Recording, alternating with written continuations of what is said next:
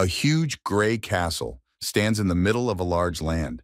The castle is gray and the tiles are maroon. The world in which the castle is located is different from the planet Earth. This castle is on Earth Terranor. The descent into the castle dungeon goes deep underground. Marble steps, stone walls, and torches on the walls. This is how the descent looks like.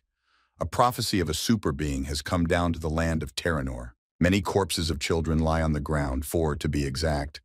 The story goes that the ruler of the Lascan Empire sacrificed 5 sons, 7 daughters, and 19 cronies to summon an otherworldly deity, the half-naked body of a dark-haired, skinny young man.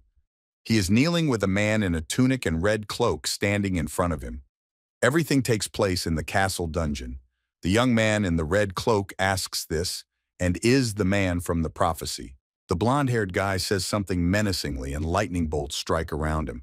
The guy is very worried about the fact that he has summoned an innocent child and not a hero.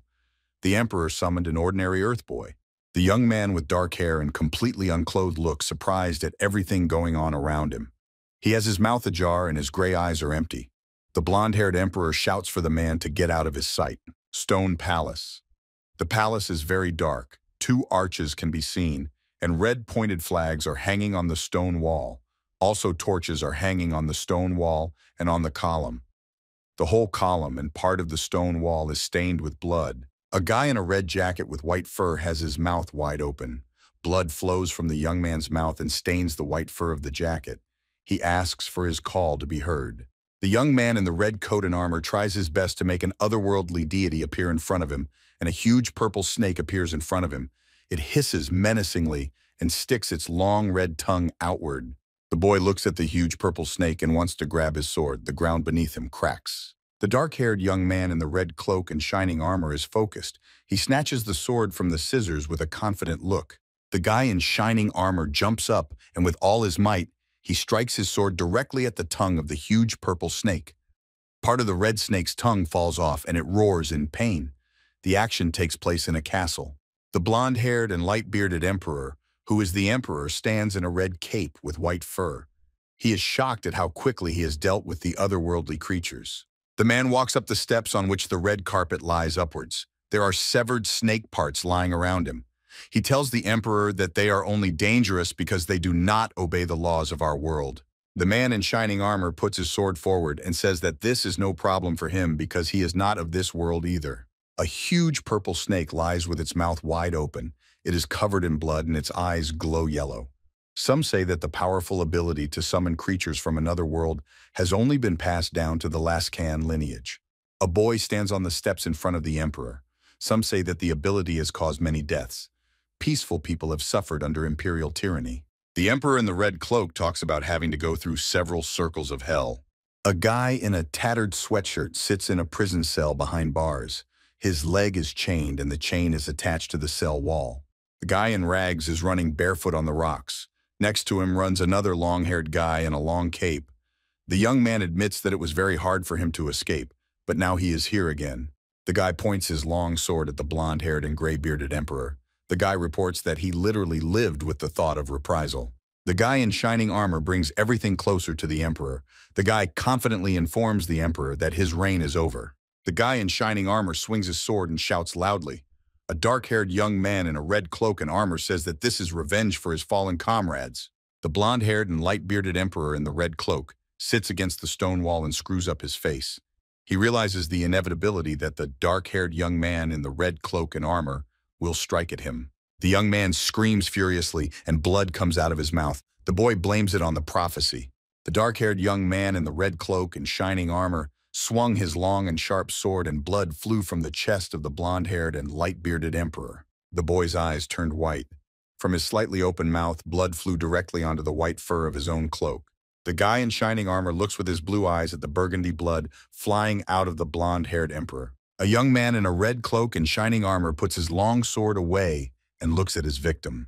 The boy stands on the red carpet and looks down at the blonde-haired emperor. There is a sword mark on the emperor's chest and a pile of blood smeared around him. A dark-haired young man in a red cloak and armor says it's all over. The dark-haired young man in the red cloak and shining armor closed his eyes and took a deep breath. Because the castle was cold, steam came out of his mouth. A young man in a red cloak and shining armor stands in the hall and looks somewhere. Behind him, someone with very thin legs and big boots walks up to him. The guy turns around, his face shining with joy. He joyfully says the girl's name, Lavina. A young girl with blonde hair wearing a short skirt and a suit of white and dark colors tells a dark-haired young man in a red cloak and armor that she is happy that he has defeated the emperor. The girl smiled sweetly at the dark-haired young man in the red cloak and armor and said that she congratulates the young man on this victory. The man in the red cloak and shining armor walks towards the blonde short-haired girl and says that it was really not easy to defeat the emperor. The guy hugs the short-haired blonde girl very warmly. He presses his whole body against her. The guy pulls the girl even closer and tells her not to worry about anything else. He calls her name affectionately. The blonde, short-haired girl moves away from the dark-haired young man in the red cloak and armor and says his name in a gentle voice. Some dark-haired guy with a blue scarf squats and tells the dark-haired young man in the red cloak says to burn the emperor's heart to get rid of the monsters. The dark-haired guy with the blue scarf and floor-length robes turns his head toward the dark-haired young man in the red cloak and shining armor and says that he didn't believe in him at first, but now he sees that he is capable of many things. The dark-haired guy with the blue scarf and floor-length robes tells the young man in shining armor that he never ceases to amaze and he did a great job. The dark-haired young man in shining armor smiles and turns to Lilstein. A dark-haired young man in armor with fur stands outside. He has a huge iron axe and is chatting with a blonde-haired young man in a white cloak. The young man in fur armor asks if he will disappear if they burn the emperor's heart. Suddenly, a dark-haired young man in a red cloak and shining armor bursts into the conversation between the two young men. He is in high spirits and asks to be listened to. The blue-haired girl looks at the young man in the red cloak and shining armor with her blue eyes, holds him by the shoulders and asks him if he wants to stay in Terranor. The dark-haired young man in the red cloak looks somewhere far away in the distance, his gaze full of confidence. The boy informs him that he has already made up his mind. Shihan remembers his friends, a young man with an axe and fur armor, a blonde-haired guy in a white cloak, and a young man in a blue cloak with brown hair. Shihan longingly starts talking about his deceased comrades. The guy remembers the guy in the long robes. He is warming his hands by the fire in the castle. Shirkan speaks of his close friends. A dark-haired young man named Shirkan looks at a blue-eyed girl, who is embarrassed by the lad's moving speech, and informs her that love is also in Terranor. The young man in shining armor smiles slightly and informs in a calm tone that he misses Earth, but he is happy to stay in Terranor. The young man in the red cloak and shining armor puts his hand closer to his heart. He looks up and speaks excitedly about everything he holds so dear in Terranor. A man with an axe and fur armor, a blonde-haired guy in a white cloak, and a young man in a blue cloak with brown hair stand looking forward. Just behind them stands the young man who was sitting by the fire in Shihan's memories. A young man with long gray hair and wearing long robes stands in lockstep and says that it seems to him that Shihan is no longer changing his mind. The dark-haired young man in the red cloak turns his head to the right. He definitely intends to stay in Terranor. In front of the young man stands a short-cropped, blue-haired girl. Suddenly, someone calls out to the young man in shining armor and addresses him by name. The young man turns his head in the direction of the voice. A blue-haired, short-haired girl jumps on the neck of the young man in the red cloak and shining armor, embraces him, and kisses him on the lips. The young man didn't have time to fully realize what was happening. The girl with blue eyes moves away from the face of the guy with dark hair. The girl looks at the young man with the red coat in love. The young man looking the girl in the eyes excitedly says her name. The blue-haired and blue-eyed short-cropped girl smiles slightly at the young man. Her hair lies down so that the girl's eyes are not visible. The boy looks at the blue-eyed girl in surprise. The young man is confused. Suddenly, a huge blue circle that looks like a portal appears behind the young man in a red cloak named Shirhan. The young man's hair lights up with a blue color. He looks forward a little frightened and confused. The man in shining armor turns his head towards the strange blue circle that looks like a portal. The young man opens his mouth in surprise. The boy looks at the oval, which is glowing blue in color. He thinks of the dimensional portal in front of him. The dark-haired guy spreads his arms wide and screams in horror that someone has opened the portal. The young man's red cloak develops in the wind. The young man in the red cloak tensed to see something. The guy tensed and nervously focused his gaze. His pupil narrowed. A drop of sweat runs down the young man's cheek. The young man in the red cloak looks into the portal and sees the black and white silhouettes of his friends and family there. The silhouettes look almost no different from real people. Someone is holding some kind of burning paper in his hand. Flames envelop the hand, and swirls of air swirl around the flame, making a distinctive howling sound. A dark-haired young man in a cloak and shining armor abruptly moved away. He stares at the heart with his hands spread out in surprise and tension. The guy thinks about the fact that it is the heart of the Emperor. His red cloak is developing in the wind. Someone says in a calm but not kind voice that because they have access to the Emperor's heart, they can open a portal. A young man with dark hair listens in horror. A young man in a blue scarf and long robes holds the Emperor's burning heart in his hand. His long gray hair flutters in the wind and the fire crackles slightly. A guy in long white robes and a blue scarf looks languidly at the Emperor's burning heart and says that the dark-haired young man in shining armor has become too strong. The guys are Shirhan's friends who have already died. They stand and look at the guy. One of them tells Shirhan that he is too loved. His other friend talks about how Shirhan has become too popular. The guy stands next to everyone and talks about how Shirhan may soon rise above everyone else, and the people don't need another emperor. The guys talk about how they are immensely grateful that the guy helped them, but they don't want to give power to an outsider. The young man in the red cloak is shocked. He starts to get sucked into the portal. The guy didn't expect such a setup. He gets very nervous and frantically resents it. The young man in the red cloak screams very loudly and seeks help from the girl with blue eyes and blue hair. Shihan asks Lavina for help. The boy stares intently at the girl, hoping that she will help him. Time seems to stop at that moment. The blue-haired, short-haired girl with a pigtail calmly and without any emotion says the guy's name. The short-haired girl jingles her earring and puts her finger to her mouth. Her bright blue eyes sparkle, and she says that Shere Khan should have made that decision himself. Guy begins to realize what the blue-eyed girl is getting at. The guy realized that she wasn't really going to support him. The young man yells out. The portal behind the guy glows in already more blue color. The blue-eyed girl who once kissed the guy passionately. She apologizes and talks about how she doesn't want to be the emperor's wife. She wants to be the empress. The girl said all this in a smug tone. The dark-haired guy in the red cloak and shining armor was already starting to open up from the floor and sucked into the portal even harder. A short haircut girl says his name. The pig-tailed girl steps closer to the frightened and betrayed guy. The girl's blue eyes light up. She lifts the guy's head with her index finger by his chin and tells him he is no good for her jewelry. The guy gets sucked more and more into the portal. He doesn't give up hope. He screams and asks the girl named Lavina what's going on. Shihan's red cloak is already halfway through the portal. The girl sees that the young man doesn't want to fly into the portal on his own. She goes to him. She sees how difficult it is for the guy and offers her help. The young man yells at her not to do anything. The short-haired girl pushes the gloved hand of the young man into his chest armor. The boy flies into the portal and screams. The blue-eyed and blue-haired girl tells Shere Khan to come back. The blue-eyed girl, the blonde-haired young man, and the dark-haired young man with fur on his armor, and the young man in long robes, all stare in the wake of the guy in shining armor.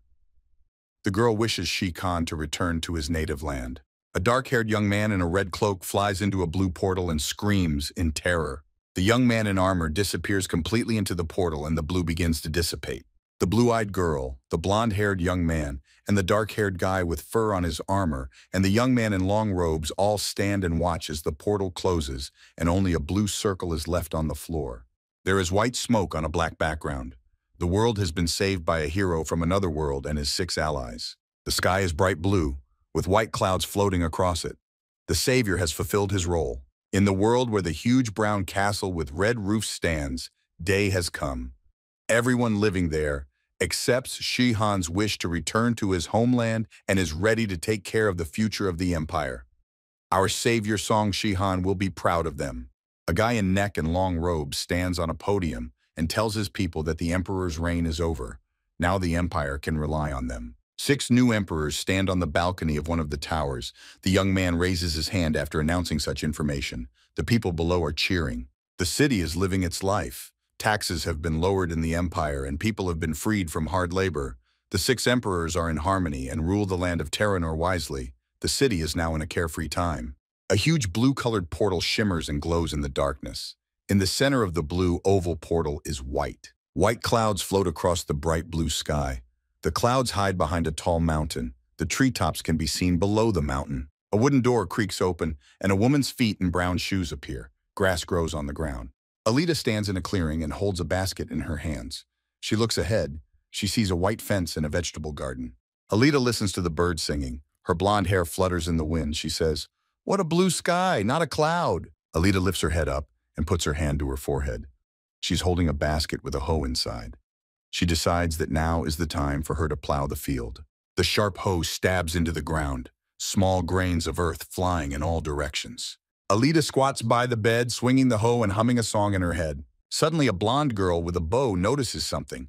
She looks with her gray eyes into the distance. Not far from the girl, a live fish is lying on the lawn. It is twitching from side to side. The girl tilts her head in surprise, trying to get a better look at the fish. Alita stares at the fish that has appeared out of nowhere and is greatly surprised. Alita glows with happiness. She takes the live fish by the tail. The girl is delighted that she has a fish in her hands. Alita suddenly catches herself thinking that she can't eat the fish because she doesn't even know where it came from. She wonders how the fish came to be in the forest. Alita throws the fish on the ground. The girl thinks that this fish is too suspicious. She decides it is better to continue her work. Suddenly there is an explosion behind the girl's back. The girl squares her shoulders in fright. A huge club of smoke forms behind her. Alita turned around sharply. She stands with a hoe in her hands near her vegetable garden. She is at a loss. A huge pig fell on the ground and broke the ground with its body. The girl looks at the pig and does not understand where it came from. Alita stands with a hoe in her hands and looks up at the sky in surprise. She thinks about the fact that the falling of different animals from the sky is strange. The blonde-haired girl looks up at the sky in surprise with her mouth open. She saw something. Alita is standing on the ground near the house. She looks up at the sky and sees a guy flying from the sky to the ground. Shihan, with no clothes on, is flying with his arms straight to the ground. It feels like he's going to crash. The girl makes a potato face. She is shocked at what's happening and doesn't know how to react. Shihan falls his body against the ground with all his might. A column of dust appears on the farm. Alita looks at the naked guy who has his head stuck in the ground. She is shocked and perplexed as to how a naked man ended up near her. The girl walks closer to the guy. She holds the hoe firmly in her hands. As she approaches the guy with his head in the ground, she wonders if the guy is even alive. The naked Shihan abruptly pulls his head out of the ground and looks at the girl. Grains of sand fly off in different directions. A bright blue sky, a glade, a forest, and mountains. The girl stands with a hoe in her hands. She greets the guy who fell from the sky. Shihan smiles with all his teeth. He is a little embarrassed, and so a drop of sweat runs down his cheek. The naked Shihan gets to his feet. He spreads his arms to the sides, laughing loudly. He is happy that he has succeeded. Shihan is genuinely happy. He opens his mouth wide and shouts with burning eyes that he is back and calls everyone around him freaks. Shihan suddenly leans down and chuckles. Shihan falls to the ground with a clatter next to the hole from his fall. The girl stands away from the guy and looks at him. Alita stands and holds a hoe in her right hand. She looks towards the guy with surprised eyes and wonders what that was all about. It is a dark night outside. There's a small house in the middle of the forest, with a farm around it. There is a light on in the small house. Shihan is lying on the bed, his head on the pillow. He abruptly opens his eyes and doesn't realize where he is. Shihan turns his head to the left. He sees that he is in a room with a lamp and a clock on the nightstand next to him. The boy is surprised by everything he sees. Shihan continues to lie on the bed and wonders where he is. Alita walks into the guy's room and, holding onto the railing, asks the guy if he is awake. Alita is holding a tray of food. She looks at the guy with surprised eyes and asks how he's feeling. She admits that it was a surprise to her that he fell from the sky. Shihan rises abruptly and leans on both hands. He asks the girl who saved him. Guy's back hurts and he cries out in pain. The guy grabs his shoulder. He is in a lot of pain. He grabs his shoulder and screams in pain.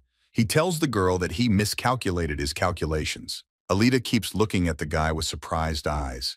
She realizes that the guy is a foreigner. The girl thinks about the fact that it is the unofficial language of the land of Terranor. The girl assumes that the guy is from a Korean tribe. Shihan looks around in surprise and says that he has forgotten that he is not on Earth. Alita carefully places the tray of food on the nightstand. Shihan asks the girl who saved him. The girl is a little confused and says that she saved him. Alita realizes that the guy is not from the tribe. The guy leans on the bed with one hand asking about where he is. Alita begins to explain that they are north of Mount Defilon, about 12 hours from the Goran village. The guy asks where Mount Defilon and the Goran village are. Alita stands in front of the half-naked guy. She informs the guy that they are in the Lilstein Empire. Shihan interjects the name of the empire in a reassuring voice. The girl is surprised that the guy understood anything at all. Shihan folds his arms and thinks about it. He thinks about Lilstein becoming emperor and searches his mind. Alita is at a loss, standing in front of the guy's bed, who is sitting on the bed thinking about something. The girl doesn't know how to break the awkward pause. It's starting to get light outside. The guy asks the girl for some clothes. The girl agrees to give it to him. Two dirty brown plates stand on a wooden table. There is mud dripping off the plates. Shihan is working very fast with his spoon. He is eating his third bowl of soup at a time. He licks greedily and looks at his plate. Shihan looks at his plate and says that he really likes the fishy smell. Shihan thinks about the fact that the condiments here are expensive. Alita looks at the guy in surprise as he proceeds to another plate of rice. The guy is still happy that he is back. He also says words of thanks to Alita. The blonde-haired girl looks at the guy mesmerized and remains silent. Alita watches the guy eat from his plate. She thinks about how the guy has a dry, muscular body, sharp facial features, and a certain roughness. It feels like the guy reminds the girl of someone. Shihan and the girl are sitting at a table. The girl has a passing thought that the guy might be from the nobility. Shihan burps loudly and wonders how he can address his savior. The girl irritatedly thinks about the fact that he could have asked earlier. Alita starts to reveal that her name is Alita, and she is the most ordinary village girl. Shihan looks at the girl carefully and says that it seems to him that she is a swordsman, and an experienced one at that. Alita asks what makes the guy think she is an experienced swordsman. The guy says he's just guessing, and it's hard to explain. Alita tells him that she is indeed a swordsman, but that she is self-employed, and in her spare time she does crop farming. Shihan tells the girl in surprise that in that case, he has another question for her. The smiling blonde-haired girl stands and looks at the guy, waiting to see what he will ask. The guy wonders who she is to Emperor Lostand. Suddenly, the girl abruptly turns the table over. The guy falls off his chair and the table with plates flies right at him. Alita abruptly snatches a sharp blade. The girl looks at the guy with a very menacing look. In a very abrupt move, the girl jumps on the table with one foot. She wants to jump over the table to reach the guy. The blonde-haired girl looks around. She tenses up. Alita only sees shards of plate on the wooden floor, and she wonders in her head where the guy is. Shihan is standing behind the girl's back with a spoon in his hand. He's talking about how he didn't mean to ask for a fight. Alita turns around abruptly and waves her hand in which she is holding a knife. She asks him how he got there. Alita wants to stab at the guy, but misses and flies past him. The guy stands there with his arms at his sides like nothing happened. Alita slows down and turns around. She wonders how the guy managed to dodge and if he's a swordsman. Alita tries to hit the guy with a click to the head again, but the guy easily dodges. The guy wants to say something. Alita keeps trying to stab the guy. Guy quickly dodges all attacks. He talks about not wanting to fight and offers to talk. Alita looks at the guy. A drop of sweat runs down her cheek. The girl thinks about how strong the guy is, judging by the way he dodges the blows. Alita decides to speed up and starts throwing punches even faster. The guy stands in one place like nothing happened. He dodges standing still. Shihan calmly tells the girl that she is not as meek as she looks. Shihan stands with his back to the girl and tells her that she has a good heart. At that moment, the girl flies at the guy at high speed to stab him. Alita throws her hand with the blade forward with all her might to stab the guy. Shihan stops the stabbing with a regular tablespoon. He notices the girl aiming at his shoulders and tells her that he noticed it. Alita doesn't understand how the guy stopped the blade. She looks at his hand and sees a wooden spoon in it. The girl is thrown off and hits the wooden floor with all her might. She grunts painfully. Shihan points the wooden glowing yellow-colored spoon at the girl lying on the floor. The frightened girl lies on the floor and announces in a sweet voice that she is giving up and trails off, wondering who the guy is. Shihan holds the flaming wooden spoon and faces and says his name is Song Shihan, and he came from the earth. The girl's eye, and yes, she all tensed up a lot. She interjects what he just said. Alita asks if he is a rescuer from another world. The guy stands over the girl and grins. Shihan is pleased that someone at least remembers him. Alita sits on the floor with her hands on the floor. Guy says he understands why she attacked him. He informs her that he too would be offended by such a question. Alita is briefly silent and then tells the guy that her full name is Alatirs Bella Luskanad Luskan. Alita remembers her father and says that she is the daughter of the tyrant emperor. A large number of people with torches in their hands are crowded around the castle. Someone in the crowd shouts that the tyrant emperor's reign has come to an end, and they do not want to allow his spawn to take the throne. The girl and her mother are sitting against the wall. The wall behind the woman is covered in blood. Shihan in a red cloak stands in front of the woman with the girl. The whole room is in the window. The woman is bleeding from her mouth. She tells the man in the cloak that he is the only one she can rely on. The little girl throws herself into her mother's arms and cries. The guy in the cape says the woman's name. Her name is Seraphima. A man with a serious face promises the woman to protect her child at the cost of his life. A little girl in a blue dress looks up at the man. Huge tears flow from her eyes. The girl rides on the man's shoulders. The girl says that from that moment on she was taken care of by a bodyguard. He is the one who taught her how to fight. Alita talks about how Kiran was just doing his duty. But when the girl's identity was accidentally revealed, he had to leave the Empire. Kiran sits against the wall with an arrow in his chest. Alita looks away to the side and tells him that she's been living on the farm ever since, but occasionally goes out to earn money. Shihan, with mug in hand, mooses thoughtfully, and then says that he now understands why she lives in such a remote area. Shirhan and the girl sit at the dinner table. Shihan raises a finger up and says that he didn't realize she was the daughter of the emperor. The girl speaks calmly about how she no longer has any ties to her father. Alita looks somewhere through the guy. The girl talks about how people are afraid of another tyrant emperor, so they want to kill her. Shihan takes a sip from his mug and grumbles. He says that the people who sent him home weren't even interested in what purpose he wanted to stay in Terranor. They just threw him out. Shihan sits at the table and praises himself. He sits and encourages himself with various positive affirmations. The girl silently looks at the guy with her lip pressed up. Judging by the look, the girl has begun to suspect something amiss. She says in a bored tone that she doesn't like it. Alita asks for sure if Shihan is the savior from the other world. The girl talks about how she heard that after killing the emperor, Song Shihan returned to Earth. She asks how the guy managed to get to Terranor. Alita continues to question why the guy came back without clothes. The guy's nerves fail and he breaks the handle on the mug. Shihan jumps up from his chair and lashes out at the girl. He says that not all things in the world are within his control, and he couldn't go through the portal with his clothes on. Shihan thinks about it. He remembers something embarrassing. He remembers the first time he went into Terranor naked, and when he came back to Earth, he was also naked in the middle of Gwanghwamun Square. Shihan clutches his head with a frustrated face and doesn't want to remember it. The girl looks at the guy in surprise and wonders what is Gwanghwamun. Alita sits on a chair and folds her hands on the table.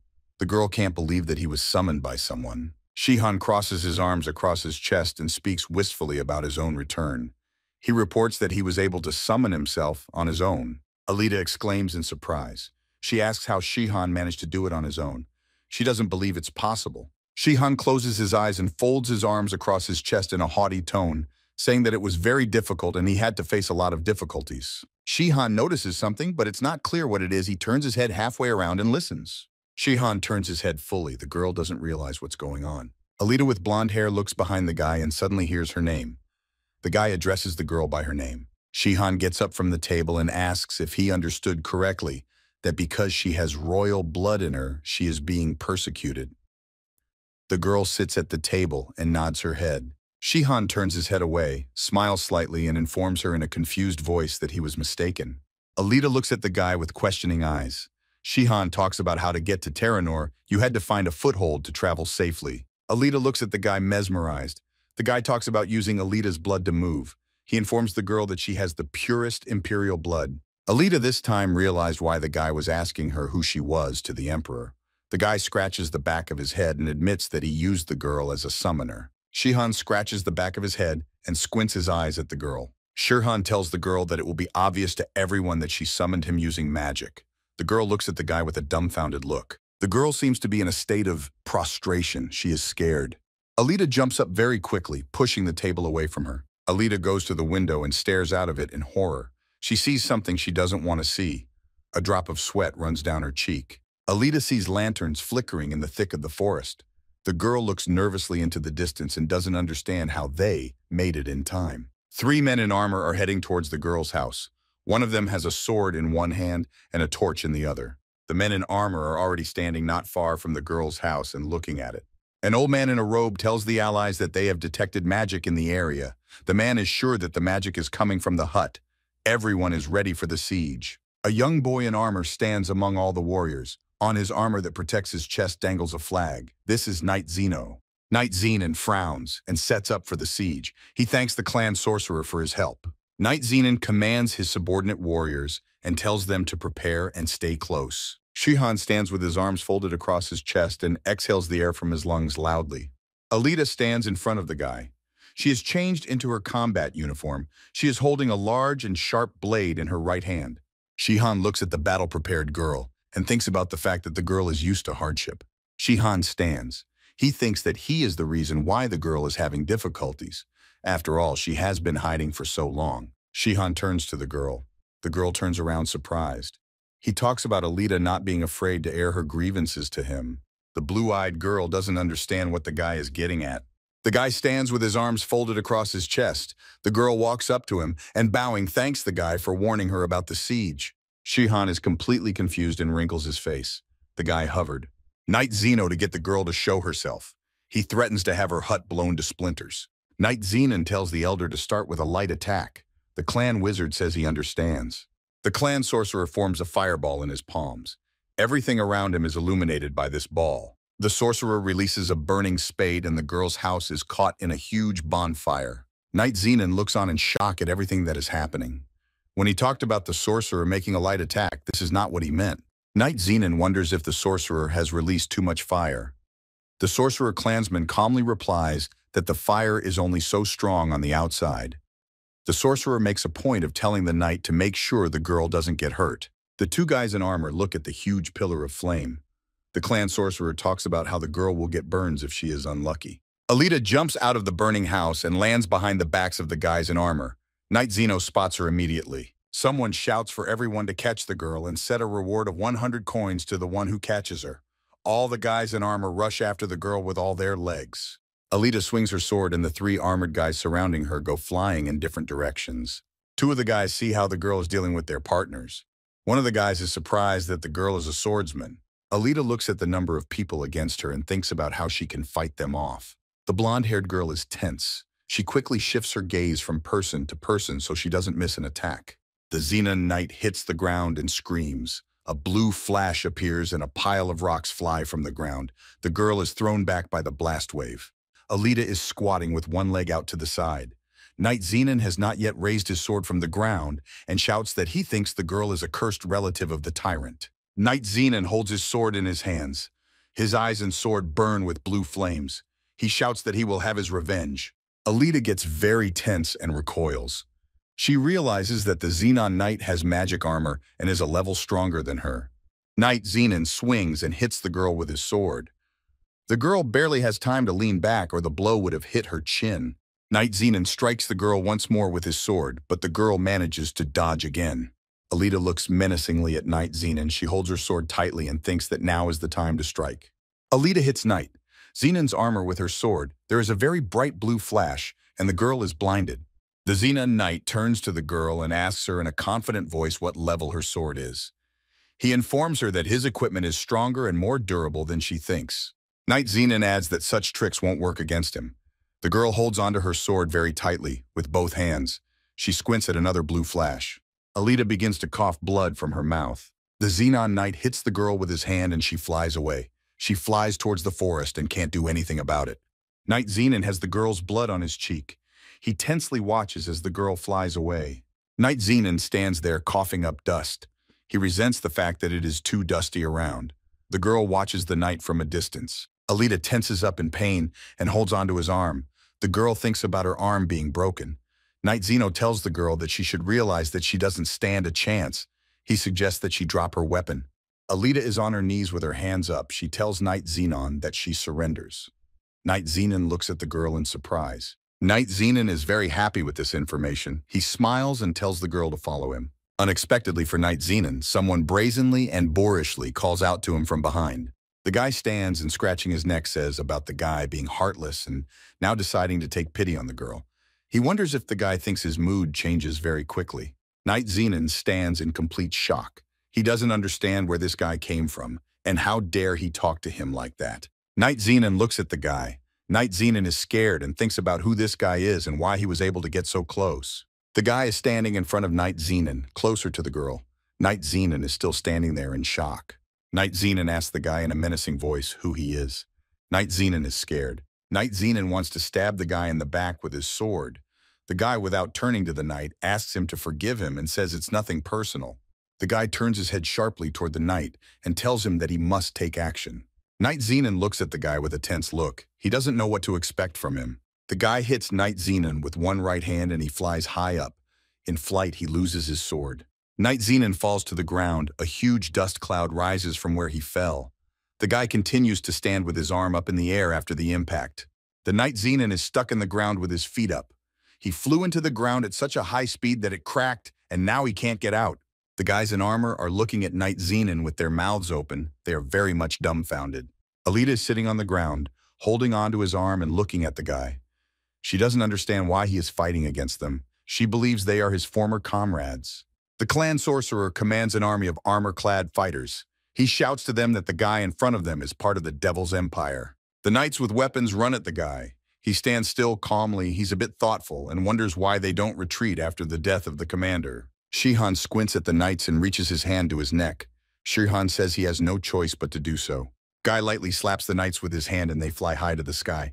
Guy tells them not to take offense. Shihan kicks a knight in armor with his foot. He flies his head into the floor and flies off the ground from the force of the blow. The knights realize that the guy is very strong. They stand there shaking with fear. They take turns apologizing, some saying they didn't mean to. Knight Zeno climbs out of the crack. He crawls on the ground in a squat and coughs up the earth. Knight Zenon looks forward. He is very scared and surprised by something. A drop of sweat runs down his cheek. Knight Zenon looks forward and sees his fighters who are pounded into the ground. The knight realizes that it was a guy who scattered them all. Knight Zenon stands on his haunches and begins to panic. He tenses up and doesn't realize how an unarmed guy massacred an entire army. Knight Zenon looks at the fighters who are stuck with their heads in the ground and at the unconscious guy. He realizes what he looked like a few minutes ago and he doesn't like it. Knight Zenon looks somewhere and he remembers something. He opens his mouth wide and realizes that he recognizes the guy's movements. Knight Zenon remembers the guy in the red cloak. Knight Zenon thinks about the guy's movements, reminds him of his own movements. The guy walks closer to Knight Zenon and looks at him. He sneers at him. Knight Zenon kneels down and looks at the guy in horror. He's covered in blue from fear. The guy informs him that Knight Zenon needs to sleep some more. The guy swings his fist. A blue flame of power appears behind him. The guy wants to knock Knight Zenon out. Knight Zenon begs him not to. The guy, without listening to Knight Zenon, punches him. The blow kicked up white dust. Knight Zenon is sticking out of the ground, his torso under the ground and his legs dangling from above. The guy turns around. The guy stands and looks at the crowd of maimed knights. He informs them that it was nothing personal and suggests they live amicably. The guy also tells them that if the knights raise a hand against him, they will not be well. Sorcerer Clan stands in the bushes. The clan sorcerer looks at the disarmed guys in armor on the shattered ground. He realizes that there was nothing the knight squad or the mages could do. The clan sorcerer looks at the guy who is kneading his brushes with a huge blue flame visible behind him. The clan sorcerer wonders where that swordsman came from. The guy turns to the girl who is sitting on the ground. He tells her that there is no more danger and wonders if she's going to sit still all day. The girl is holding onto her bruised arm. Alita doesn't hear the question at first. She looks at the guy mesmerized and says that she is not going to. Shihan and the girl walk across the field one after another. The guys in armor are tensely watching them from afar. The clan sorcerer in the cape stands and shouts loudly. Behind him stand two armor-clad fighters. The clan sorcerer extends his arm forward and loudly tells those standing around that the mission has failed, and orders the bodies of those who died to be dealt with. One of the knights squints and wants to say something to the clan sorcerer. The man tells the clan sorcerer that none of the knights are dead. They are all just stuck in the ground and no one has a single bone broken. The clan sorcerer's face changes to one of surprise at what he heard. The clan sorcerer's eye tensed up greatly, his wrinkles showing through more. He is greatly surprised that there is not a single casualty after this ferocious battle. In the dark forest, a wind is blown, and leaves from the trees are flying in that wind. Someone is wondering what just happened. The dark blue sky and the bright white moon is visible. The tree crowns overhang darkly with dark patches. Alita and her boyfriend are walking through the forest. The girl walks in front and holds her hand. The guy walks behind and informs them that they will not be found in the forest. The guy looks with his eyes in different directions, and a drop of sweat runs down his cheek. The guy thinks to himself that this is a relief. He doesn't want people following him. The side effects of spatial displacement had a strong effect on the guy. His combat energy and mana levels have dropped compared to before. The guy looks at his hand, wondering how long it will take to get it back to its former form. Suddenly the guy notices a girl moaning in pain. She is standing hunched over and holding her arm. She is moaning in pain. Shihan walks closer to the girl and asks if she's okay. He thinks she broke her arm. The girl looks at the guy. Alita looks down and touches her sore arm. The girl thinks that she is lucky as it could have been worse. Shihan looks at the smiling girl in surprise and thinks about how strange she is. Shihan bandages the girl's sore arm. She stands there with her eyes wide open looking at the guy. The guy says that he hopes it will help. Alita bows to Shirkan and thanks him.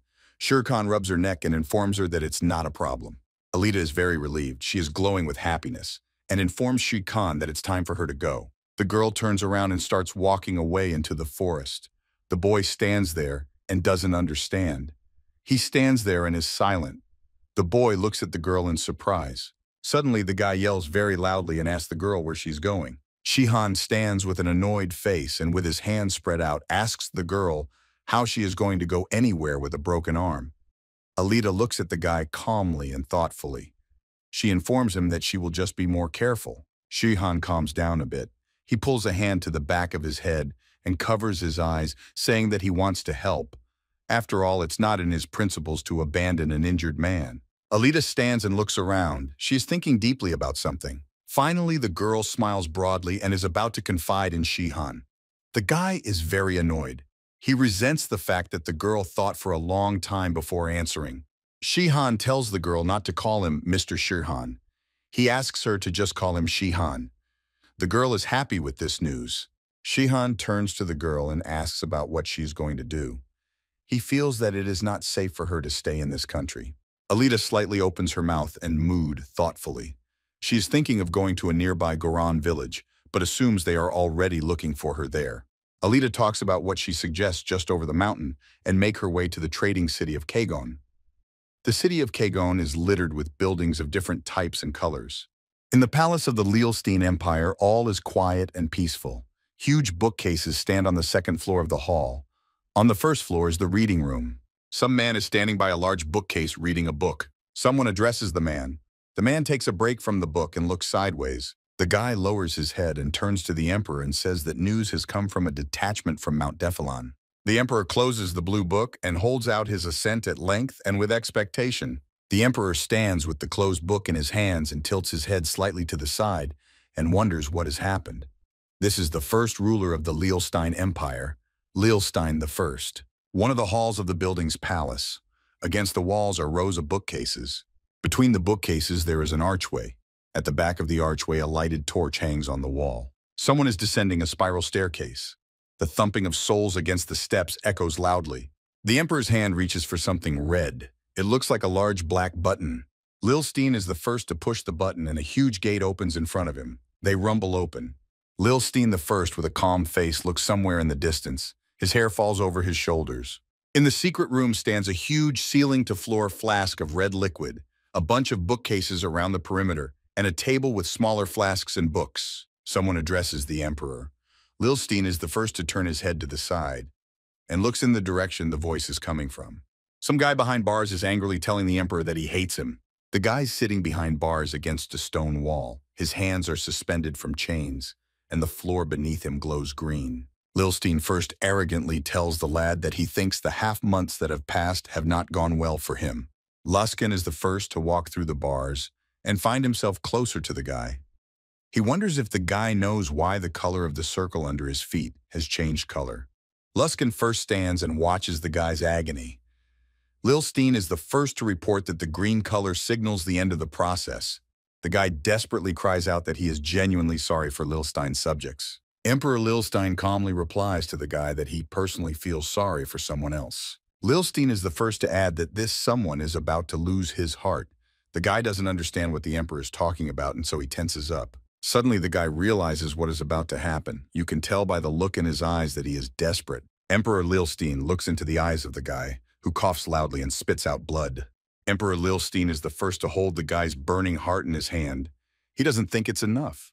The emperor stands over the dead guy and holds his heart in his hand. He realizes that gathering the power of distant relatives almost doesn't make sense. Lilstein I stands with his eyes closed. He sighs deeply and realizes that he needs a closer relative of the Emperor for his experiment. Emperor Lilstein I stares menacingly ahead with his yellow eyes. The messenger informs the Emperor that he has been informed that the mission has failed.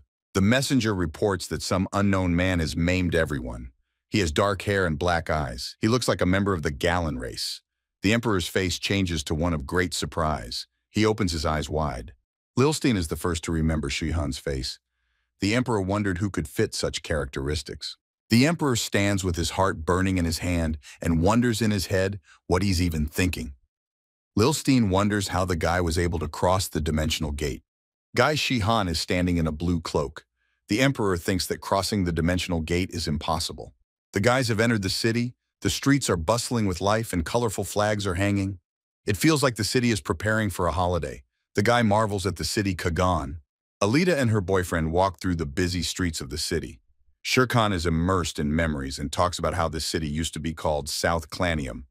The boy admits that he didn't recognize it right away. Alita looks at Shirkan with surprised eyes. Guy talks about how this city was easy to hide in because of the large flow of people. Shirhan tells the girl in a good-natured voice that there used to be a Gallon race, and its representatives are very similar to the North Asians. The girl tilts her head sideways and looks at the guy with empty eyes. The girl starts actively questioning the guy. She inquires about all the skills she has heard about or read about in books. Shihan tells her that the 1,000 Appearances ability allows her to use martial energy to change her appearance. Shihan goes on to say that this unique skill belongs to Empress Levine, as well as stealth. The guy says that he was the one who came up with the power of 1,000 guises and taught it to Lavina. The guys are standing in the market, and a woman with a basket walks past them. Guy asks if Alita wants to learn the skill as well. The guy informs that this skill will make it easy for her to hide. The girl refuses. The guy abruptly turns the other way and talks about how they need to find lodging for the night. The girl thinks about the fact that she would still like to learn this skill. Shihan looks at the girl without turning his head and asks her how she feels about the place they are standing in front of now. Shihan stands in front of a 3-story building and looks up at it from below. The girl looks questioningly at Shihan and wonders if he knows this inn. Shihan tells Alita that there used to be a gallows instead of a building. The girl looks at the guy dumbfounded. Shirkan stands next to the gallows in his memories. Shihan sighs heavily and talks about how this place has changed a lot. Shirkan puts his hand with his index finger up forward and speaks and offers to go inside the building. The girl looks at the guy fearfully. The girl is scared and asks the guy if there are any ghosts in there. The guy just smiles at the girl in response. White clouds slowly float across the blue sky. The guy guffaws and informs her that if they are there, he will be able to see his longtime comrades. A bearded man, who is the hotel administrator and also an alcoholic, gives the guys a key. Shihan takes the key and walks away from the front desk and turns to the receptionist. The man is very irritated and says that he is fed up with the service industry. Shihan asks the girl in surprise why the man is so angry. Shihan is very much angered. He points his finger at himself and doesn't understand how he could address the man as you all this time. Alita sits on the bed and talks about not forgetting the rules of decorum, even if he is great. The guy sits on the bed and clutches his head, trying to justify himself. Shihan is sweating from discomfort and suggests that he was rude to Alita as well. Alita says that it's too late to change anything and talks about calling her as before. The guy is downcast and sits back. He is sorry. Alita scrutinizes the guy with her wide eyes and tells him that there are more important things right now. The girl informs him that they have reached Kagan and asks the guy what he plans to do next. Shihan informs her with a smile and a calm voice that he wants to settle in and stay in the city with her for a while. Alita raises her left hand palm up to the guy and confidently informs him that she is opposed to spending time with the guy. The guy thinks the girl turned him down too harshly. Alita talks about how she's not the only person in town. Plus, she's a wanted man. The girl thinks that Shihan will make things worse for himself by staying with her. Alita wonders if Shihan realizes that she has no good reason to take him with her. The guy's eyes turn white, and he says that it's really true and stops talking. Shihan sighs heavily and informs her that he didn't mean to say that. The girl looks at the guy with surprised eyes. Shihan very unexpectedly informs the girl that she will be immediately caught without him. The girl is dumbfounded by such information. She recoils. Shihan sits on the bed, and with his hands folded in his lap, he tells the girl that magic is tangible after the transition from the other world. Shihan is serious and talks about how magic leaves a definite mark, so they will be easy to track down as well. Alita cranes her neck forward sharply and nervously asks about whether they are really still leaving traces. The girl realizes that if that's the case, there's no point in running away. Shihan puts his two palms forward and calms the girl down. He tells her that he has already blocked the magic. Shihan explains to the girl that as long as the magic is in place, they won't be found, but it needs to be renewed every 2 to 3 days. The girl has a hollow look in her eyes. She's very worried. She now realizes why she needs Shihan. Shihan sits with his hands folded in his lap. He waits for what question the girl will ask next. The girl wonders why Shihan needs her. Knight Zenon is angry and asks very insistently to be allowed to regain his honor. Knight Zenon wants to clear his name. He talks about delivering the wicked at any cost. A gray-haired man sits in his study at a desk with sheets of paper and books. He looks at the Knight of Zenon confused and doesn't know what to say to him. The man puts his palm under his head, sighing. The man wonders if the man really sees the point of this. After all, the Emperor himself said it was okay not to look into it. Knight Zeno puts his hand to his heart and informs him that he believes that a knight who fails to follow orders cannot be considered a knight. The gray-haired man jumps up from his chair. Either with delight or anger, he looks at the knight. The man rests his hands on the table and looks at Zeno the knight with joy. He is thrilled that Zeno has not forgotten what it means to be called a knight. He lets go and returns his honor. The knight takes hold of the doorknob with his armor-clad hand and pulls on it. The door opens with a distinctive sound. Knight Zeno walks down the beautiful hallway and ponders. He thinks of the guy and the girl. He realizes that they will most likely need money soon and will work doing one-off errands. Knight Zenon gets an idea. He realizes that the guys have headed to the trading city of Kargan, and there's only one opportunity to find work there. The knight wants to pretend to be a customer and find out what kind of errand they have accepted. Knight makes the decision to track the guys down. Knight Zenon stares menacingly and confidently ahead with his brown eyes. He thinks about how he has little interest in the Emperor's kin. In Knight Zenon's recollection, the lad is kneading his hands and a blue flame burns behind them. The knight's goal is to test the guy's strength. Knight Zenon remembers the guy in the red cloak. He thinks about how the guy looks a lot like him. Knight Zenon thinks about how that's impossible, but he has a bold guess that it is him after all. Knight Zenon stops in the middle of the hallway. He stands half sideways with one shoulder forward and decides he needs to make sure. He really wanted to see for himself. A man in a vest with a monocle over his eye respectfully addresses Ted. Ted looks like an unassuming member of the upper classes. Ted thanks the man with the monocle and asks him about the guys in front of him. Alita and Shikan look at Ted with serious faces.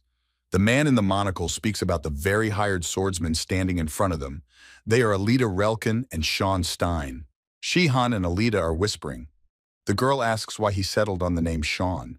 The boy quietly replies that he chose that name because it is similar to his real name. The man in the monocle bows to his master, pointing his hand towards the boys. A sharp sword against a yellow flash. Warriors who can utilize martial energy are divided into 6 ranks. Rank Grain, these warriors are able to use battle energy to increase the level of physical characteristics. The guy is standing with clenched fists on a green background. Warrior rank. These fighters are able to imbue iron with combat energy and create special weapons. Most swordsmen have this rank. The girl is holding a large sword on a red background. A Xenon knight stands on a blue background. Those who have reached the knight rank are able to imbue their equipment with battle energy. And those who have reached the rank of master are able to impregnate any weapon, including non-metallic weapons, with combat energy. Those who can impregnate the air with energy to create a blade have the rank of deity, some guy standing and holding a sword against a purple background. In the history of Terranor, there have only been a few people who can completely subdue martial energy. Shihan is standing in shining armor and a red cloak. A man wearing a monocle tells of how Shihan once reached the rank of deity, but due to spatial displacement, he lost all his battle and magical energy. The guy stands and squints. He thinks it's shameful to have such a low rank now. Ted smiles widely and asks what rank he is. He thinks amazing for such a young guy. The guy chose not to respond to Ted's enthusiastic phrases. They are all standing in a huge house. It is already dark outside. The man loudly announces that the squad should move out tomorrow and everyone needs to gather strength. The boy plops down on the bed and sighs heavily. He yawns and talks about how it's not easy to make money and it's not easy to be a mercenary fighter. Shihan rolls his eyes and talks about how if things were like they used to be, he would have robbed the nearest estate. Alita examines her hand and wonders to the guy if heroes steal too. The guy closes his eyes and talks about how his girlfriend was a thief too. Alita listens to the story excitedly. The guy talks about how they didn't just steal, they had a serious excuse. Shihan lies on the bed, folding his hands behind his head. He remembers the past and talks about how now it seems there is no choice, and he'll have to make an honest living by cutting people up and splattering their blood. The girl says that if people heard that, they would think differently. Shihan is lying on the bed and looking up at the ceiling. He wonders what kind of monster they'll be fighting against. The girl calmly talks about a pack of Ingia's wolves settling near the Barsalion, a huge silhouette of a black-fanged dog, followed by flames. The girl talks about how the last squad didn't succeed in their mission, so Ted decided to hire swordsmen. Shihan is blissfully lying on the bed. He talks about how he hasn't seen wolves spitting fire in a long time. He talks about how 13 years ago he encountered his first monsters, and it was these wolves. Dark images of his friends pop up in the guy's head. They take turns saying phrases about Shihan being too successful and popular. Shihan squints angrily. He has very negative feelings from these memories. Shihan sits down on the bed. He thinks about this assignment for him instead of warming up. Alita gently asks the guy if he's sure he's lost all his strength. Alita talks about Shihan defeating her with a wooden spoon. The girl thinks that he can handle the squad easily too. Shihan raises his finger up and excitedly says that he wouldn't have needed that spoon earlier. Shihan asks Alita if she realizes how much weaker he has become. The girl thinks about the fact that maybe Shihan is right, but it's driving her crazy. Shihan sits on the bed and grumpily justifies himself by saying that despite his lack of energy, he has a lot of experience. Shihan believes that even if an international champion is inferior, it doesn't mean that he will lose in a fight. It's already starting to get light outside. The girl doesn't understand what the guy means and asks questions about levels. The guy says that none of that matters and tells the girl to go to her room and go to bed. Ted puts on his armor and talks about how he resents monsters attacking his territory. He's sure they'll pay for it. Ted raises his gilded sword above his head and yells for them to attack him. He is confident that he will slay everyone with his own hands. Shihan looks at Ted shouting from the side. He is slightly amused by his statement. Shihan looks at Ted and his companions. Shihan talks about how the gear on Ted is too heavy and it is not suitable against such an opponent. Shihan and the girl stand next to each other and look at Ted thoughtfully. The guy asks Alita if the knights have changed since a long time ago. The guys are walking through the forest with a large crowd. Shirkan wonders how Alita's arm is doing. The girl talks about how the fighting energy has made it feel much better. Shirhan talks about how he's happy to hear that. Suddenly he smells some vapors and tells the girl to get ready to fight. The girl doesn't realize what the big deal is. A crowd of people are walking through the forest. The boy says he smells a sulfurous odor. Ted is terrified and shouts to the allies to stop and get ready to attack. A terrified Ted yells out that a pack of Ignesian wolves are coming at them. Several brown-colored wolves with smoke from their mouths run towards the humans. Ted puts his sword hand forward and confidently declares that the beasts are coming towards him, and he is not afraid of them. An enraged Ignis wolf kicks Ted in the chin. Blood spurts and he is thrown backwards. Shihan looks at the distraught Ted lying on the ground and tells him that he should have taken off his armor, then Ted would have been able to dodge. The guy wonders in his head how Ted would be helped by the blade if he didn't even get his gear right. A few guys in armor with swords are fighting a pack of Ignesian wolves. Someone yells for the guys to be careful and not scatter. A guy hits a wolf with a sharp kick and blood flies from its mouth.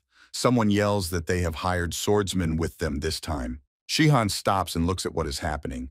Shihan realizes that the wolves are weaker than he thought, and he could deal with them alone. Shihan decides not to do so as it might attract attention. The two guys in armor scream in fear. At this time, Shihan stands still. He finds it unbelievable that people needed help fighting against these wolves. Shihan turns around at the scream and sees a huge blue wolf. He wonders what is going on. A huge blue wolf with a scar over its eye has appeared before the humans. Someone cries out in horror that it is the leader of a pack of Ignea's wolves. Shihan smiles broadly. He realizes that it is the wolf who is in charge. Shihan draws his sword and stands fearlessly in front of the leader of the Ingia's wolf pack. Shihan stands still and stares at the wolf. The two guys in armor run away from the battlefield, one of them screaming. A battered Ted shouts and commands. He talks about not letting anyone panic. He declares to his fighters that this is their chance. Ted believes that if they get rid of the pack leader, they need the wolves to lose the will to fight. A frightened Ted yells to Shihan that he's leaving the wolf fight to him and Alita. The guy stands emotionless and pays no attention to the lowlife yelling behind him. Shihan and the girl stand next to each other and prepare for the fight. Shihan tells Alita about the hardest job left for them. Shikan loudly tells the girl about dealing with the ringleader. Shihan, on the other hand, is determined to make sure that the wolves don't get close to her. The girl, flashing her eyes, apparently didn't hear anything. Shihan doesn't really want to run away. He thinks that with a couple of wolves, they can handle it. The red wolf with a growl wants to pounce on the guy. The guy swings his sword sharply and the wolf flies aside. Shihan yells for Alita to get started. Alita flies towards the leader of the pack of Ingwa's wolves. You can see by the look in her eyes that she is confident of her victory. The girl flies at high speed at the huge blue wolf to kill it. The pack of wolves wants to protect their pack leader. The pack leader releases blue flames from his mouth. The girl screams loudly. The girl dodges the blue flame in flight and swings her sword to deliver a devastating blow. The pack leader screams loudly in pain. He opened his maw wide and growls. Alita pauses to turn around. She is pleased with the result, but she is serious. She wants to kill the pack leader. Shirkan stands back and watches the girl fight. He rests his sword on her shoulder. He believes that Alita is strong and can deal with the wolf herself. Suddenly, the guy interrupts his sentence. He sees that something wrong is happening. The girl's sword is stuck between the pack leader's eyes. The wolf's eyes glow blue. Blue lightning flies around the wolf. The girl during the fight doesn't realize what happened. She looks in horror at her sword sticking out and the amount of lightning around the wolf. The leader of the wolf pack releases an electric wave. The girl is thrown back upwards by the electric wave. Alita is knocked unconscious. Her breathless body flies to the ground. Everything around her is electrified. The leader of the wolf pack grabs the girl with his mouth and rushes off somewhere. Shihan screams the girl's name in horror. The scream echoes throughout most of the forest. Alita and the boy are sitting on beds across from each other. Alita wonders why Shihan wants her. The guy covers his eyes in a calm tone and says that he will be honest with her so that there will be no misunderstandings later on. Shihan, wearing a red cloak, walks among the corpses.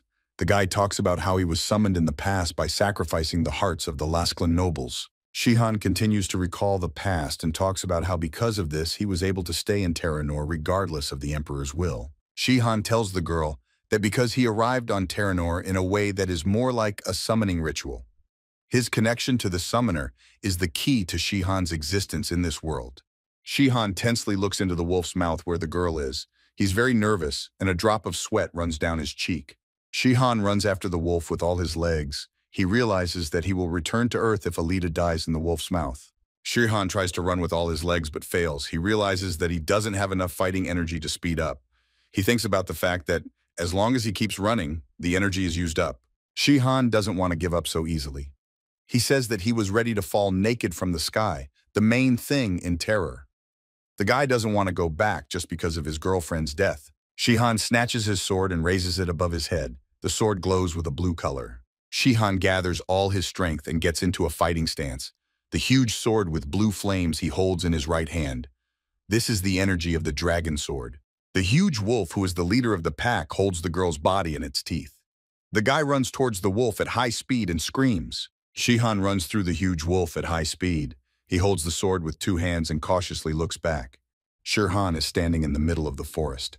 He lowered his sword and wipes the sweat from his forehead. The guy exhales the air with a calming breath. The guy and the girl are lying on the grass. The girl lies unconscious. Guy is breathing heavily, his face exhausted. He tells Alita that they are alive. Shihan was very reluctant to go home. Alita and the boy are sitting by the fire in the thicket of the forest. Shikan asks the girl how she feels after being bitten by the beast. The girl is holding onto her shoulder and complains that her whole body is aching. Alita is shocked. She talks about how she didn't know that firewolves have a tradition of giving live humans to the leader. Guy laughs. He is amused by the fact that he was mistaken for food. The smoke from the campfire drifts high up. Guy talks about the first time he has ever seen a firewolf that can strike with lightning.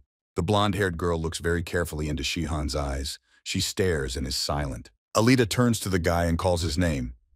Shirkan turns his attention to Alita and looks at the girl with a surprised look.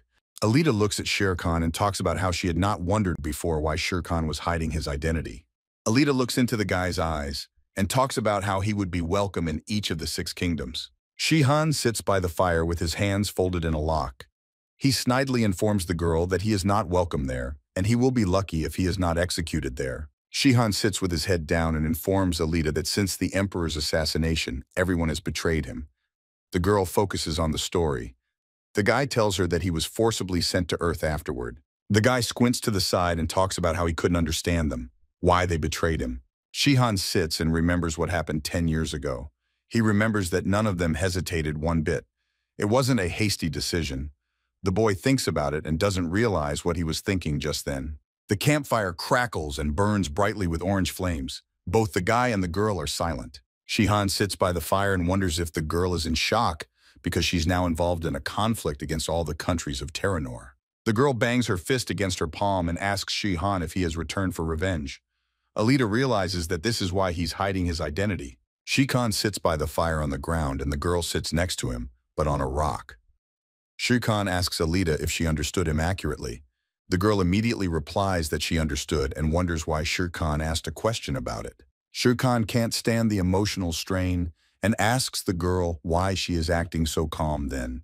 Shihan explains that he almost declared war on all the kingdoms of Terranor. Alita folds her arms and sits on a rock. The girl talks about how she has been fighting all the Terranor kingdoms for like 10 years now. Shihan slumps his shoulders and looks at the girl. Shihan thinks that Alita is hopelessly positive. The girl smiles and reports in high spirits that her father told her exactly the same thing. The guys are sitting around the campfire. The guy with a reproachful face asks about the fact that it was the Emperor who spoke that way. The girl replies that she considers Karen to be her real father. Shihan is dumbfounded by the new information about the girl. He stiffens. He once again tries to analyze what he just heard. Shihan stops the girl with a harsh sentence. Shihan asks Alita to wait. Alita stands behind him and holds onto his sore arm. Shihan looks deep into the dark forest and tells the girl that someone is heading towards them. Shihan and the girl stand at the edge of the forest, a fire crackling quietly beside them. The girl asks if it's true that something is heading in their direction. The girl asks the guy if it's an enemy. The guy informs that he doesn't understand why a squad was sent to find them. Shihan assumes it's a Barcelian squad. Shihan stands confidently on his feet as he continues to gaze into the dark part of the forest and tells him not to let his guard down. A decently dressed guy appears from the bushes of the forest. He is wearing a blue shirt and a gray vest. Shihan and Alita stand both scared and confused at the same time. The guy from the bushes makes a point of asking for directions. Shihan and the girl freeze with their mouths open. They can't believe their eyes. They both ask at once about what is happening now. Shihan thinks that the person in front of them is a spy from Lilstein, but the person in front of them looks more like a Xeno knight. Shihan brings his finger to his face. A drop of sweat runs down his cheek. He is embarrassed and asks about how the man ended up there. Alita is clearly hostile towards the uninvited guest. She looks at him menacingly and clutches her sword in her hands. Alita swings her sword, trying to strike the guy in the shirt. The guy manages to dodge and screams loudly. The guy is frightened that he was about to be hit with the sword.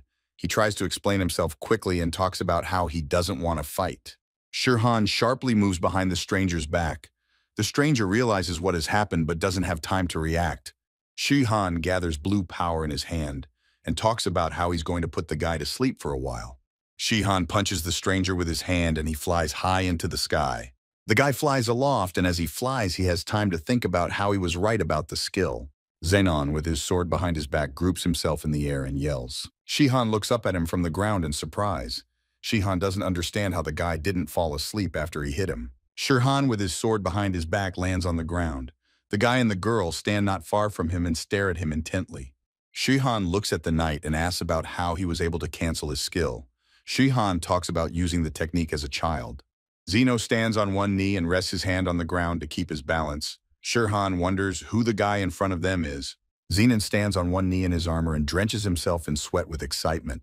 He thinks about the fact that he is now sure of something for sure. Zenon sticks his hand into the brown bag. Shihan immediately turns his attention to it and clenches his fist. Shihan yells at the guy and asks him what he wants to get out of the bag.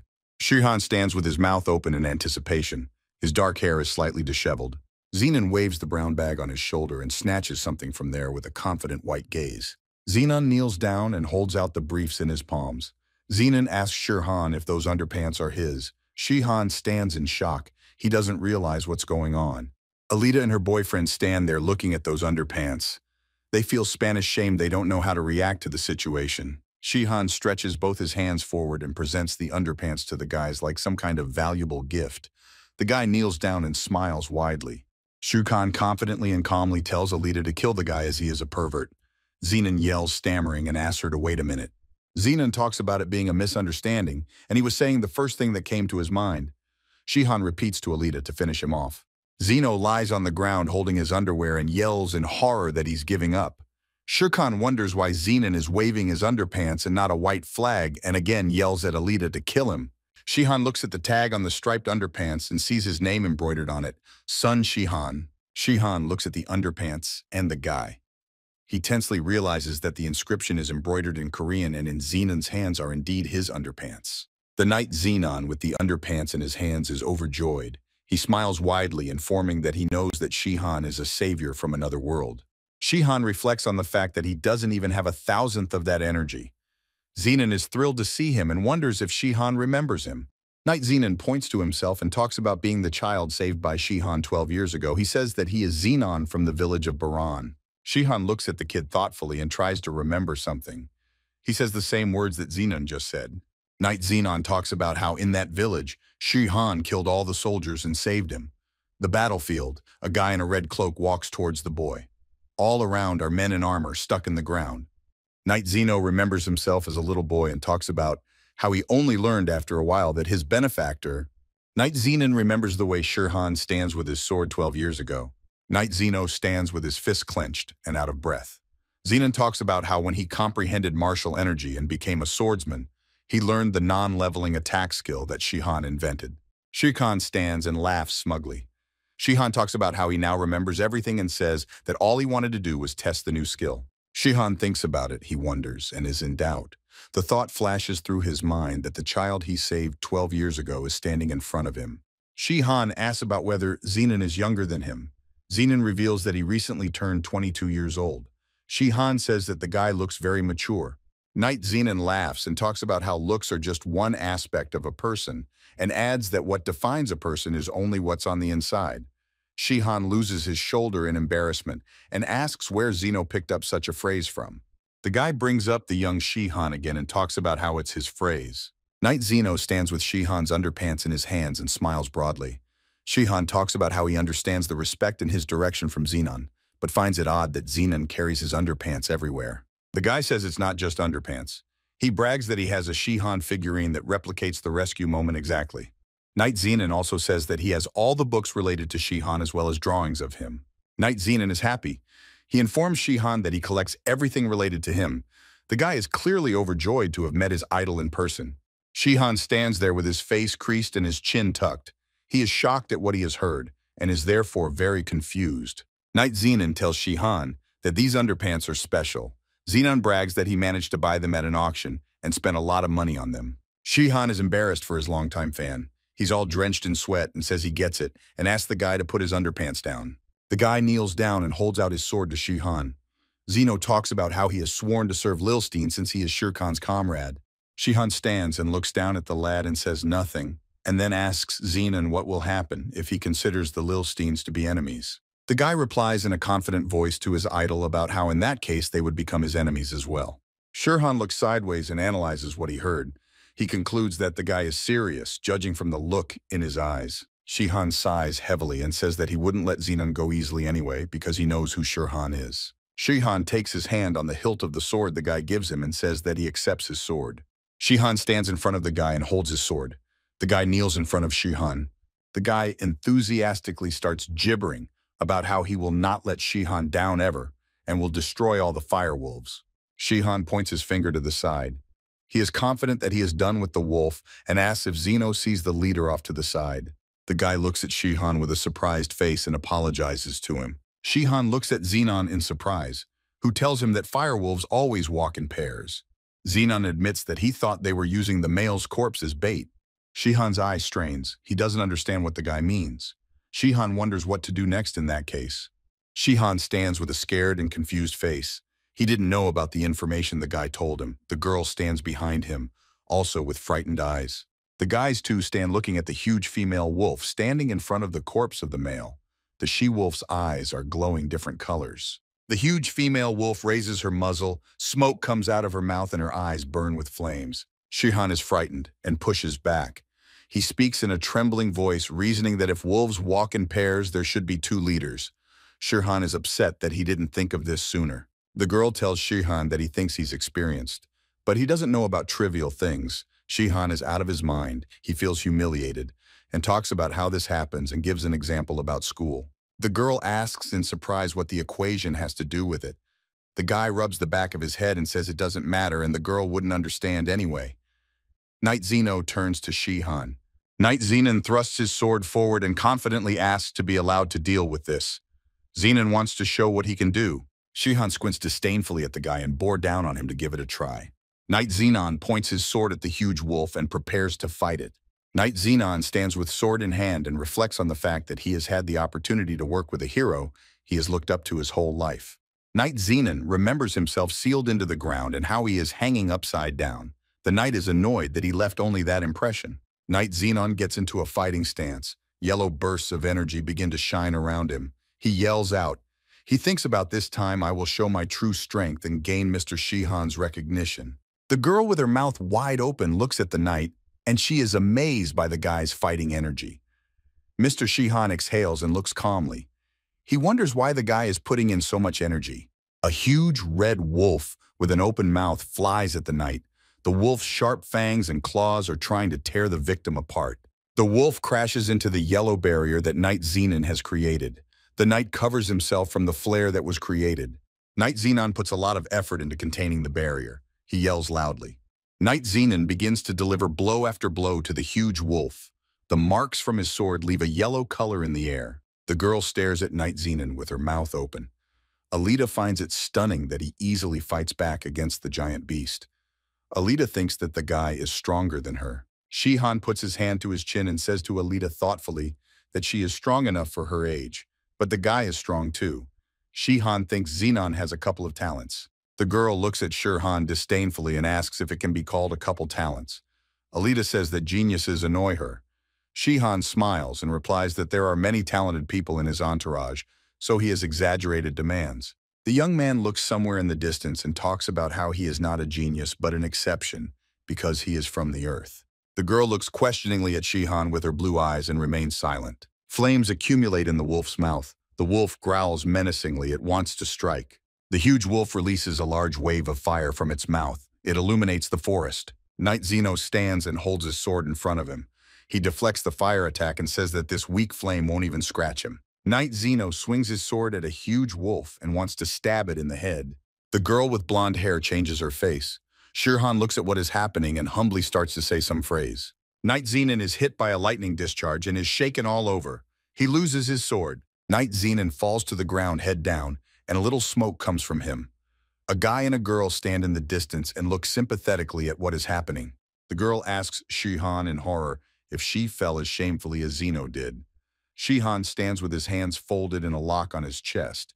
He smiles and experiences déjà vu. The scorched Knight Zenon jumps up from the ground and asks why the firewolf can bat lightning. The girl picks up her blade and speaks confidently about how he will figure things out on his own. The boy tells her that everything is fine, and he knows how to work magic better than anyone else here. The girl has an epiphany and thinks that since he's from another world, a huge silhouette of a dark monster with an open mouth. The Imperial Army was not only feared because of strength. Otherworldly creatures can't be damaged by magic. Shihan stands in front of the huge wolf and holds his sword. The wolf looks down at him. It doesn't matter how strong the mage is, but the same law applies to Song Shihan, who came from another world. The firewolf growls loudly and lets out another wave of flames from its mouth. Shihan fearlessly walks towards the fire and it doesn't hurt him. He talks about how his absolute immunity to magic last time helped him succeed. He talks about pretending to run away last time because of the large number of eyes. Shihan looks at the wolf and speaks in a confident voice about not having to worry about having a lot of extra eyes around right now. The huge wolf hits the ground with its paws on the obeys, thus causing an electric shock. Shihan is tossed up and electrocuted. He involuntarily makes a sound. Knight Zenon's jaw dropped from what he saw. He didn't expect Shihan to be electrocuted. The girl looks at everything happening with a tired look. The girl stands and looks at the scorched Shi-Khan, who is lying on the ground, and feels deja vu. The guy is lying on the ground and yells for Alita not to copy him. Shi-Khan jumps up and starts to get indignant. He gesticulates brightly and resents the fact that magic worked on him. He talks about how this has never happened before. The guy turns around and clenches his teeth from the tension. He realizes that now the battle will no longer be an easy ride. Shi-Han swings his sword and shouts to the she-wolf that she has dishonored him. A blue sword mark appears in the air. Shi-Han froze in a fighting pose and watches the wolf's body fall to the ground. The guy is frozen, wondering why he was affected by the lightning strike even though the fire didn't affect him. Knight Zenon runs to Shi-Han and asks if he's okay. Shi-Han replies sharply to stop addressing him respectfully and address him normally. The knight fearfully replies that he can't do that. A huge red wolf appears behind Shi-Han's back. The girl looks on in horror. The boy turns suspiciously towards the glow. The wolf's muzzle has turned blue from being electrified. It rushes towards the guys with its maw open. Shi-Han, the girl and Knight Zenon stand at the edge of the forest and look at the wolf with surprised faces. Shi-Han looks at the wolf with surprised eyes and talks about how he doesn't realize what it is. Blonde-haired Ted smilingly greets the boys and talks about how he has survived and his land is rid of monsters. He expresses his gratitude to Alita and Shi-Han. Ted gives the guys 2 brown sacks and tells them that this is their payment, 600 silvers. The boy and girl walk down the street. Shi-Han realizes that more money will be needed in the future, but he thinks it's not bad to get such a sum for one errand. Shi-Han is greatly cheered up. He says with happy eyes that if they complete all the difficult tasks, they will get rid of the money problem completely. The girl talks about how they are just lucky this time. Shi-Han talks about how her words make sense. Knight Zenon asks Shi-Han if everything is okay. Knight Zenon pulls out his coin box with a bunch of gold coins and talks about how he heard they need money and gives them 100 gold coins. The guy and girl hover over the coin pouch with dumbfounded faces. They stare into it with their mouths open. Shi-Han asks Knight Zenon a question about where he got such money. Knight Zenon bows his head and closes his eyes. He is thinking about something. Knight Zenon weeps bitterly and talks about how he sold the artifact to Shi-Khan's savior. Shi-Han is covered in a blush of shame and thinks about the fact that he asked in vain. Knight Zeno talks about how if it helps the great Shi-Khan, he has no pity. The girl makes a thoughtful face and wonders how Shi-Khan's underpants can be sold for a lot. The guy turns around sharply and indignantly talks about Alita. Don't even think about it. Shi-Han talks about how the underpants are only expensive because they are limited edition. Knight Zeno asks about what Alita and Shi-Khan plan to do. Zenon talks about how moonlighting as a mercenary will be unnecessary for a while. Shi-Khan has his hand in his sack and is going through the coins. He says with a thoughtful face that there are 3 options, but he hasn't decided yet. Shi-Han suddenly remembers something, and his gaze focuses on the lowest point. The guy laughs and talks about how here he is going to see someone's face again. Knight Zenon and the girl look at Shi-Han in surprise and don't know what he's talking about. Shi-Han stands calmly and gazes at the coin. He talks about how he has made up his mind and their destination will be the north. Shi-Han scrutinizes the engraving on the coin. The engraving depicts a man of some sort. A huge flask with a red liquid and cabinets around the perimeter. It's a laboratory in the kingdom of Lilstein. In the basin of water, the face of some elder comes into view. He is addressing King Lilstein. Lilstein is the first to look carefully into the basin of water and replies to the elder that they have not seen each other for a long time, but it is not yet time for a report. The elder leisurely replies something about the report. The mustachioed elder talks about subjects number 11 and number 12. They won't need to hire anyone. The man says he feels like the Barcelian kingdom took care of them themselves. The emperor exhales air loudly from his nostrils and talks about how 11 and 12 are not very strong. The water in the basin begins to gurgle. The man wants to say something to the Lilstein emperor. The elder in the basin announces that test subject number 1 has died. The emperor's face changes. He's very shocked by this information. Lilstein is the first to rush to the basin of water and screams. The emperor is very angry and yells that the old man is completely crazy. He wonders how he can call himself the head of the Blue Ivory Tower. There have been 4 magical towers in Terranor for thousands of years. They are the red, white, blue, and black ivory towers. The first emperor of the kingdoms, Luskan, was the most powerful magician in history. He gathered all the knowledge and wisdom from the mages of all of Terranor and placed the records in 4 towers. They were divided into classes and placed on different floors, so on one of them, mages studied their level of magic. and as they progress further in their magical skill, they would go up to the next floor to study.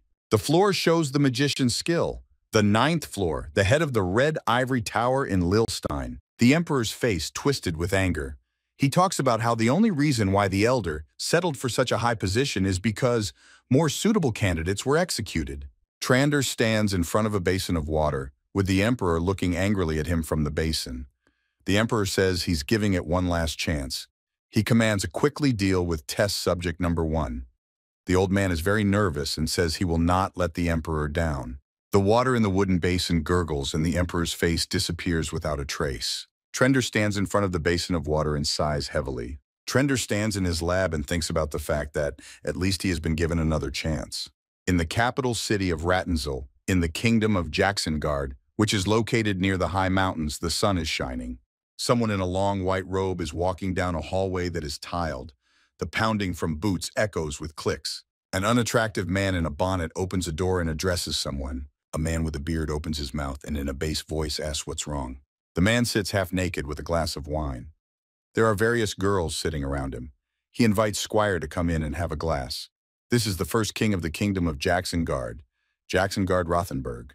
The man turns to the king and politely asks the lord why he's having another party. Jacksengard laughs loudly and talks about how the days of being hunted by the empire seem like a distant dream.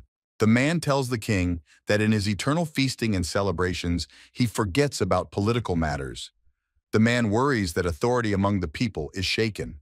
Jacksengard takes a sip of wine from his glass and talks about how he is not such a bad ruler.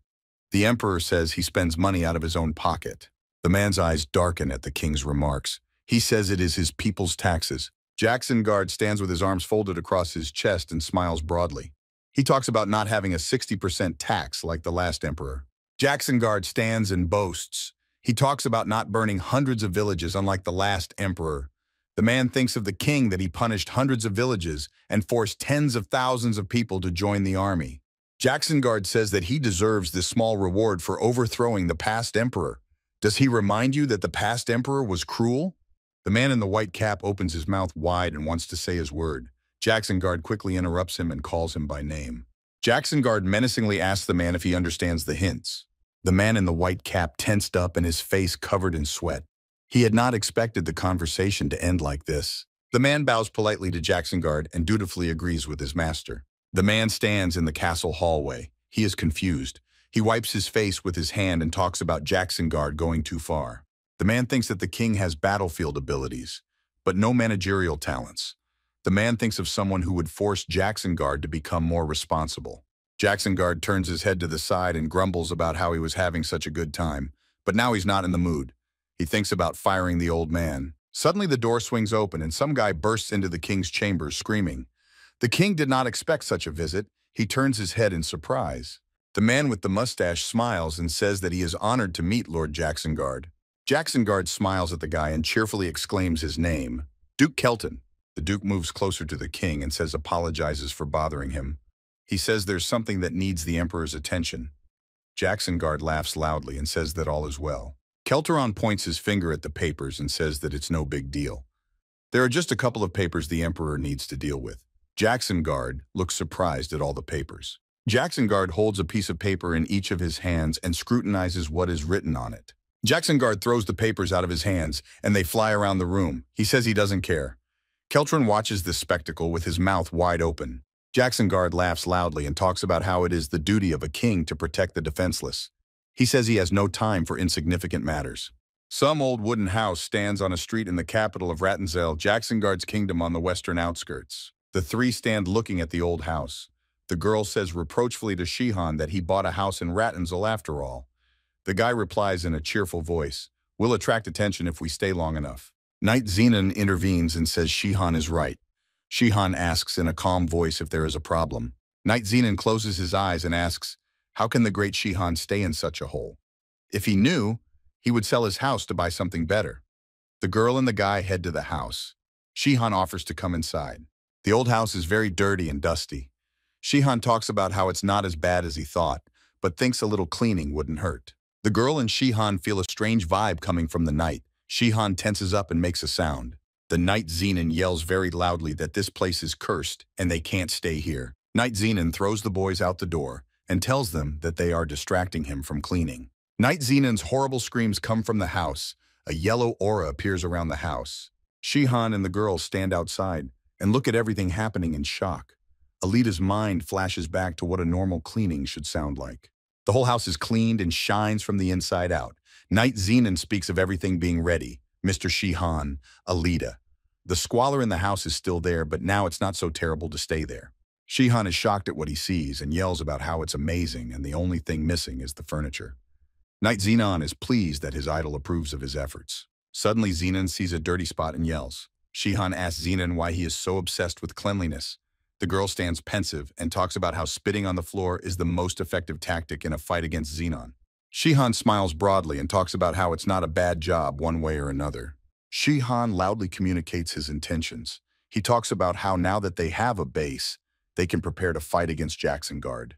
Night Zenon stands in his shirt and talks about how there are currently 6 kingdoms ruling Terranor. Of these, there are 2 strong, 2 medium, and 2 weak. Zenon continues and says that the strong states are the Lilstein Kingdom and the Anatheus Empire. The medium-strong kingdoms are the kingdoms of Safran and the kingdom of Felos. The kingdoms of Jacksonguard and Theorante are considered weak in the world of Terranor. The laws passed in them in 10 years have not shown any effectiveness or growth. Night Zenon tells Shihan that this is why there have been many conflicts between the states. Just recently there was a rather large one, the Kargan War. Night Zenon tells of how the kingdom of Lilstein and the Ignatius Empire have not decided who will take control of Kargan. The other kingdoms, sensing the scope of the coming war, have taken drastic measures to stop the conflict. Jacksonguard clenches his hand into a fist and shouts loudly that if someone decides to take over Kargan, their kingdom will support the other side. Zenon also reports that despite being called strong, they are not really outnumbered. Because of this, Jacksonguard's declaration had enough effect to break the stalemate. In time, the 2 kingdoms came to a compromise and shared the rights to rule the city. Shihan listened to Zenon and thought for a moment. He decided to say that since they were having conflicts, it was not a bad thing. Shihan and Night Zenon went outside. Shihan talks about how he expected them to not be on the best of terms. The more authority people have in their hands, the more they want to get. And these people threw him out, so he thinks there's definitely something wrong with their heads. Night Zeno is angry. He clenches his fists with all his might and talks about how they are damn right. He thinks that the cowardly bastards killed a true hero just to get more power. And he kneels before those villains. Shihan looks at Night Zenon and calls out to him. Shihan doesn't realize he's so flustered. Alita stands still and can't catch her breath properly. The guy walks by and smilingly asks about how her training is going. Alita is really exhausted. She looks at Shihan with tired eyes. Alita suddenly utters, "The power of 1,000 looks of an empress." The girl's face changes and she no longer looks like herself. Shihan spits out everything he had in his mouth out of surprise. The girl looks at the shaking guy and talks about how she failed again. She thinks it's not easy. Her face continues to become normal. The guy holds his stomach and says there's nothing to it. Shihan wants to prompt the girl and talks about taking her time. He talks about getting her thoughts in order and imagines an invisible hand on her face. The girl listens carefully to the guy. He tells her to take it easy and do everything with base energy, and only then fix everything with base energy. The girl looks at the guy and says his name. The girl irritatedly tells Shihan that this is the 3rd time he's telling her the same thing. She asks him to explain it to her differently. The guy stands and doesn't know how he can explain differently to the girl. Shihan scratches the back of his head and says he doesn't know how to explain differently either. The girl asks Shere Khan how he then learned it himself. Shihan talks about how the guys won't be able to use this method. The girl and the Night Zenon look at Shihan carefully. Shihan points his thumb at himself and says that he's an Earthling. Earthlings and Terranor humans have the same body structure, but they have significant differences in the way they fight and in their magical energy. You're not born with battle energy. You have to be highly evolved spiritually to develop it. It's like looking for something in a huge warehouse in total darkness. But for Earthlings like Shihan, the warehouse is fully illuminated. Shihan is standing in bliss and talking about how the martial energy within him originated by itself, along with magical energy. As a result, he was able to achieve mastery of both martial and magical energies in just 3 years. The girl looks at Shihan and yells that it's all bullshit. She resents the fact that Earthlings have it easier. Shihan talks about how that's why he's not a genius. Night Zeno stands enthralled with Shere Khan. Shihan stands clutching his elbows, talking about something coming from Lil Steen's research. It's all because Shere Khan is from another world, not specifically from Earth. It has something to do with the remodeling of a person's body and mind after passing through dimensions. The girl stands and speaks unhappily about being annoyed by the fact that passing through dimensions bestows many talents. Shihan, with his eyes closed, tells the girl that his instruction in this matter will not help. Shihan recommends that the girl master everything herself. Someone says the guy's name. The guy's eyes open wide as if he recognized whose voice it is. Alita asks about how, if they send someone out of Terranor and bring them back, they will also gain the same abilities as Shihan. Shihan abruptly froze. He's surprised by such a question and doesn't know how to answer it. The girl once again asks if it is possible. Rocks start to break off from the ground. Shihan, Alita, and Night Zenon do not realize what is happening. They are standing on the ground and the ground is breaking off in pieces and trying to fly into the sky. The girl asks in a trembling voice what is happening. The frightened Night Zeno asks about whether it's an earthquake. Shihan swallows his saliva and asks if this could be the energy he's thinking of. There is a violent tremor and the earth splits into small pieces. The two guys run away from the monster. One of the guys is terrified and screams for help. A huge lion with red eyes and sharp fangs roars very loudly and wants to tear the victim. One of the civilians yells for everyone to run away. People are terrified and run away from the huge beast. Some girl is dragged across the floor. She's in pain and screams loudly. The girl turns around in horror and sees that a huge furry hand with sharp claws wants to grab her. Suddenly, Shere Khan appears in front of the girl. He blocks the beast's path and points his sword at it. The girl turns around and doesn't realize what is happening. Shihan looks at the girl and asks in an agitated voice if she is okay. The three guys look at the monster. Night Zeno asks about how this is even possible. Shihan has a drop of sweat running down his cheek, wondering how the monsters were able to sneak into the main city. Shihan looks forward confidently and wonders that even if that is the case, how did the monsters get into the center of the city, into a city that is sheltered by a forest? The young man believes that something is wrong. Shihan's team is facing 3 monsters. Shihan talks about how he didn't want to attract people's attention, but it can't be helped. Shihan decides to save the humans first. Night Zenon agrees with the guy's opinion.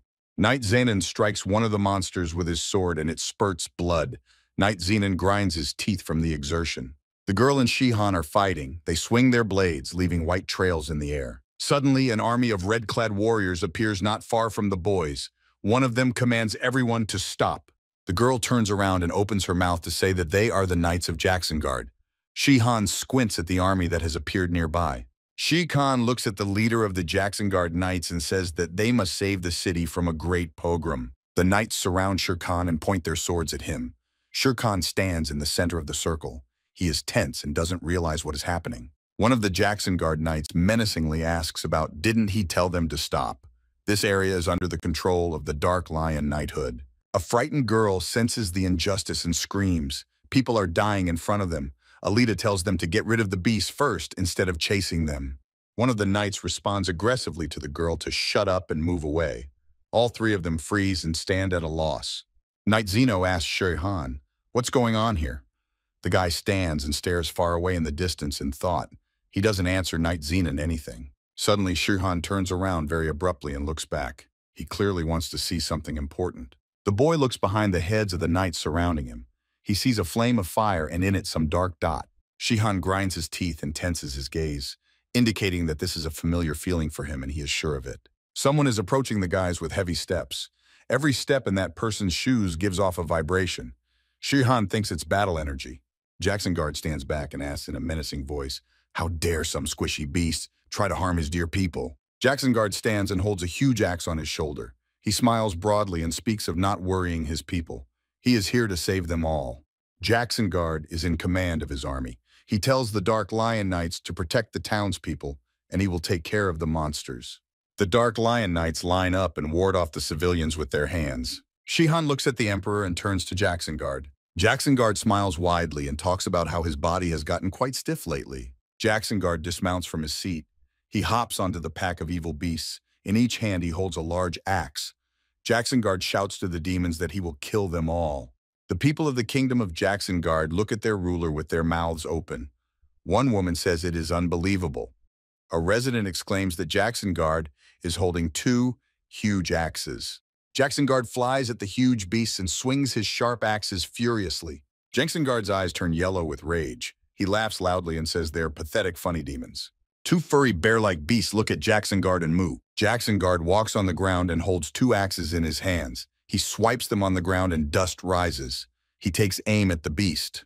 Jackson Guard turns his head and looks at the beasts and asks them why they are running away. The man taps his boot loudly on the ground and tells them that they don't stand a chance. Jackson Guard hits the ground with his foot. The ground bounces and a huge yellow circle forms around him. The man screams loudly. Knight Zeno is shocked at what he sees. He talks about it being the battle seal. Zeno talks about seeing it with his own eyes for the first time. The girl asks the knight again about the battle seal. Knight Zeno replies that it can only be used by a swordsman with the rank of master. Yellow rays sweep across the ground and raise dust from it. Knight Zenon says that this is one of the magical seals that enlists battle magic. Knight Zenon runs through the unidentifiable creatures and shouts loudly that he will destroy the pests. Jackson Guard shouts, and immediately a great fist is swept past the clawed hand of the beast. The civilians rejoice. Someone shouts that Jackson Guard has defeated all demons. Shihan, Knight Zenon, and Alita stand and look thoughtfully at what is happening. The girl is talking about how this is the most real monster. Knight Zenon mockingly asks about the fact that this is the strength of a master-rank swordsman. Shihan strained his eye. He is very serious and thinks about now he understands the situation. Jackson Guard is a scoundrel. Jackson Guard stands on the defeated beast and waves his hand happily. Shihan realizes that to gain the trust of the citizens, he set the whole thing up. This invasion was an extravagant show. Shihan stands in a crowd of cheering people. He stands looking at Jackson Guard and thinks to himself, this is why they were pushed away. The king had to catch the demons. This performance is pure bluff, but it worked on the citizens. Shihan doubts that Jackson Guard would have arranged such a thing. Jackson Guard is glad to have the people's trust back, and Shihan stands and ponders the fact that besides his dementia and cruelty, Jackson Guard has unshakable ideals. How could he stoop so low for the recognition of the people? Shikan stands in the crowd of joyous citizens of Jackson Guard. He is thinking hard. Shikan stands and continues to gaze at Jackson Guard. A thought flashes through the guy's mind that he has such a convincing expression on his face. Shirkan ponders whether Jackson Guard was so good at pretending. Someone in the crowd of residents shouts to a beaming Jackson Guard that he is the strongest and has saved hundreds of lives today. Shikan looks at Jackson Guard with his mouth open and wonders if Jackson Guard is a fool. Jackson Guard laughs very happily with his mouth open. Shikan assumes that he doesn't know that this is staged. Shikan suggests that it's probably the work of Jackson Guard's subordinates. They'll be pulling all sorts of shenanigans while they put on shows for the king's amusement. Shihan suggests that it would be much better if Jackson Guard was bribed. Guy watches Jackson Guard turn proudly to the side. Shihan thinks about how this king has never been known for his intelligence. Suddenly, Jackson Guard notices Shihan in the crowd of civilians and stares at him piercingly. Shihan is stunned, thinking that he has been declassified. He stands there covered in sweat and thinks about how everything is gone. Jackson Guard looks at the guy and thinks about that man. He realizes that he is seeing him for the first time, but he doesn't look like an ordinary man. Jackson Guard is approached by one of the knights and tells him that they must return to the castle. Jackson Guard looks at the knight with surprised eyes. Jackson Guard puts the huge axe on his shoulder and thinks to himself that it is no big deal. Someone in the crowd shouts the phrase, "Hurrah, our king!" Shihan and two other guys stand in the crowd. Shihan folds his arms across his chest and ponders that even though Jackson Guard is a fool, but just like 10 years ago, it resembles a revitalized fortress. The world has changed, but Jackson Guard's skills haven't deteriorated. Shihan stands with a serious face and thinks about how it's not yet time to openly enter the game. He thinks that he should be careful and prepare everything thoroughly. 10 days have passed since Song Shihan and his company stopped in the capital city of Latinsel. Alita had been trained in the basics of the power of the Empress's 1,000 guises and could now change her facial expression slightly. Knight Zenon had learned more about the art of mountain destruction from Shihan, the creator of this martial method. And Shihan himself focused on raising the level of his combat and magic energy and has tripled his resource since returning to Terranor, a city in the kingdom of Jackson Guard. While the guys are working on honing their abilities and quietly waiting for the right opportunity, two knights in red robes are putting up some sort of large informational poster. The people of Jackson Guard are watching the scene intently. Shihan reads what is written on the poster. At the moment, evil pagans are controlling a group of demons in the Berselt region to incite panic among the residents and spread chaos throughout the world. The wise king has ordered them to be punished. The kingdom cries out for heroes from around the world. Make yourselves known to the world. Shihan and the girl look at the information poster in surprise. Shihan talks about how he can't see anything. Knight Zenon stands and holds 2 loaves in his left hand. Zeno talks about, this is a dimension clan. Knight Zenon tells of how during the reign of the tyrant emperor, there were groups of pagans in various regions where the cult of the true god from another world, Jeros, flourished. Knight Zeno puts his palm to his forehead and speaks of hearing that they were suppressed by the Luskan Empire. But it seems that the pagans have recently reassembled their forces. It says that they are using a new doctrine to attract people. Shihan laughs and talks about how people at all times invariably rely on religion. Knight Zeno talks about how the sectarians are now being called the second coming of Shihan. Shihan's face changes to hysterically surprised. He can't believe his ears. Shihan sharply interrogates Zenon about what they are called. Zeno says that their savior from another world, son Shihan, was actually the son of a hero god from another world, and he was summoned to Terranor to punish the current world that slanders and destroys the Luskan Empire. Knight Zeno tells us that Sun Shir-Han wanted to lead the people of the Terranor Empire to a paradise called Earth, but he was stopped by 6 evil revolutionary heroes and brought back to heroes. That's what it says here. Shi-Han thinks, what's most annoying is that there's some truth to it. Shi-Han sighs loudly. He opens his mouth and says anyway. The guys look at Shi-Han carefully. He talks about this as their chance to subdue the heathens who are sowing panic among the innocent inhabitants.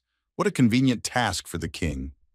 Given Jacksonguard's character, he will lead the expedition himself. The Sher Khan is in high spirits. He says that they too will participate in this expedition. When they leave the capital, there will be fewer guards, and they will be able to get closer to Jacksonguard. Someone in a very gruff and commanding voice shouts to the crowd to all, get in line. A man in armor sits on a horse and says that he has been chosen by the great revolutionary hero, Jacksonguard, to be the leader. His name is Count Kelteron. Their reward will be commensurate with their overall success. Shihan frustratedly lowers his head and remains silent. The girl asks in surprise about who will personally lead the team. Shihan is devastated that his expectations were not met. He stands with a disgruntled face and thinks about the fact that they seem to be suffering without Jacksonguard. Shihan was fully confident that the bastard would show up in person. Shihan looks at Count Kelteron's back and thinks, well, if they try hard enough, he's sure they'll have many more opportunities to get closer to Jacksonguard, and participation here will not be in vain. Count Kelteron thinks about how hard it was to convince the king not to go himself. He remembers holding the king while he screams about how those dare to offend his innocent townspeople. Kelteron yells for the king to let him deal with it. Count Kelteron sighs heavily and wrinkles his nose. He thinks about how he got himself into this mess. Count Kelleron and the man in the blue robe are sitting at a table drinking tea. The man says that the secret of the blue ivory tower depends on it. It must never reach the ears of the king of Jacksonguard, and the military must not be dragged into it. Count Kelleron holds a mug of tea in his hand and speaks his mind. Yes, and this matter is not a difficult one. A gray-haired man wearing a monocle listens to Count Kelleron. The Count is talking about, especially since it is a request from their regular sponsor, the Blue Trander. The man in the monocle speaks of the ivory tower sending 10 mages from the 6th floor, and he's bringing 5 Dark Lion Knights. That should be enough.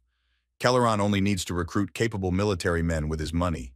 Count Kelleron rides his horse and thinks about how it's a bit tedious, but he only needs to subdue a small group of heathens. If he pays off the blue ivory tower, it's nothing. Count Kelleron rides his horse out of the palace and tells all the pandemonium to follow him. The people are standing outside a huge cave. A man in robes stands in front of a fire and shouts loudly for the others to hear. A multitude of people in black robes stand around the fire. Their leader speaks of how the heretics have finally picked up the swords of sin, and with an army they are going to rob the true believers. The head of the campfire spreads his hands apart and says loudly that people are foolish, dark, powerless men. Death is but a release from earthly shackles. Some guy in a black robe smiles broadly. He is obviously happy about everything that is happening around him. The head of the sectarians goes on to say that according to the teachings of Jeros, death is the only way to free oneself from this false world. But Garros is unwilling to see a selfish path to true freedom like suicide. The guy spreads his arms wide and smiles. He talks about the death found while liberating others. Here is sweet joy for their god. 3 men emerge from the crowd. They stand in a row, standing in height. They are covered by their dark robes. The head of the sect declares that the boys need not fear, as they have been blessed with the love of heroes. Some girl with glassy eyes looks closely at the sect head and says in a trembling voice that she is not afraid. Lecran smiles broadly. He realizes very well that his words had an effect on the poor girl. The sect head spreads his hands apart again and speaks loudly that the dragon of Jerosa has accepted the devotion of these righteous people. Some kind of green cloud appears above his head. A guy and a girl are standing in their robes. They stunned eyes look at everything that is happening. A huge fang monster appeared behind the sect head. The 3 sect members look at it in horror, raising their heads upwards. A huge green dragon came out of the cave. It looks at the people in black robes and growls viciously. The 3 sectarians look at the dragon with rapt attention and awe. One of them addresses the dragon heroes. The girl looks rapturously at the dragon and shouts to it to accept their devotion. The dragon lunges at the girl and devours her in one bite, blood flying in all directions. The 2 boys from the sect shout enthusiastically. The dragon turns around and, stomping loudly, walks back to his cave. The sect head is talking about how the Lord's messenger didn't refuse their offering. The head of the sect stands in a sweat with his eyes closed. There's a crowd of people behind him, and he is thinking about the fact that it was successful this time too. The sect leader looks at his bag of something. He notices to himself that the contents of the pouch are running out faster than he thought they would. The sect head holds his precious pouch in his hands and thinks to himself that as long as he has the ashes of the hearts of the Luskan royal family, and he continues to make offerings, the earth dragon will continue to fulfill his wishes. Lecran turns his head from the side of his sectarians and thinks about how much longer can he still control it. Without him, these fools can't be convinced. See, when the time comes, he'll have to deny everything. Lecran smiles and his yellow eyes sparkle. He is thinking that he has to have one last fun. 2 men in black robes with fur at the neck stand at attention. One of them talks about them spending the night here and commands them to set up camp. The boys set up camp. Someone stands and chats about various topics around the campfire. Some are laughing on the sidelines and some are discussing plans for the future. Knight Zeno looks at all the people around him and tells Alita that there is no order unlike the official army. He wonders how will they fight if they can't even handle something like this. The girl notices something with a smirk and tells the knight that there really is no organization in expeditionary groups of mercenaries. Knight Zenon squirms his face after the girl's words. He says something to the effect that it's funny to hear Alita say that. After all, she's the one with the blue blood. Knight Zenon and Alita clash angrily and a spark erupts. Shihan is watching. He tells Zenon to watch his words. Zenon turns his head a little fearfully toward Shihan. Knight Zenon apologizes in a trembling voice. Shihan exhales, closes his eyes and rubs his shoulder. He mentions that he is hungry and suggests that the guys go get something to eat. Knight Zenon's eyes glaze over. He yells loudly about how he's going to cook everything right away. Shihan thinks of the guy as a simpleton. Knight Zenon is cooking something in a pot on the fire and humming a song. Shihan asks the guy about what's on the menu today. The guy replies that it's stew. Knight Zenon talks about, while traveling, it is crucial to get all the nutrients you need. That's why they eat stew. It is quick to prepare and has everything they need. The girl and the guy are excited. They really want to eat. Shihan is not happy. He looks at Zenon's back and talks about, it's just slop. The girl talks about how they eat it to survive and the flavor isn't that important. Knight Zenon tells the boys that the food is ready. They abruptly stop arguing and turn their heads toward Zenon and stare in surprise. Zeno is standing in front of a pot of stew with a very satisfied face, holding a ladle. The guys look at the whole thing with horrified faces. Alita and Shikan are gorging on the stew from their plates. Shihan asks Zenon what ingredients he used because his stew turned out really good. Knight Zenon smiles and talks about, it's a regular vegetable stew. Zenon likes to experiment with food since cooking is just his hobby. Shihan looks at the joyful guy and thinks that it doesn't seem like just a hobby. A girl walks up to Zenon and stares mesmerized into the pot. She asks him to give her more refills. Zenon smiles and tells the girl that she can eat as much as she likes. Shirkan looks at Alita and Knight Zenon with a peaceful look. He smiles and breathes calmly. Shirkan feels something fall on his head. He looks up and sees drops flying from the sky. Shihan looks up at the sky and sees storm clouds. There are also tree crowns in front of his view. He talks about the fact that it has rained. The guys in the expedition camp are hustling and putting up their tents. The rain beats on the fabric, creating a rustling sound. Count Kelteron whines to the man who is in the tent with him. He says, "How awful, we're not in a house and it's raining." Shihan is sitting in the rain, hammering down a tent peg. He talks about how he is having trouble getting his bearings. Knight Zeno puts his hand up and talks about how it's a little hard for him to distinguish anything when there's so much water around. The girl gets a little worried and talks about how they said that the main power the second coming of Shihan's cult gets from demons. They don't have to worry about being attacked in the rain. They are demons, but they retain the behavior of beasts. It's raining outside, and some commotion has started in the camp. No one is on guard. Everyone is looking for shelter from the rain. They lack vigilance. If the demons have gathered an army, then someone is controlling them, and at his will, they can attack in this kind of weather. Shihan raises his index finger up and says with a smart look that it is impossible. Even if the control is masterful, it is impossible to completely suppress the animal instinct. Shihan confidently states that he can confirm this. Demons won't stick their heads in such a heavy rain. Knight Zenon looks at his idol with rapturous eyes and says that he understands. A couple seconds passed as after Shihan's phrase, someone shouted out that the enemy was attacking. Shihan was taken aback by this information. The camp began to bustle, with people running from side to side across the field and preparing to repel the attack. A man shouts that demons have appeared and runs away in terror. 3 huge demons emerge from the bushes.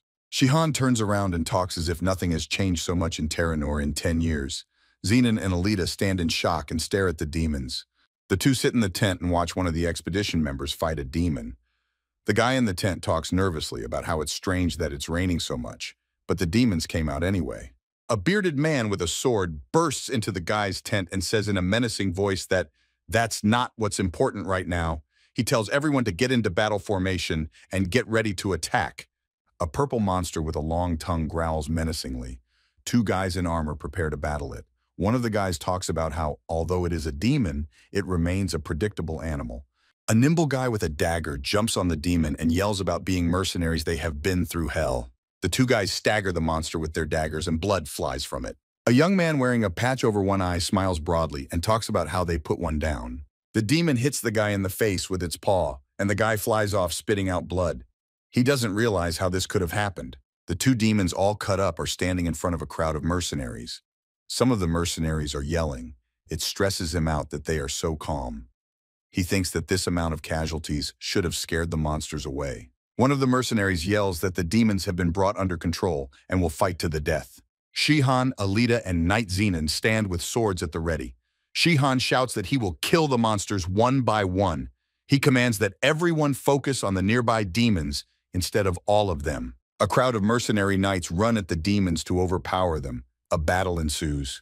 Shihan runs at high speed at the monsters. He is calm and holds his blade in his right hand.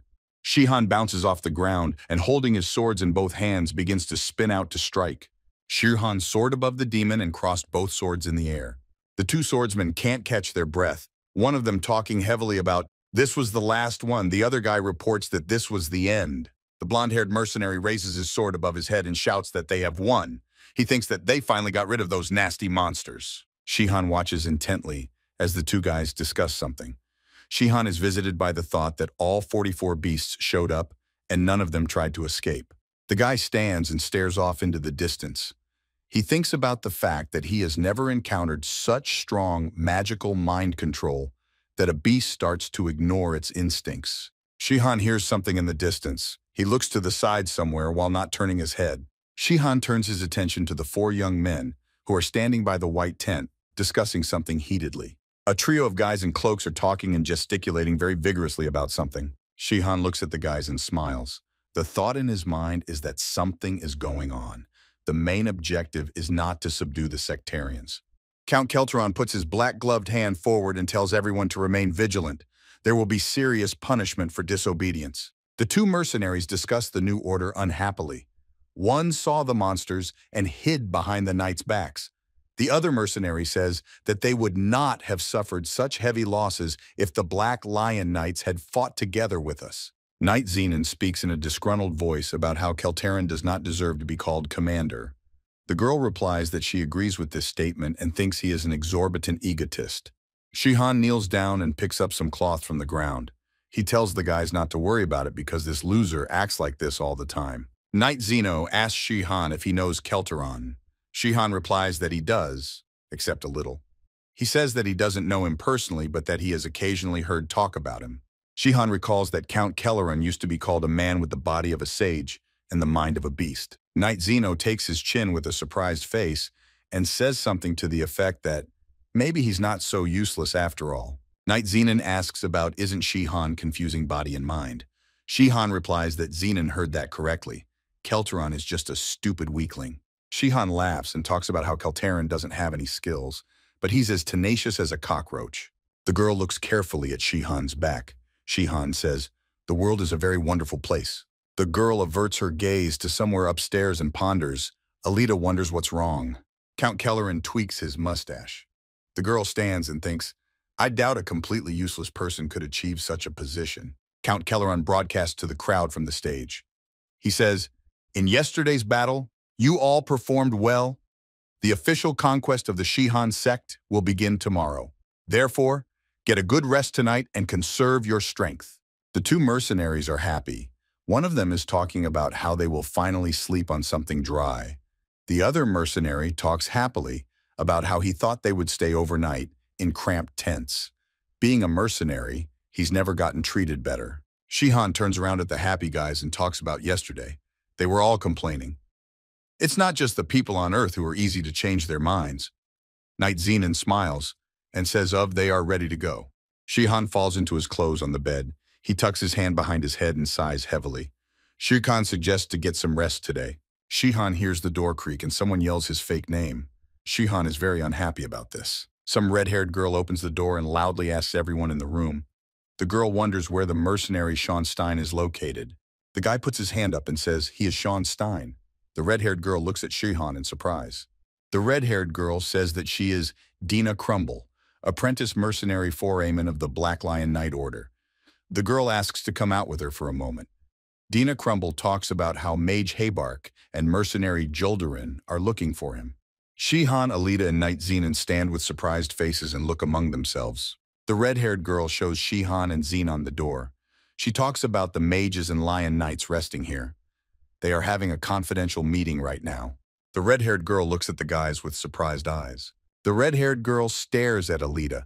She thinks about the fact that this sissy looks a little older than her, but she already has a warrior rank. Dina thinks that talents do exist. Shihan walks into the office, just in case he used the power of the Empress's 1,000 guises. He greets everyone and talks about being Sean Stein. A guy says he heard his name called. Some man tells him that he greets him and talks about being Juljeran. Some guy in a blue robe also introduces himself and talks about his name being Habark. Juljeran shows some kind of map to Shihan and Zenon. He says that Shikan has come just in time and asks him to look at it. Shikan looks at the map with an interested look. Julderin points to a red cross marked behind the mountains and says that this is the sectarian base. It will take half a day to reach it. Habark calmly tells Shihan that Shihan's second coming sect has access to the spell that controls the monsters. Shihan opens his eyes wide and looks at Habark. Knight Zeno replies and talks about the first time people saw beasts attack during heavy rain with thunderstorms. Habark puts his finger to his lips. He thinks deeply and talks about how apparently the mercenaries have started to notice it too. Habark asks the boys to keep what they saw a secret. Alita, Shikan, and Zenon stand with surprised faces. Shirkan immediately chuckles a little and scratches his chin. He speaks in a reassuring voice about how everything depends on the benefits. Habark covers his eyes a bit and says in a calming tone that he likes this attitude. Habark places a few shiny gold coins on the table and asks Shirhan if it will be enough. Zeno looks at the coins and says, "Oh, so much." Shihan stands behind Zenon's back with his hands folded across his chest. He thinks to himself, it's hard to consider it a lot of money when his underpants went for 100 gold coins. Shihan replies to Habark with his ringing voice saying that it will be enough. Habark calmly speaks about how it will be wise to maintain this stance going forward. The boys stand in front of Habark. Habark suggests we continue. He rants about how the second coming Shihan sect didn't have beast-subjugating magic before. They used dark sorcery based on human sacrifice. A guy in a dark robe is holding a purple orb. The magic is described as orderly and available for study. The end result can be calculated, whereas sorcery is disordered and unpredictable. Also, Sorcery is not recognized as magic because in many cases, sacrifice is required. Shihan is surprised by Habark's words and says that they control the monsters not by magic but by sorcery. Habark replies with a serious face that they have no such sorcery. This is a shameful story. Habark suddenly declares that all demons are a top-secret development from the Blue Tower. Shihan is taken aback by the information he has received. Habark remembers something and says that there used to be a man named Rakran Proud. He was a respected mage, and at 37, he was already living on the 6th floor of the Blue Tower. Because of his talent and skills, he was recognized and allowed to participate in the top-secret experiments of the Blue Tower. Habark talks about how Rakran wanted too much and his oversight caused the experimental beast to escape. Habark calmly says that Rakran lost all titles and rights as a result of this blunder and was sentenced to a 4-element punishment. Knight Zeno inquires, "A 4-element punishment?" Habark explains that this spell combines the 4 elements of magic: earth, water, fire, and wind. It is used in the tower for executions, essentially a death sentence. The Knight Zeno exclaims fearfully. Zeno is outraged that a man is being killed because of some mistake. Habark looks at Zenon very sternly and asks him if he thinks he should be more careful about what he says. Knight Zenon very quickly starts bowing to Habark and yelling for him to forgive him for his intemperance. Shikan and Alita look at this picture in surprise. Habark has something to tell the guys. He talks about how the guys should only know the essentials and asks them to just listen. Habark, almost in a whisper, tells them that they don't know how Rarkin did it, but he escaped from his cell and created an even sicker problem. Rarkin took one of the test animals with him. Habark talks about it being an unusual beast and one that has the ability and power to take control of other beasts nearby. Shihan is very tense. You can see it on his face. He's thinking about the possibility of controlling other beasts. The guy in the blue robe talks about how it was found out later, but Rarkin's parent actually turned out to be a high-ranking sect member, the sects of the second coming of Shihan. They undoubtedly used this beast to expand their power. Juldarad walks in and with his hands spread out says that in the end the real purpose of our quest is to kill this beast and eliminate all traces and connections of the Blue Tower to this incident. Juldarad thought that Shihan with his skills would be able to help them. Shihan scratches the back of his head and laughs nervously. He talks about how with their skills they could defeat even a dragon. Habark cuts off the boy's mirth. He puts his hand forward and says that Shihan guessed right. Habark imagines a huge green dragon in his head and tells Shihan that it's the one he'll need to kill, the Dragon of Earth. At this moment, Shihan tenses up very much. A drop of sweat runs down his cheek. He is running the thought of the dragon through his head. The guys are sitting by the river doing their laundry. Shihan talks about the target being an earth dragon, so no wonder they offer 10 gold pieces. Shihan thinks that given his current condition, it's not an easy opponent. Zeno asks Shihan why the swordsmen and mages would want to subdue so many heretics. Shihan frowns. Shihan imagines himself being killed and says that they have heard the secret of the Blue Tower and will be in danger because of it. After the mission, the knights may want to get rid of them. Knight Zenon and Alita tensed up. They look at Shihan with questioning eyes and remain silent. Shihan closed his eyes. He thinks about how strange it is that it never occurred to them. Shihan thinks it's not surprising either since it's a time of peace. Alita talks about how she thinks it will go off without a problem. Shihan turns his head towards the girl in surprise. He is greatly surprised. The girl remembers Zenon and says that it was because of that Zenon changed the subject from the question about the secret experiment of the Blue Tower. Alita thinks they would have told about it if they were planning to kill. The girl rested her hands on her knees and said the same thing about the details of the incident. She noted that they were deliberately made clear, though they could have just given orders, gagging the important information. Knight Zeno asked Alita in a cheerful voice if she had noticed it. The girl replied that she wasn't that clueless. Shihan, barely looking out from behind Zenon's back, thought that he had probably underestimated the guys. Knight Zenon turned to Shihan and asked him if he would do as they wanted. Shihan smiled at the guy across from him and replied that he didn't know yet, but good information could be turned into great bait, and with it, he could get closer to Jacksongard. The guys continued washing clothes. Zenon offered Shihan to wash the clothes for him if he was tired, but Shihan only asked if he wanted to hang dry. Knight Zenon looked behind Shihan's back with rapturous eyes and exclaimed. Shihan wondered what the guy saw there, so he turned back as well. Women from the nearby communities were walking towards the guys to wash their laundry. One of the women smiled widely and asked if there were two handsome young men here. Shihan and Zenon became very embarrassed as they stood in confusion. One after another, the women asked them questions such as whether they had come from the capital, whether they were uncomfortable staying in a remote village, and advised them to gain strength before leaving. Knight Zeno smiled broadly and tied his coif around his neck, telling them it was time for them to go. The women replied that of course they would forgive them, and Shihan looked at the women in surprise. The guys left and the women stayed by the river to wash their clothes. Zeno admits that it was awkward and hard not to be infected by their energy since they are such nice people. The women turn sharply around on the guys. Their faces have gone black. They see that the guys have let their guard down. One of the women abruptly snatches a blade from under her skirt and holds it in her hand. The woman runs with all her legs at the guys. She holds the blade in her right hand. She is clearly not in a benevolent mood and wants to kill the boys. The girl turns around sharply and sees what is happening. She is dumbfounded, but she quickly realizes that she needs to defend herself. The girl abruptly turns around and trips the woman. The woman, along with the knife, flips over herself and flies to the ground screaming. Zenon and Shihan see the womanizing woman rolling on the ground. They turn around and ask Alita something with surprised faces. The women left by the river stand with daggers in their hands. They are grinning angrily. One of the women says, "Tuss, the ambush failed. I can't believe you all figured it out. Pathetic unbelievers." Shihan asks Alita if they were fanatics and how she knew about it, since she reacted as if she was aware of the ambush. Alita, clenching her fists and preparing to fight, replied that she didn't know. The girl added in a confident voice that she was just always wary of people around her. Shihan put his hand to his chin and thought about it.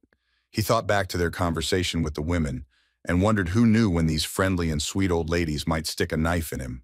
The old ladies are advancing on the guys, looking very sinister with daggers in their hands. Their eyes are glowing red. One of them declares that their dull and dreary life is definitely better than death.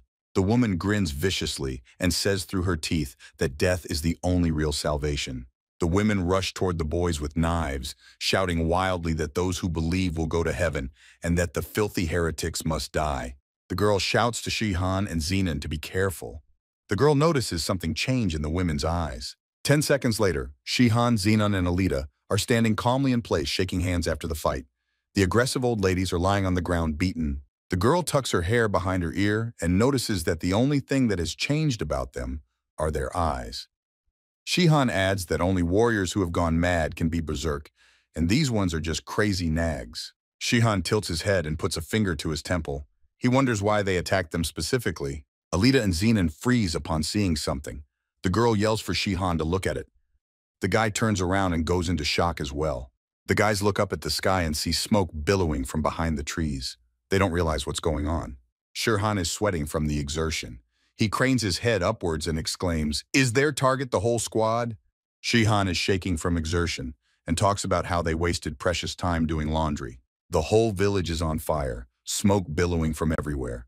Shihan assumes that the whole village is a den of heretics. The crowd, angry and armed with shovels, pitchforks, and other tools, stands, waving them around and shouting that Shikan's sect will go to heaven and non-believers will go to hell. They declare that death is the only liberation and salute Song Shihan. A man stands holding his blade up. The words, "He's completely out of his mind," echo from his lips. The entire village is ablaze, and the fire illuminates the dark sky. The man turns his head forward and notices something. His face instantly tenses up. A huge black bull is bearing down on the man, wanting to ram him. The bull has huge black and red horns and yellow eyes. The man is covered by a 3-stage shield, with purple energy emanating from the shield. The man grinds his teeth and speaks of the demonic beasts being at the head of the heretics. The man puts the shield in front of him and shouts something about the iron wall. The shield reflects the bull's blow with its horns, and purple rays fly in all directions, illuminating everything around it. The man holds back the blow and lifts his head up. He sees a guy flying through the sky with a sword. The man shouts his name. The guy waves his blade and screams destruction. The guy leaves a green line with his blade in the air. The two guys stand next to each other and prepare to fight. One of them shouts out, asking why there are so many demonic beasts here, and if this castle belongs to the legendary Demon King. Hubbard puts his hand to his chin and talks about those heretics. They scattered demonic beasts all over the mountain. The man angrily shouts back and resents that the range of influence is so wide. Monsters of all sorts come into view. Someone says this mission is definitely beyond them. Haybark says in a serious tone that his mind control abilities have gotten stronger because of the experiments. The man becomes furious and yells loudly, furiously, that this only means that fighting against him is the same as fighting against a dragon that is 5 times older. Haybark calmly replies and talks about how the mind control skill has increased several times, so the physical abilities have increased according to the calculations. The man does not calm down and asks about the dragon completely exceeding Haybark's expectations. The man turns around abruptly and notices something. He says in a strained voice that he doesn't like everything. The man notices the demonic beast heading towards the tavern. He thinks to himself that this is very bad. A huge demon bear hits the ground with its large paw and roars loudly. The ground flies in all directions. Count Kelleron sits slumped against the wall in terror. The 2 girls stand and hold their swords in their hands. They are greatly afraid, but still plan to protect their count. Count Kelleron squeals and cries like a little girl. He screams about being told that the tavern is safe. Count Kelleron stares in horror at the huge demon bear. He squeals in a shrill voice to be rescued. The red-haired girl holds onto her sword and looks at the huge monster in horror. A blue beam of light splits the air and illuminates everything around it. Shihan stands crossing his 2 swords above his head. These swords glow with a blue color. Shihan is protecting the red-haired girl. The red-haired girl is ecstatic. She shouts joyfully to Shere Khan and calls him Sean. Knight Zenon and Alita swing their blades in all directions. They chop the monsters to pieces. The man in the cloak runs up to Shere Khan and says that they are alive because of him, and asks where the rest of the mercenaries are. Shere Khan stands still and answers and talks about how they are fighting heretics all over the village. The man tells Shihan about staying here and protecting the Earl of Kelteran, and they will take care of the demonic beasts. Count Kelteran hysterically yells at Shihan about protecting him. Shihan looks at this lowlife and smiles widely. Shihan heard some strange and loud popping noise with his left ear. He shifted his gaze to the side. Shihan stands still for 1 minute and listens for a moment, hoping to hear something else. Shihan thinks of something approaching him. A huge earth dragon towers above the crowns of the trees. It twists its neck and head around, hoping to see its prey. The entire heretic village is half destroyed. Houses are burning with flames and a cloud of smoke stands over the village. A huge demon bear falls to the ground with a crashing thud. A man covers himself with a shield from the shockwave. The man turns around and shouts to his subordinates that they are almost done and have a little more time left to hold out. Count Kelteran exhales and says with a smile on his face that he expected the Black Lion to be able to handle all the monsters. Shihan tries not to pay attention to the Count and just silently averts his gaze to the side. Shihan looks ahead at the battlefield. He thinks about the fact that there are too few monster carcasses. He thinks about the fact that everyone else escaped. The 2 guys in capes are screaming in terror. They look up somewhere with their mouths open. The dark-haired man turns around at the screams too. He bares his teeth and screams. A huge green dragon walks above the tree crowns. The man asks about why it appeared just now. The dragon stares intently with its eye, which glows yellow somewhere in the distance. You can see its green skin. This dragon is very dangerous. The dragon opens its mouth wide and screams loudly. These screams can be heard by all the inhabitants of the nearby areas. Someone is yelling something to the dragon.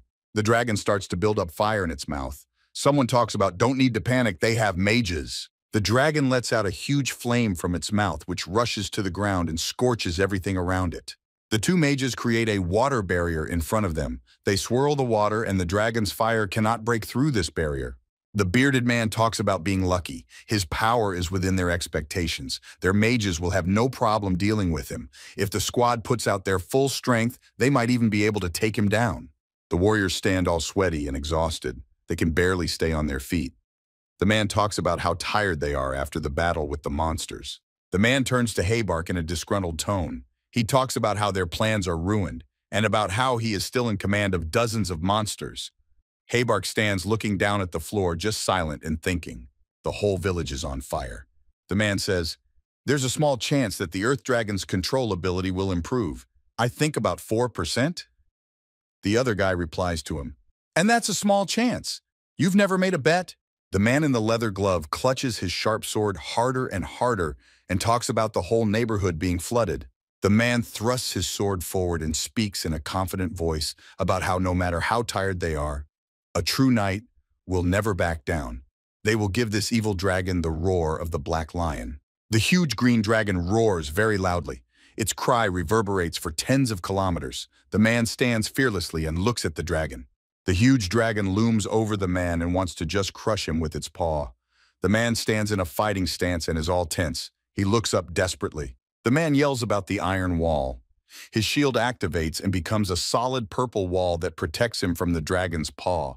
The man yells, "Annihilation!" and leaps at the dragon swinging his sword. The sword leaves a purple trail behind it. He strikes the dragon.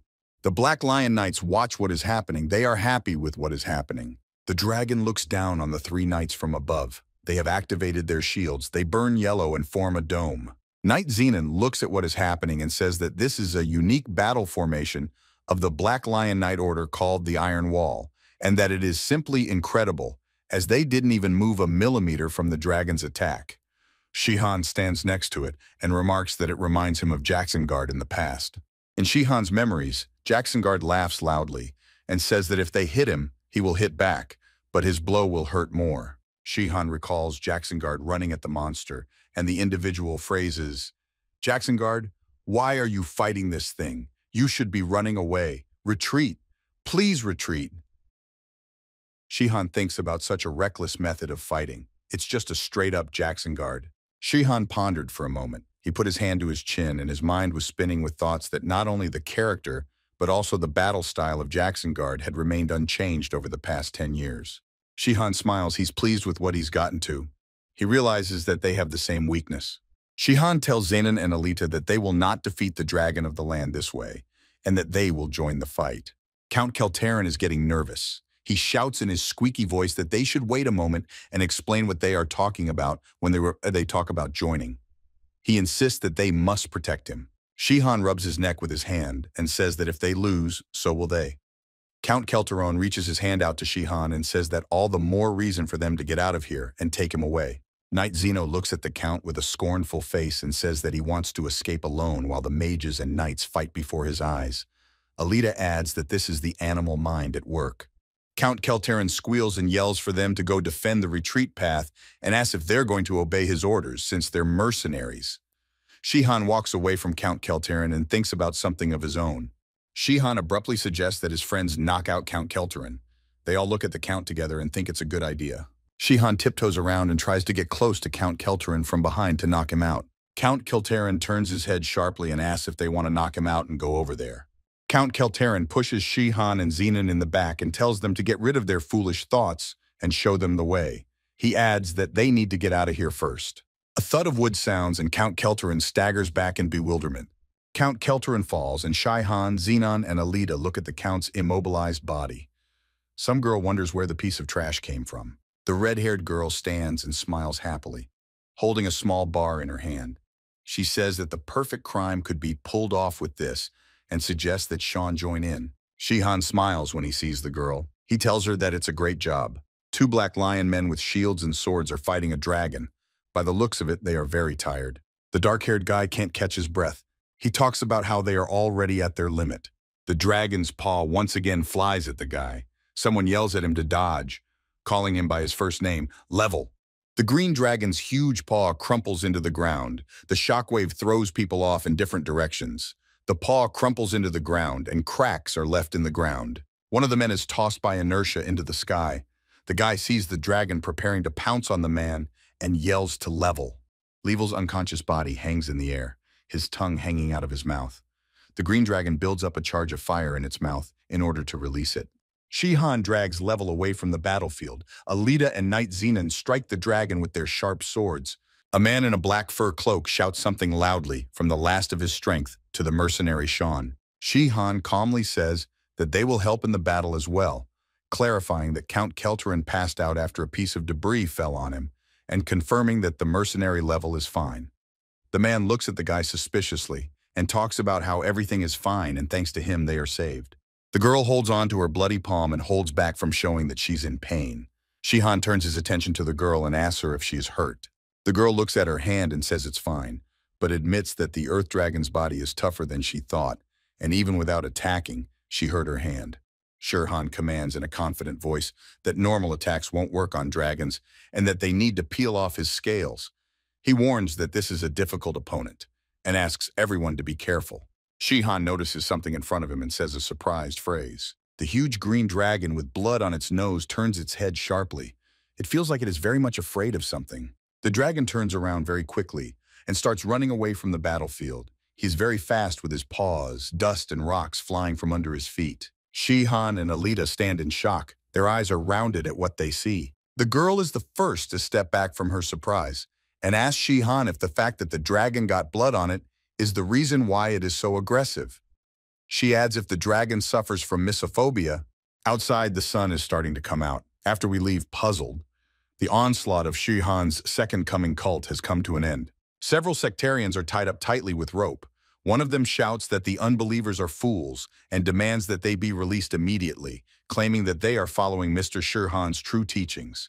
Some guy kicks a sectarian and tells them to shut up. He expresses his outrage that the cult is doing such things in the name of a savior from another world. He claims that Mr. So Shihan, back on Earth, would not be happy about this. The cultist falls to the ground and shouts that Mr. So Shihan will save them. Shihan stands and listens to the conversation. He thinks to himself that he is not going to save the sectarians. Shihan looks around in different directions and says that he thinks they are done here. The girl looks in the same place as Shihan and reports that their side took a lot of damage due to the ambush, and there are only about 600 men left in the unit. Count Kelterin rises from his hospital bed and looks at the girls in surprise. They exhale and think about how it's a good thing the Count doesn't remember anything. The girl turns around and asks if the fact that it's been 3 days since they left the village means that the suppression of the sectarians is complete, considering the leaders have already fled. Alita and Shihan walk through the ruins of the village.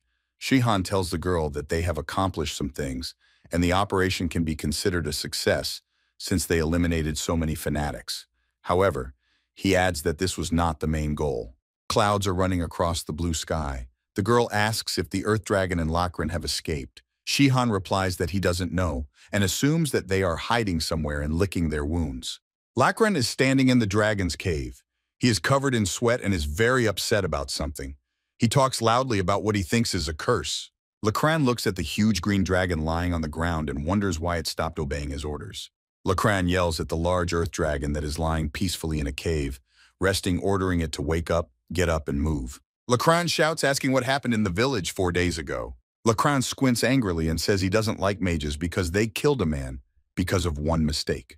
Lakran presents the silhouette of a dragon and says that if he had his powers, he would have gotten rid of his pursuers long ago.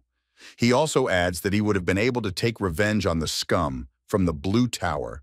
The hooded Lakran smiles evilly, his eyes and mouth burning red. He says that a life of luxury with Shere Khan's church money would await him afterward.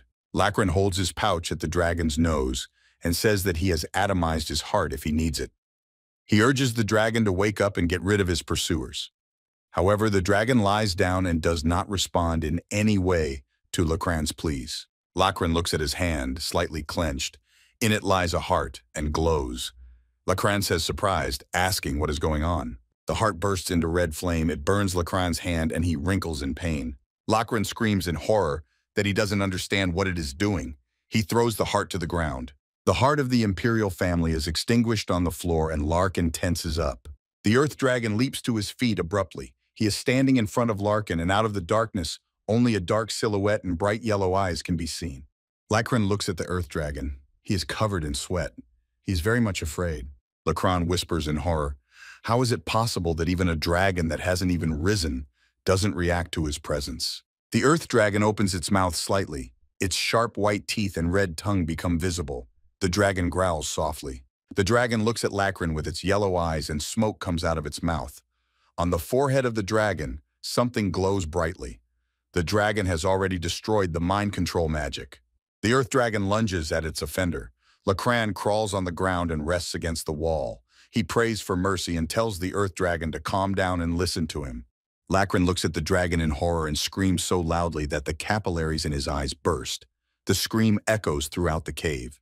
The dragon kills Lakran mercilessly and heads towards the cave exit with heavy steps. One of the guys looks at the cave and says, "Is this a cave?" It's quieter than he expected. He thought it would be full of monsters. Joldarin and Haybark stand in the bushes looking at the cave and discuss the events of the last few days. Juldaran says that there are no beasts left to control, as they have gotten rid of over 100 monsters in the last few days. Habark replies after thinking about it and says something that made him feel relieved. Habark squints a little and turns his head to the side. He's talking about something either way. Habark whispers in Juldaran's ear and asks him why Count Keltarin is here. At this time, Count Keltarin walks behind their backs and looks around in different directions.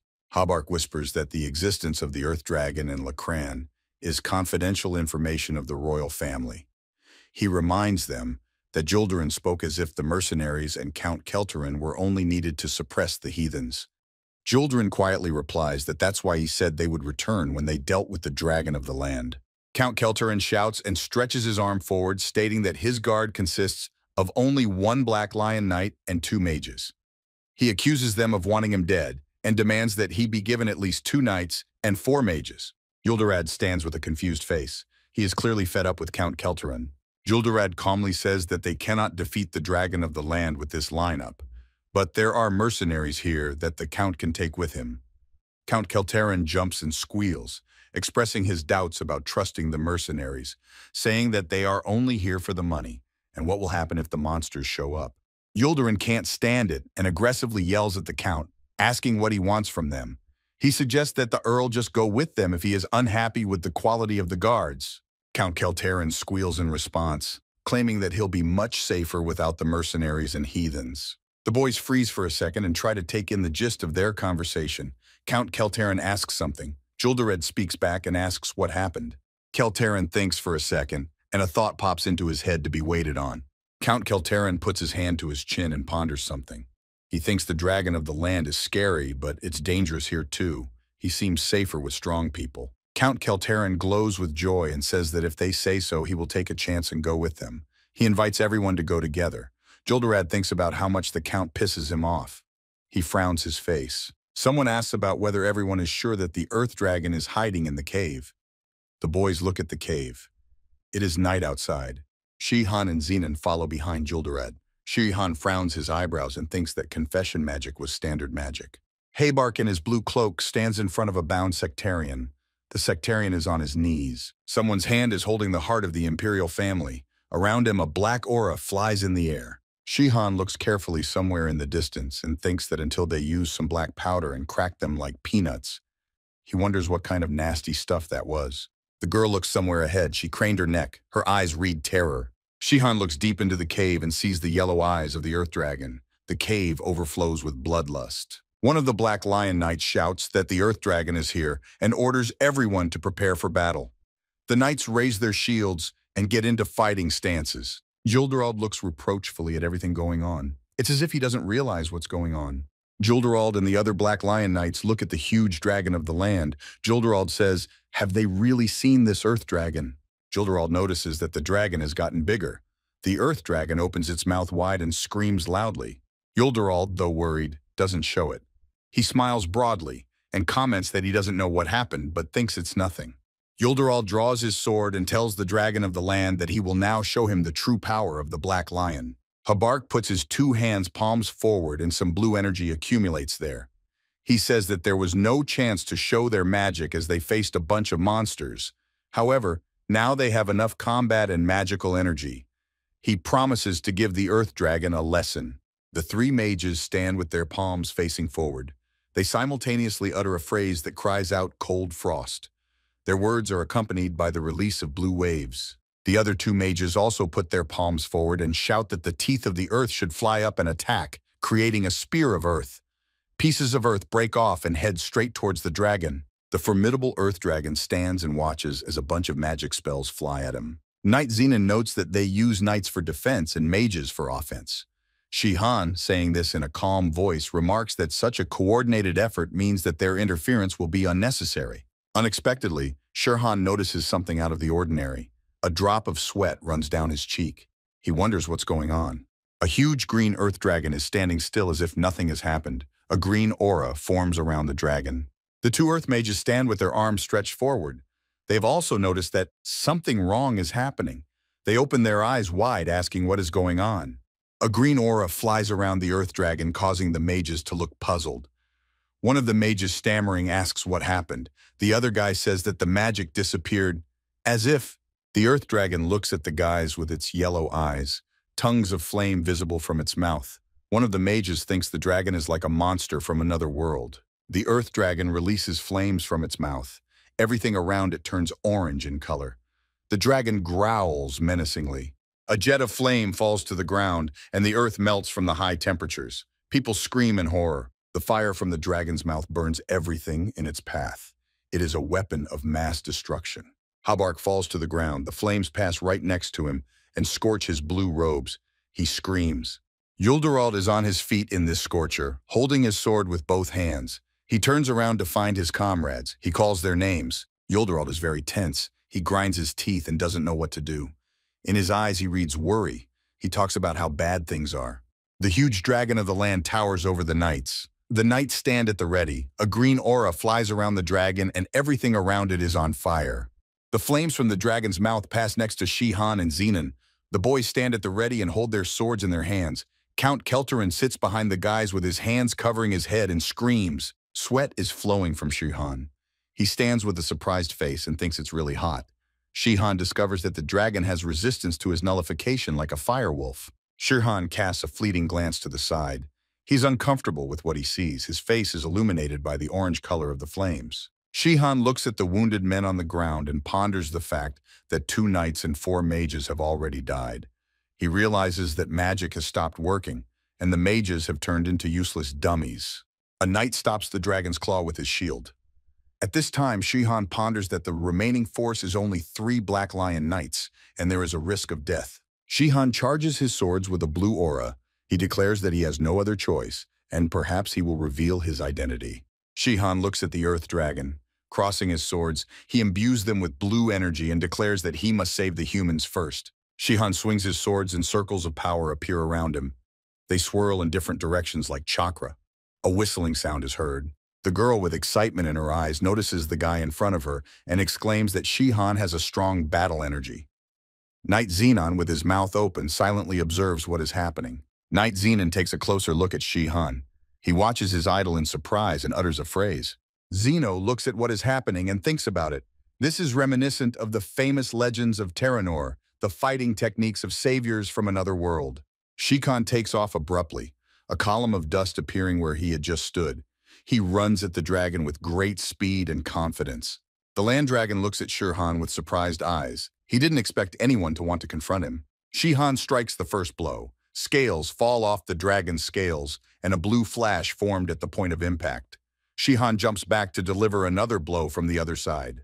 Julderald and another Black Lion Knight look up with surprised faces. Julderald utters Shihan's made-up name. The girl holds the sword in her hands and speaks enthusiastically about her admiration for such power. Knight Zeno calmly pronounces that it goes without saying.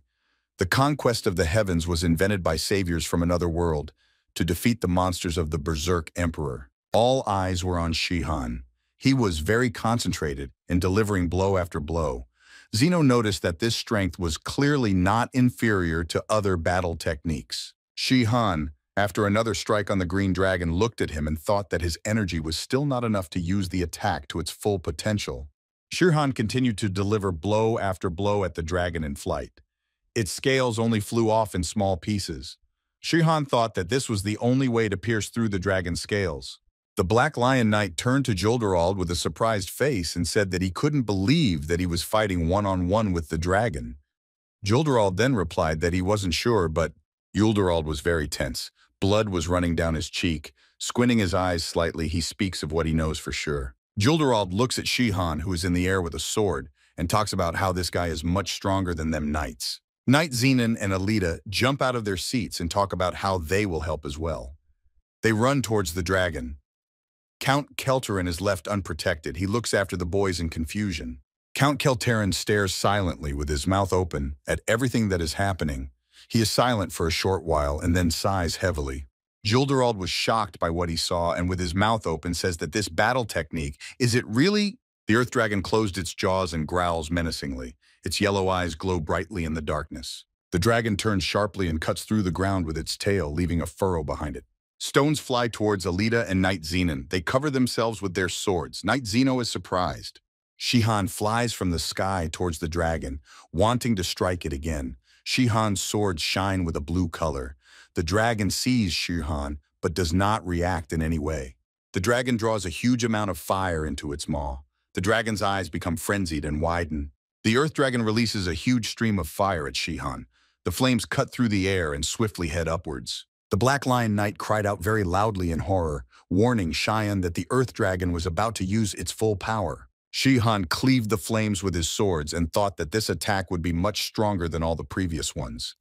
The flames enveloped him from all sides. Shihan flew at the dragon with a confident look. Clutching his sword tightly in his hand, he said, "If the neutralization magic doesn't work." Shihan shouted, "Conquering the heavens!" He slashes a tongue of flame with his sword and afterward shouts, "Rumble of the mountains!" A shocked Alita and a confident Xenon knight stand and watch Shihan fight the dragon from the ground. Sparks appear around Shirkan's sword. He says, "The energy of the dragon's sword." Shihan stabs the two swords straight into the dragon's head with all his might. The swords strike with blue sparks and lightning. Shihan utters 1,000 explosions, and a blast wave and a pillar of electricity erupts from the dragon's head. The dragon falls to the ground. Shihan stands over the dragon's dead body. He sighs heavily and talks about how it all worked out. The red-haired girl covers her mouth with her hand in surprise. Count Keltrin also stands in shock at what he has seen. The two caped mages are also standing with their mouths open. Everyone doesn't understand how an ordinary mercenary managed to defeat a dragon. Shihan stood with a sad face, puffing up his cheeks. He thought that everyone was staring at him like that and must have already figured him out. Mage Haybark tediously thought of what to say and started to draw out.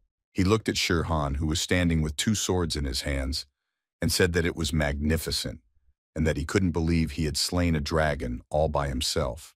Shihan looks at everyone in surprise. He is confused and smiles slightly. He utters something. The two Black Lion guys were delighted. One of them said that he couldn't believe that Shihan was working as a mercenary with such abilities and asked him not to tell him. Another guy picked up on the thought and exclaimed that it was an incredible strength. Shihan didn't realize what was going on. He thought to himself, just as long as they weren't impressed with just good skills and not an encounter with someone who is legendary. Shihan stands and thinks about the fact that before, he probably would have killed such a dragon with a single blow.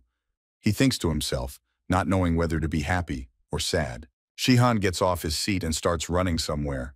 He thinks to himself that he's just glad that everyone is in one piece. Someone yells something to Shihan. Shihan stops in surprise and looks somewhere. Juldarad looks at Shihan with a displeased look and says that he withheld his skills. He claims that Shihan's energy, skills, and sword skills are on par with the order of the Black Lion Knights. No, he might even be much stronger than them. Shihan smiles and looks at Juldarad, asking him what this is about. Suddenly, Knight Zeno steps in. He smiles and says that Shihan didn't mean any of this, my lord. He claims that before becoming a mercenary, Shihan only trained in the mountains. Although he's older, Zenon felt that he lacked experience, so he suggested that he start at a lower rank so that Shihan would pick up the slack. The two guys from the Black Lion Knights look at Zenon in surprise. The one says that it's okay to hide your abilities when you're a mercenary. The guys scrutinize the faces of Knight Zenon and Shere Khan. They can't believe that Zenon is younger than Shere Khan. Juldarad still looks at the guys with a disgruntled look and says that's what it means. So even though he had the rank of a knight, he was courteous to him. Shihan smiles widely, scratches the back of his head and says that yes, that's how it is, all thanks to them. He claims that he was just lucky and believes that he contributed a lot to the victory. Shihan expresses his hope that their reward will go beyond words of praise. Juldarad nods approvingly and smiles slightly. Juldarad turns around and walks away, bidding farewell with words that when they return to the capital, the boys will be given what they deserve. Shihan stands with his head down, trying to catch his breath normally after the fight. Shihan thanks Zenon and says that he got out because of him and expresses his gratitude. Knight Zenon only smiles widely in response. Knight Zenon turns his head and says loudly that Shihan put so much effort into his image and he couldn't let it go to waste. Zenon adds that he thinks it was as if Shihan was holding back so believably that it seemed as if his skills were only enough to slay a dragon and that he was really good. Shihan stands and smiles widely. He is very happy to be praised. A girl is standing next to him. She looks at Zenon with surprised eyes. The girl asks Shihan if Zenon knows that he has lost his power. Shihan looks at Zenon and replies that when his friends betray him in a big way, They will see if Xenon will tell anyone about his weaknesses. Shihan explains that he told Xenon about it because he had no choice. Shihan stands with his eyes covered and says that it worked out either way. He adds that using Sky Conquest with so many people around was risky, but with his current powers, even the most observant wouldn't have uncovered it. The girl points her finger at someone and says, asking about something. Shihan looks closely and is greatly surprised. The girl points her finger at the Earl of Keltarin. He stands in the distance and looks at the girl and Shirhan. Alita says that he seems to know Shirhan and that he is very observant. Count Keltarin is standing there covered in sweat. He is very nervous and is reaching for his small beard. It's not clear what's on his mind. Shihan turns his head towards Count Keltarin, sighs heavily, and says that their business is not good. A red-haired girl in tears loudly shouts to someone for the Lord to wake up. The girl sits over the corpse of the knight. In the process of taming the dragon, 4 top-ranked mages bid farewell to their lives, and 2 Black Lion Knights were in critical condition. The body of the Lacran was found in a cave. The mages burned the earth dragon and the body of the Lacran using fire magic to finally wipe out their existence. Shihan looks at the pyre made from the dragon's corpse and thinks that magic works on corpses. He notices that when the Ignatian wolf died, its corpse disappeared, as did the corpses of the other monsters from the other world. Shihan thinks back to all the demons he's fought recently and thinks there's a clear connection between them and the beast whose magic was able to attack him. He wonders why the male corpse hasn't disappeared. What is influencing this? After all the events, Juldaran's squad returned to the Zard village to join the main group. They spent the night in the village and then returned to the kingdom of Jacksongard. Count Keltarin is nervously reporting to someone something. He starts his speech with a phrase about something important. Suddenly, Shihan, in his real form, appears in front of Count Keltarin and says that they need to talk about something important. Suddenly, Shihan in his real form appears in front of Count Keltarin and says that they need to talk about something important. Count Keltarin gets worried and replies that of course they need to talk about something. He mentions that they have a journey tomorrow and suggests that Shihan should rest, as he might be better off. Shihan looks at Count Keltarin with a surprised face. He doesn't realize if Keltarin is really holding him for a fool. Shihan suddenly starts yelling at the Count. He loudly notices that Count Keltarin is speaking too quietly. Count Keltarin jumps up on the spot and nervously starts gibbering, calling Shihan a savior from another world. Count Keltarin smiles very nervously. He realizes that he has burned himself. The Count is covered in sweat and says, Shihan smiles very wickedly but contentedly and looks at Keltarin. He says he knew it. The Count realized who he really was. The Count and Shihan are sitting in a restaurant. Count Keltarin asks if Shihan is really dreaming. Shihan puts his head on his hand and looks at the Count intently. He asks him how he figured it out, considering he isn't even a sword master. Count Keltarin nervously lowers his gaze and replies that they had run into each other a couple times. He recalls how Shihan fought during the revolution and admits that he had his doubts considering he has less energy now. Count Keltarin looks at Shihan spitefully. A drop of sweat runs down his cheek, and he says that he didn't know Shihan had returned to Terranor. He then questions why Shihan would want to hide. Count Keltarin recalls the moment when the 6 emperors ascended the throne and tells Shihan that they came out victorious in that war. He notes that the enemies have been exterminated and adds that there is no more need for fighting. Count Keltarin looks at Shihan carefully and thinks that he probably wants to avoid unwanted attention. However, he thinks that Shihan is trying unnecessarily hard to do so. Count Keltarin is deep in thought about something and begins to suspect Shihan of not telling him something. Count Keltarin abruptly asks Shihan if there are still enemies left on Terranor. Shihan was not prepared for such a strange question and his eyes rounded. Shihan lifts his head from his hand and wonders why the Count is talking about enemies. Count Keltarin is confused and says that since Shihan's return to the land without words, there have been various rumors. He mentions that one of them says that the other heroes, jealous of their savior's strength, sent him back to his homeland by force. Shihan sits calmly with his hands folded on the table. He calmly listens to what Count Keltarin is telling him. Count Keltarin says something that everyone is sure is purest fiction. Count Keltarin continues his story, saying that as he sits across from him, he begins to remember what people have been talking about. Shihan sits up and looks disdainfully into Count Keltarin's eyes, still impressed. Shihan looks at Count Keltarin and thinks that just from the fact that he is hiding his identity, the Count has almost deduced a complete picture of what is going on. Shihan thinks for a second. He doesn't understand why someone as intelligent as Count Kelteron would be attributed with the mind of a beast. Shihan sighs and asks the Count what he would do if the tales were true. Count Kelteron tensed up at such an unexpected question. He stammered and started to say something. He mumbles. Count Kelteron imagines Shihan and Jacksonguard as allies. He thinks that in that case, everything will be fine as long as he is on Jacksonguard's side. After that, Count Kelteron presents the situation differently, thinking that if Shihan really betrayed, he will take revenge by all means. Count Kelteron continues his thought process and asks himself the question, can't even a savior from another world handle 6 heroes? Count Kelteron is very sweaty and tense, wondering what will become of the one who reveals his identity. Count Kelteron falls to his knees in front of Shihan and cries out in sweat, begging for mercy. Shihan, not realizing what is happening, asks. Count Kelteron kneels down and starts banging his head on the floor. He quickly speaks of Shihan to spare him as he's supporting the mother and child, and if he dies, they will die too. Shihan sits at the table and is perplexed. Shihan stands and looks at Count Kelteron with disgust. He thinks that the Earl wasn't even married. What 3-year-old child? That's why they call him an idiot with an animal mind. Count Kelteron kneels down in tears and folds his hands in supplication, asking for pity on him. Shihan thinks the Count's brain instantly shuts down at the sight of danger. Shihan smiles, realizing that he has figured out the Count. He thinks his talent is only activated when he feels safe. That's why the Count was sitting his pants down when they were fighting the Empire. Shihan sits at his desk and scratches the back of his head with his eyes closed. He tells Kelteron that he didn't plan to kill him at all. Count Kelteron cheerfully asks if this is true. Count Kelteron joyfully exclaims that he is grateful. Grateful. Tears continue to flow from his eyes. He says that if he is left alive, he will serve well, and that Jacksonguard will not find out anything. Shihan calmly replies to Count Kelteron, saying that he can't just let him go.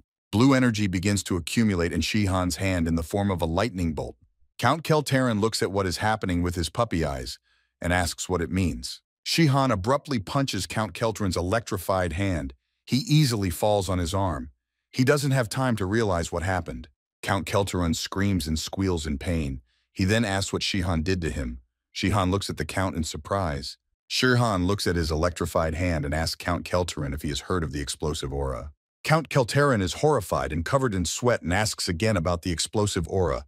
Count Kelteron is presented with a man with dynamite inside. When using explosive aura, combat energy is implanted into the body, and it is possible to detonate the person on whom it was used at any time, a unique skill of a savior from another world. Shihan is pleased with what he has done and says that even though he can only use it on 3 people at a time, and that only if they are not swordmasters or mages, it is still the best skill. Shihan turns to Earl Kelteron and informs him that his life is in his hands. He adds that he will break the spell when he can trust him. Count Kelteron sits on the floor, he's holding his heart and crying. Count Kelteron exhales in relief and says that he is alive.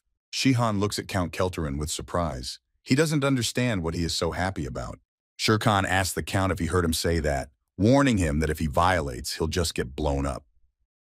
Count Kelteron turns his attention to Shihan and rants about how he can blow him up whenever he wants.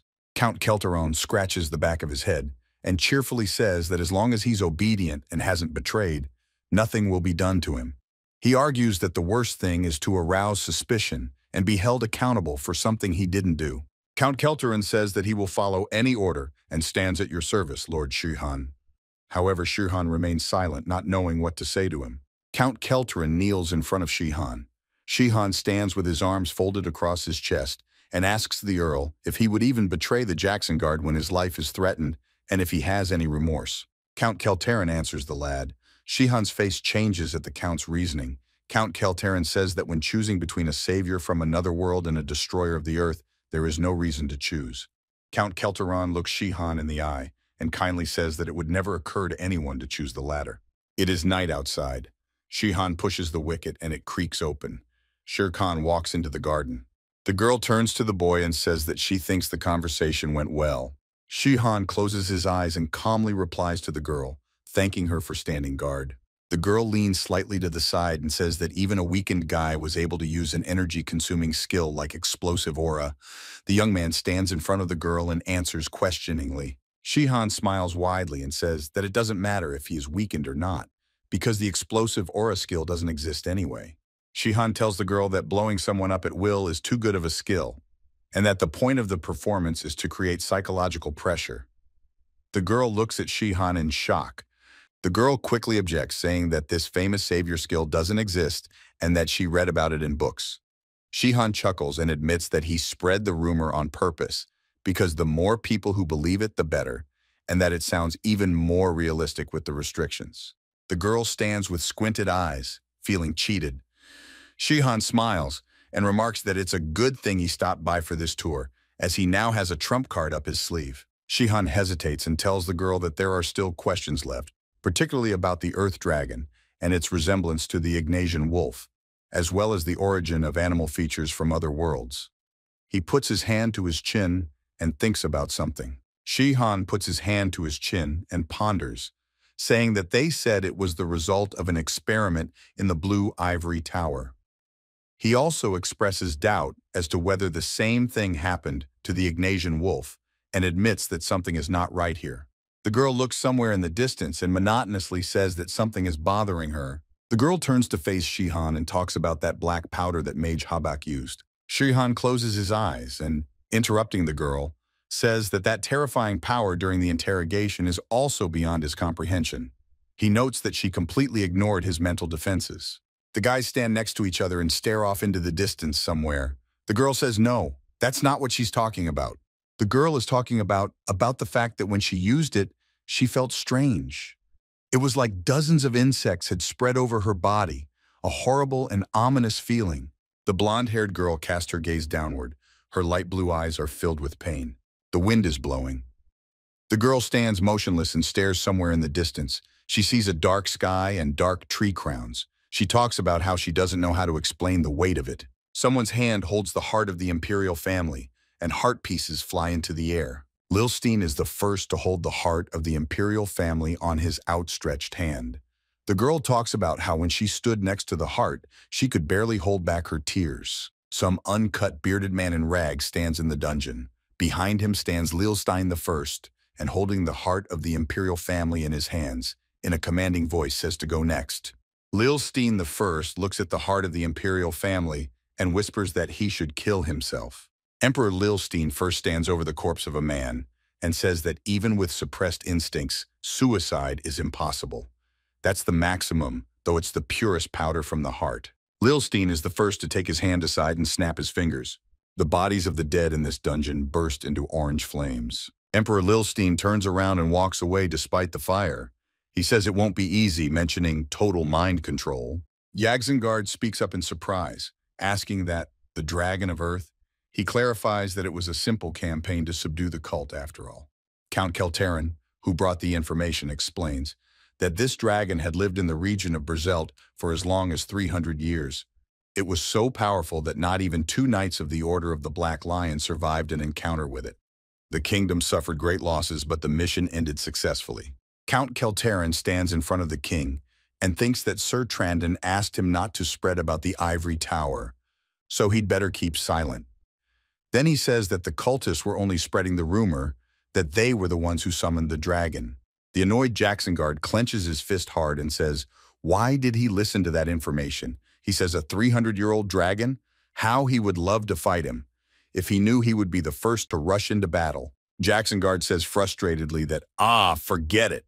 He turns to Keltarin, saying that he didn't know about it, did he?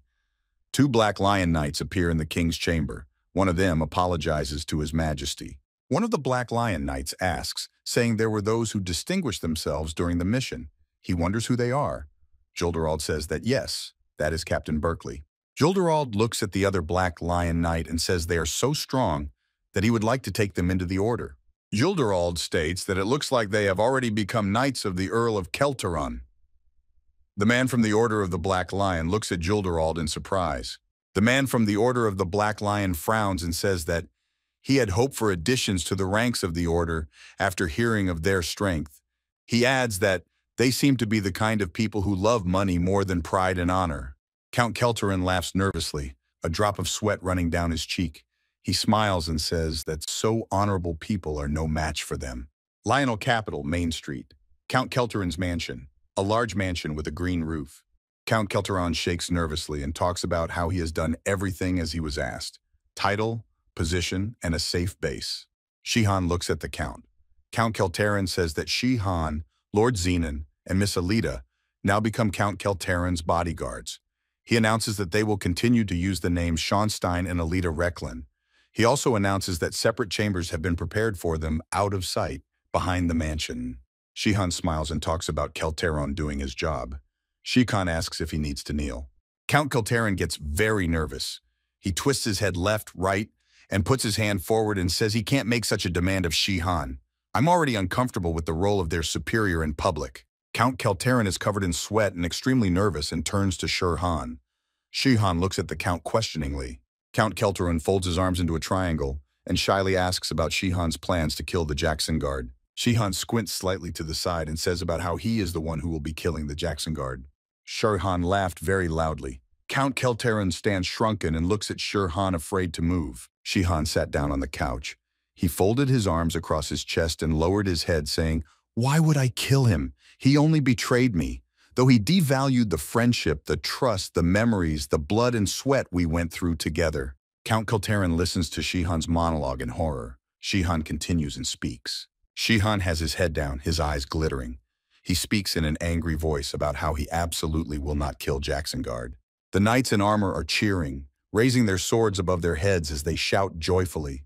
Some guy is sitting by the fire, on the former battlefield. He has his head down and his arms folded. A blonde-haired guy with blue eyes stares languidly at the campfire. Jackson Guard, axe in hand, approached the guy by the campfire and told him what he was doing here alone. He told the lad that the battle was over and ordered him to wash the victory away.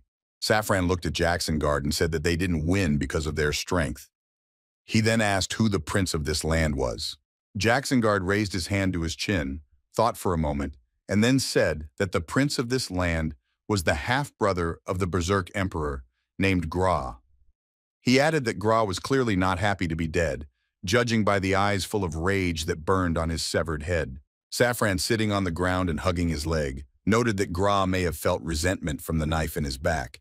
He emphasized that things might have ended differently if the Berserk Emperor had sent help. The blonde-haired Safran's hair mussed when he said that Gra had actually used it to get rid of a political rival. Jackson Guard stood over Safran and the fire crackled slightly. He said that no one cares about blood anymore when power is at stake, and that the most important thing now is still victory, asking Safran's opinion. Safran calmly replied, "Jackson Guard, I envy your short-sightedness." Jackson Guard smiles and talks about how Safran needs to have a simpler attitude towards life. Otherwise, his smarmy face will get wrinkles. Safran throws a disgruntled look at Jackson Guard. Safran sits and remains silent. Safran lowers his head, closes his eyes, and asks Jackson Guard without asking a specific question.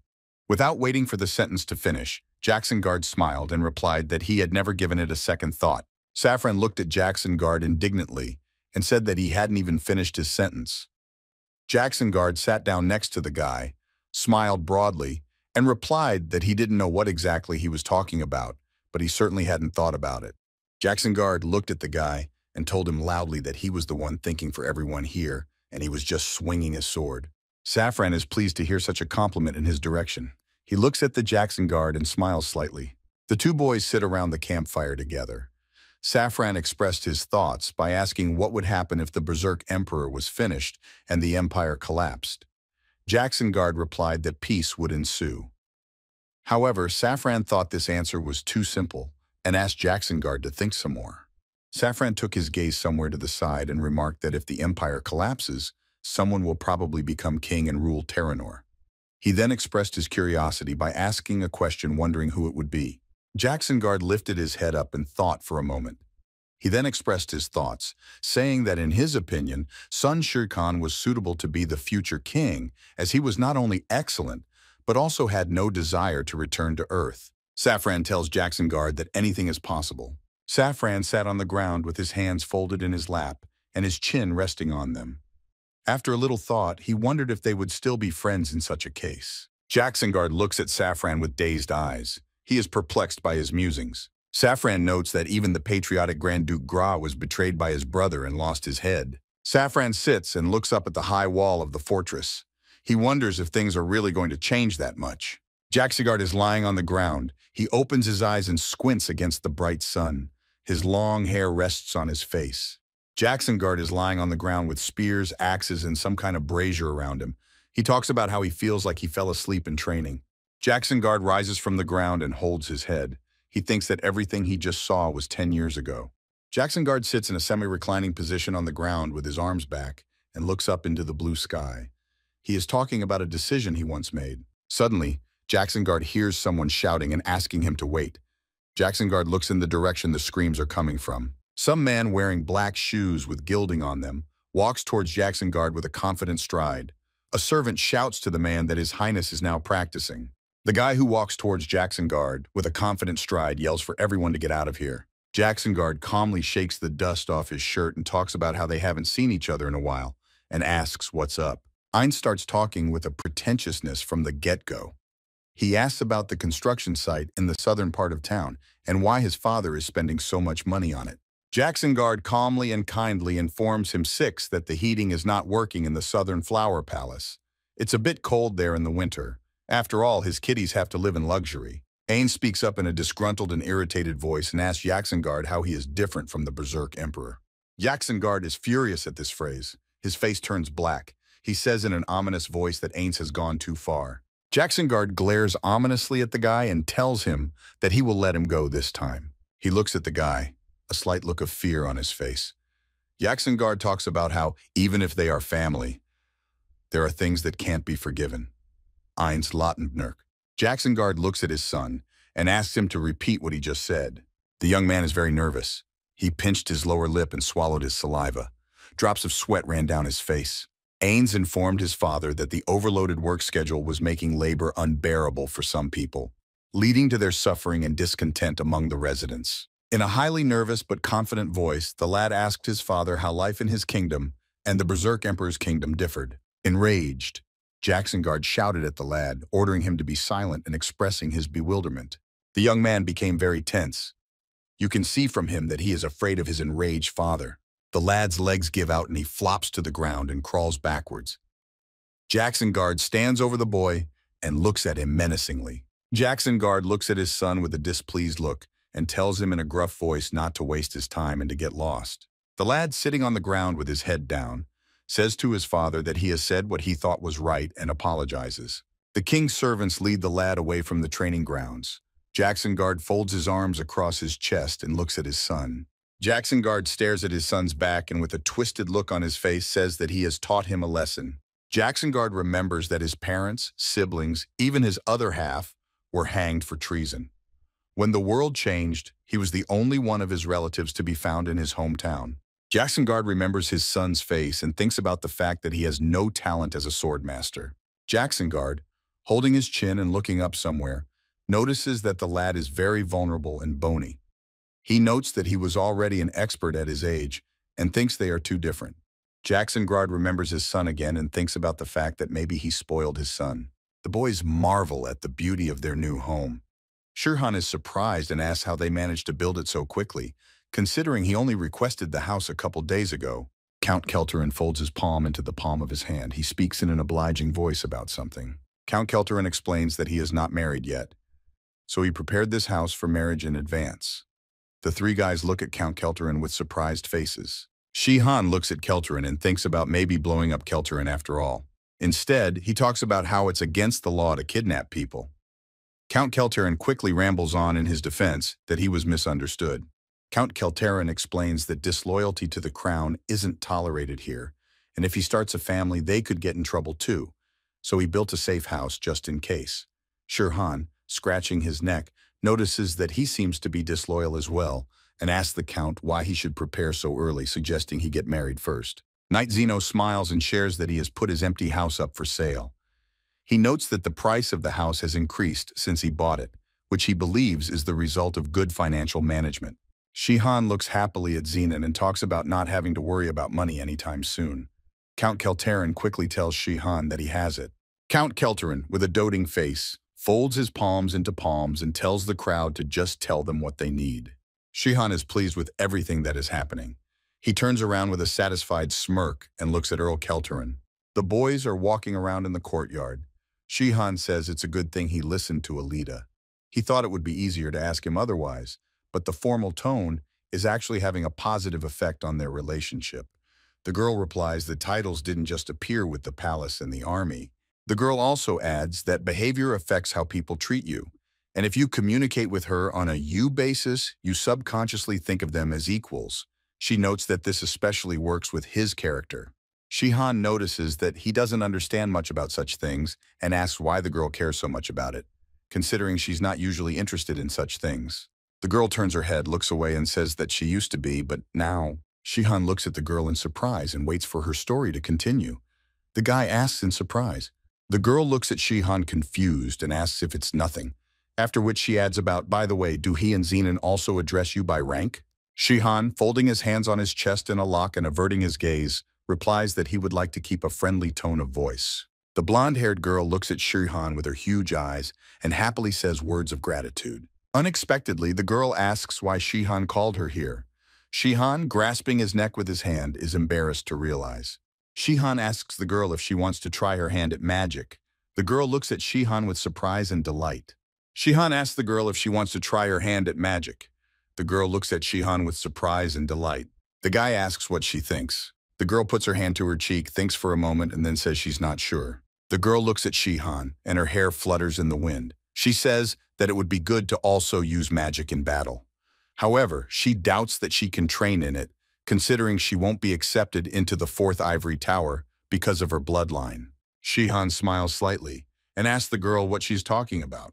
Shihan smiles and confidently says that the high-level mage in front of her is a high-level mage who is a savior from another world, a sword master without 5 minutes of divine rank, and a 9th-level mage who is a master of his craft. Shihan puts his 2 hands forward and explains, magic is basically divided into 3 languages. The first one is the language of runes. Mages use it to move magical energy. Shihan's hands begin to glow and he casts an incantation. Shihan holds the flame in his palm and says, second, spell, a layer that converts energy into a spell. The flame becomes a breath that emanates from his fingertips. Shihan throws the flame into the ground and there is a small explosion. Shihan talks about it being a magical fire. And finally, the signal that triggers the magic is command. There is smoke coming from where Shihan threw the fireball. He turns to the girl and talks about, this is how it works. Shihan snaps his fingers and there are 4 more explosions in the clearing where they are standing. He then says that these are just the basics, and in time they will stop overthinking it all, coming with training and experience. Shihan smiles and adds that even the smartest person can't memorize everything about magic. He says there is something that can help.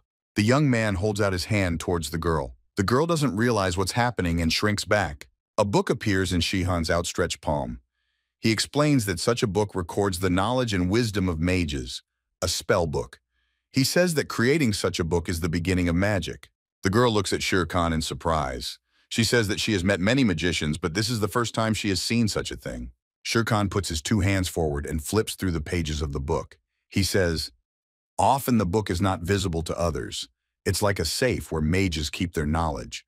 By conjuring in a certain pose, you can look for techniques in the book. Shihan stands in a pose with 2 palms facing forward and says they call it handprint or somatics. The girl looks surprised at Shihan's hands and says something about this pose. Shihan imagines himself in exams and talks about how an invisible book would be just perfect in exams. The girl doesn't understand what this is saying to her. Shihan asks him something. The girl asks the guy about isn't there martial energy and magic on Earth.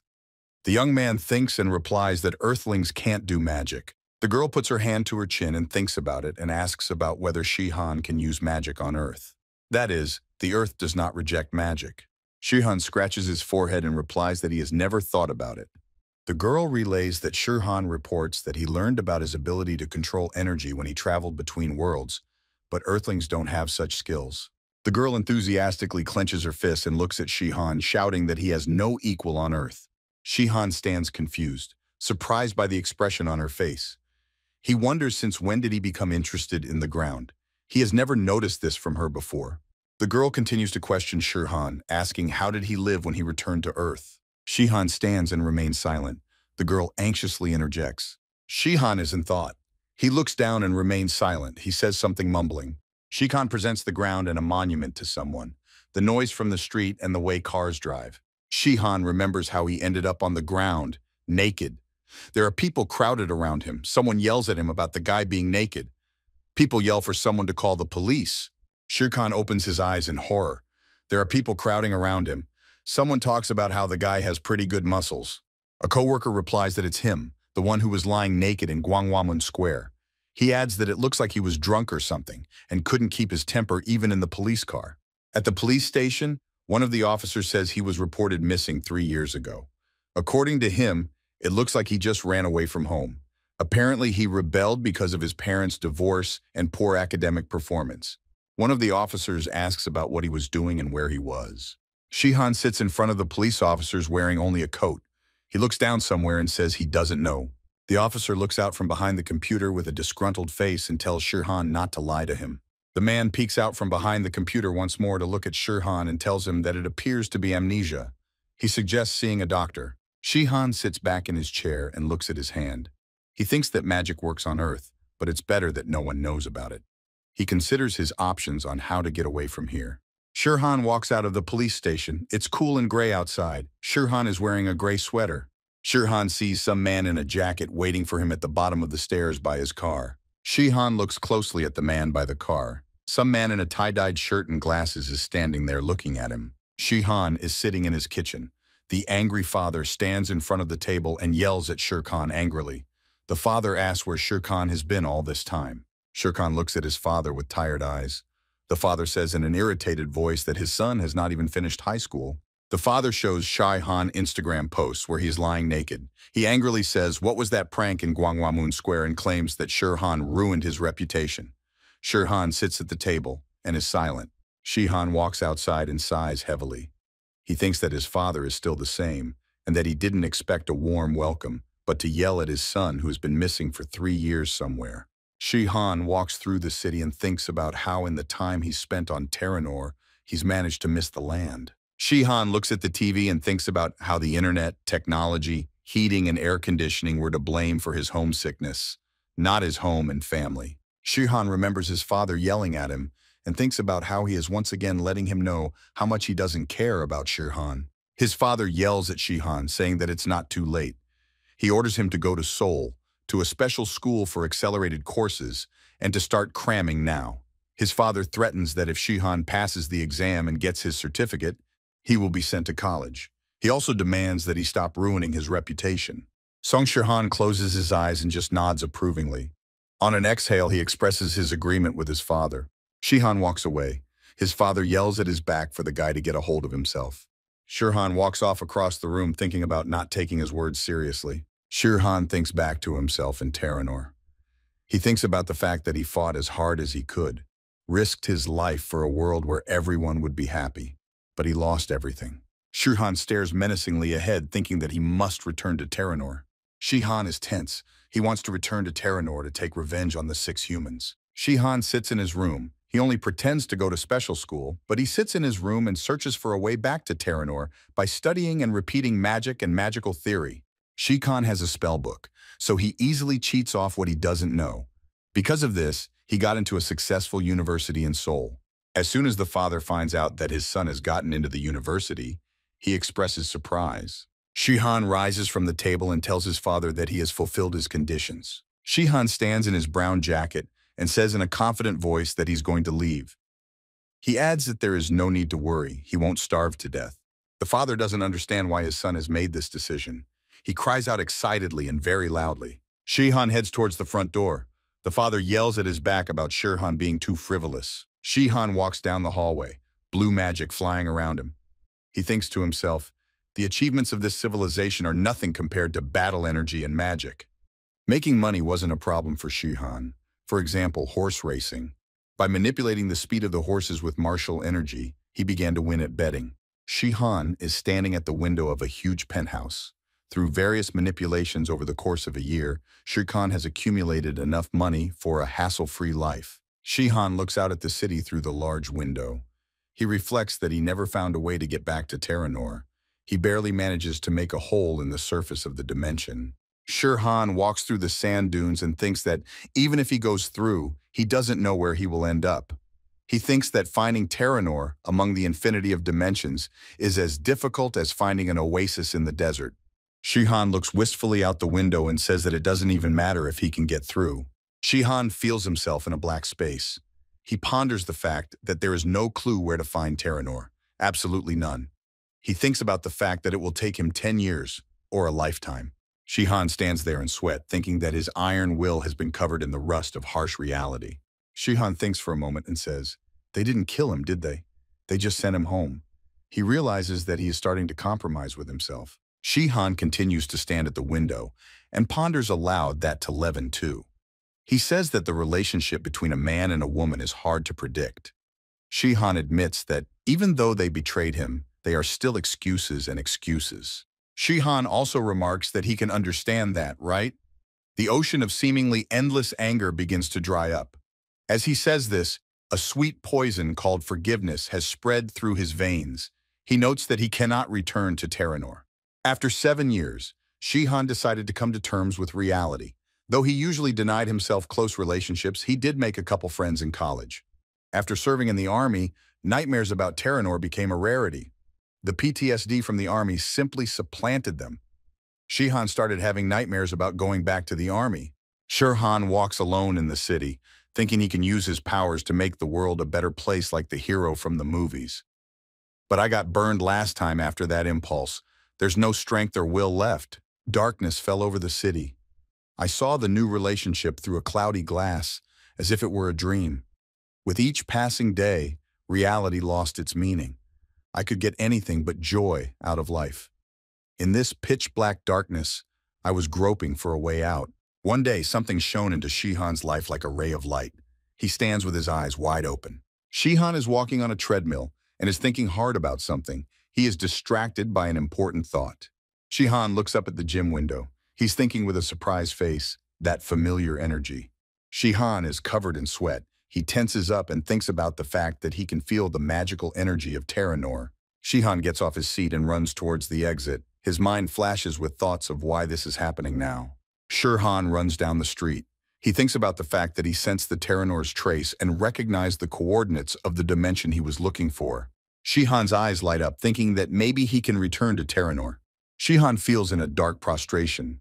He thinks that he has tried everything, but unless he knows what dimension Terranor is in, it is almost impossible to return. Shihan in a black tracksuit is running down the street and thinking about that without a doubt, the magic of Terranor. It has traveled through the dimensions and reached Earth. The young man decides to speed up. He runs and thinks, what difference does it make to him? After all, I've decided to stay on Earth. Shihan shifts foot after foot and tells himself to convince himself that he has forgotten everything. Forgive everyone. The guy remembers walking through a gray city in a gray coat, and he has nothing inside. Guy thinks about how if that were true, he wouldn't be so devastated. Shihan has a very serious attitude.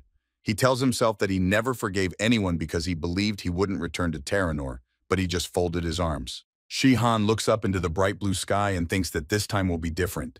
He can go back there, and this time he won't give up. Shihan sits in his kimono, in lotus pose. He dropped out of university and started practicing magic and martial energy again. He also started studying interdimensional travel magic. Shihan sits with a confident face. He ponders that if he learns the coordinates, opening the portal won't be a big problem. For the first time since returning to Earth, he feels alive again. Shihan stands in front of the interdimensional portal. A miracle has occurred, and a bridge between Earth and Terranor has appeared. 10 years have passed since Shihan arrived on Earth. Shihan stares at the portal with a mesmerized look and says to himself that it has finally worked. Shihan is beyond excited. He stands with his arms spread wide and laughs loudly. He talks about how he can finally return to Terranor. Shihan approaches the portal. His gaze is ominous. Is he saying he understands them and has forgiven them? Well, that's absurd. He can only forgive them after he returns everything he took away. He claims he'll get to everyone. Shihan stands in the clearing again and replies to the girl about how it wasn't bad. Shihan stands in the clearing with his arms at his sides and says that he can still use magic and battle energy, so things are going well. He offers to let the bad parts of his life pass. The girl smiles and casts her eyes downward. She shyly says the phrase. Shihan is taken aback. He looks at the girl in surprise and doesn't understand why she asked that question. The blonde-haired girl sits on her knees on the grass.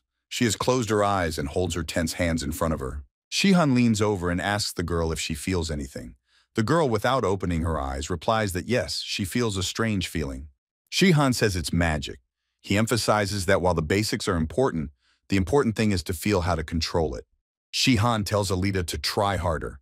He explains that once she reaches level 3, she will be able to hide the use of the summoning spell. The girl sits on his lap and asks, "Is magic only level 3? Shihan replies that yes, and explains that she was able to use it even with minimal magic proficiency. Shihan explains to the girl that the marks don't disappear, she just hides them. He adds that it's not that hard. The girl understands and gives a long, drawn-out long pull in response. Shihan stands and smiles at the girl. He says that once she learns how to cover her tracks, he won't have to tail her. The girl starts to get up from her knees. She asks if it will be possible to travel alone once she learns it. Shihan spreads his hands and replies that of course, as long as she has enough strength, why would he need to hang around her? Shihan smiles broadly and adds that she will only be able to travel alone if she promises to live quietly and peacefully without crossing anyone's path.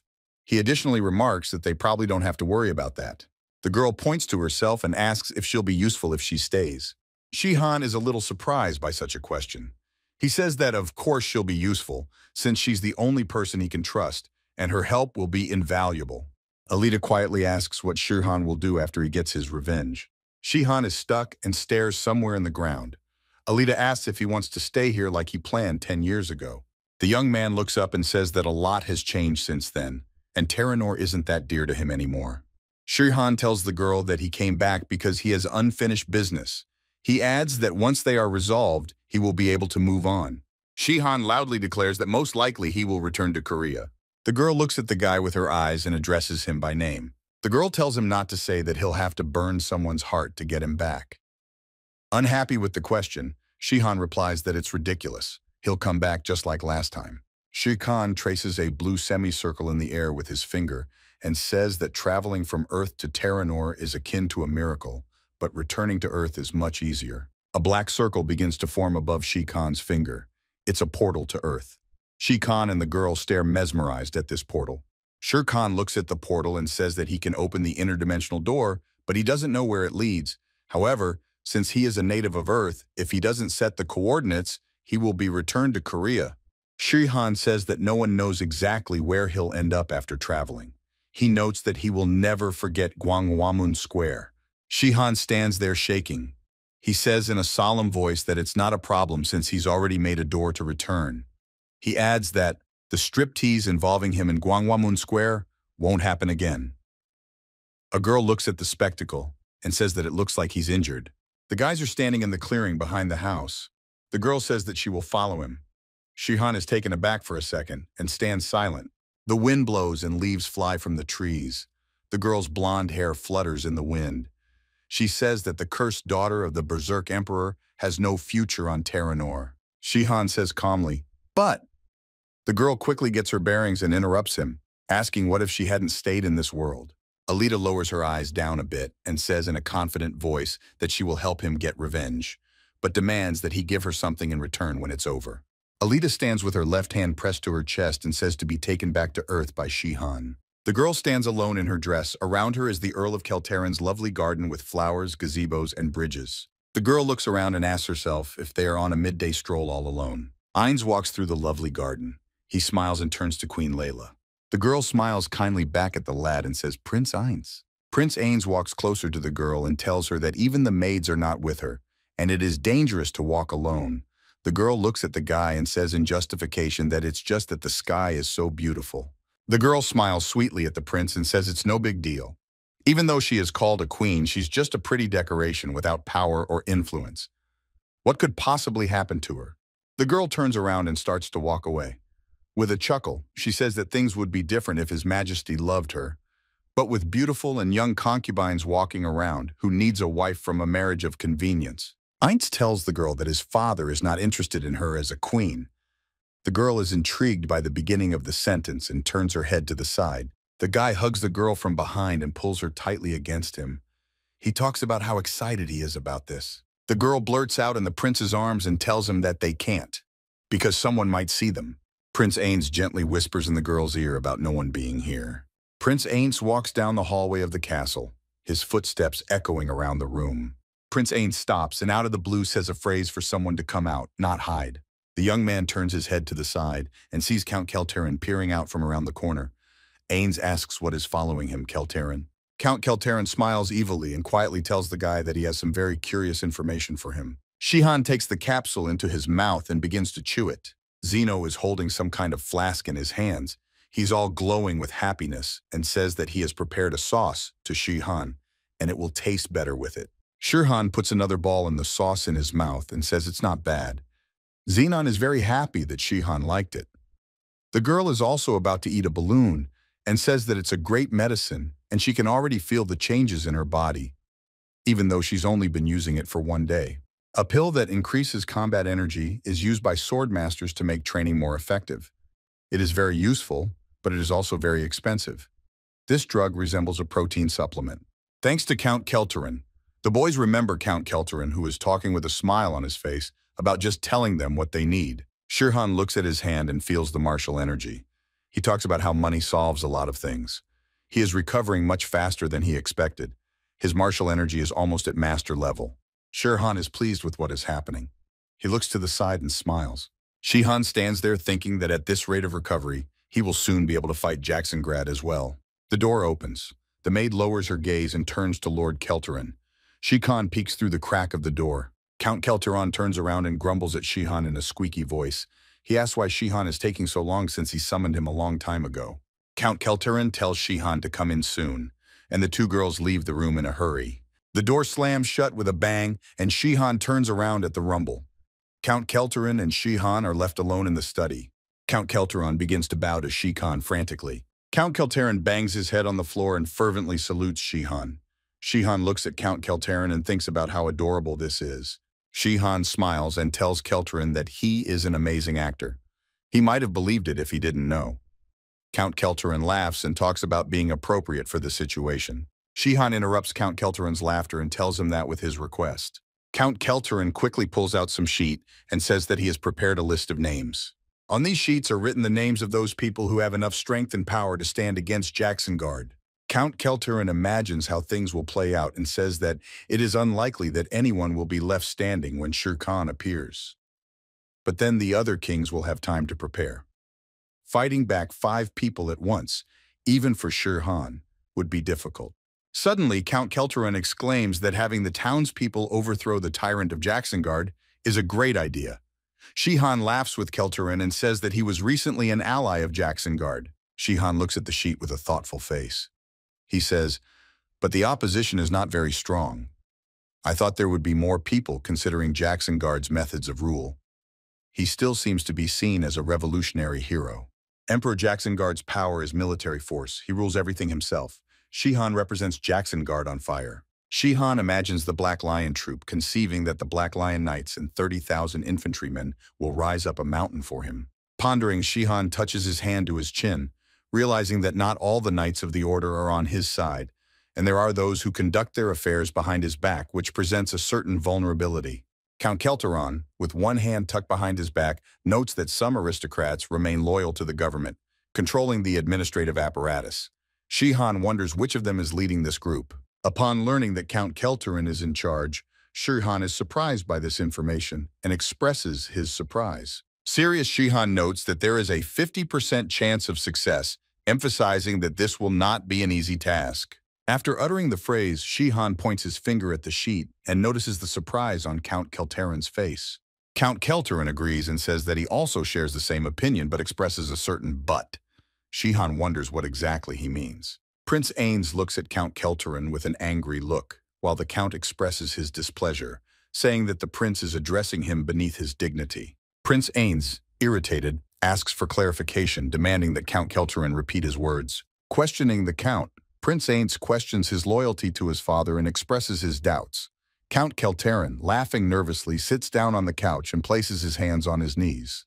Prince Ains declares that he doesn't believe Count Keltarin could betray his father and ridicules him. At this time, the Count recalls the pleasant moments spent together with Jacksongrad. Count Keltarin takes his eyes off Prince Ains, contemplating the difficult situation and what to say. He realizes that Sir Shihan has helped him deal with this situation, but he can't reveal the truth just yet. Prince Ains, sitting in his chair, waits for a response from the Count and angrily demands that he stop lying and speak matter-of-factly. Silently smoothing his beard, Count Kelterin pensively considers his next steps, remaining indecisive. Count Kelterin admits to the young man sitting across from him that he considers himself a parasite, much to Prince Ains's shock. With an elevated tone, Count Kelterin declares that a good parasite knows how to choose its host and foresees the imminent end of the age of Jacksongard. Prince Ains replies sharply to the Count that what he said is bad, even for a joke. Count Kelterin calmly drinks his tea and says he is willing to risk his life for it. Count Kelterin, folding his hands in a lock and resting his head on them, declares with a serious face that he doesn't care about patriotism and the suffering of the peasants, and he says this because it benefits him. Count Kelterin, with his eyes covered, continues his monologue, speculating on what those he considers loyal subjects dream of, and stating that there is no point in temporary luxury. Prince Ains objects to the Count's remarks and asks why he thinks his father's reign will be short, but the Count only smiles wryly and says that the prince knows the answer to his question.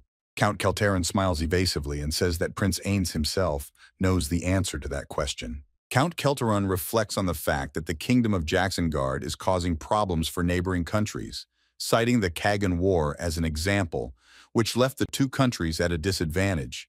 He believes that any weakness of Jacksongard could cause a reaction from the kingdom of Lilstein or the Anasus Empire. Prince Ains was taken aback by such words from the Count, as he had not previously viewed the situation in such a light. The Count claims that the friendship between the heroes of the revolution has become a thing of the past, and believes that Jacksongard has not long to live. He believes that giving up the throne would be the best decision for the people and the nation. Count Kelterin sighs and smiles, thinking that he could easily betray the country and take refuge in safety. However, he thinks that he would have to look patriotic because of Sher Han. He believes that if successful, it is better to remain a patriot than a traitor. Count Kelterin expresses his fears, saying very nervously and covered in sweat that if the state falls, the prince will be in danger. Even he will not betray his nation. Prince Ains, raising his head proudly, expresses his doubts, saying that he still doesn't realize how Count Kelterin will benefit from his rule, and that if he wants to, the Count's luxuries will turn to ashes.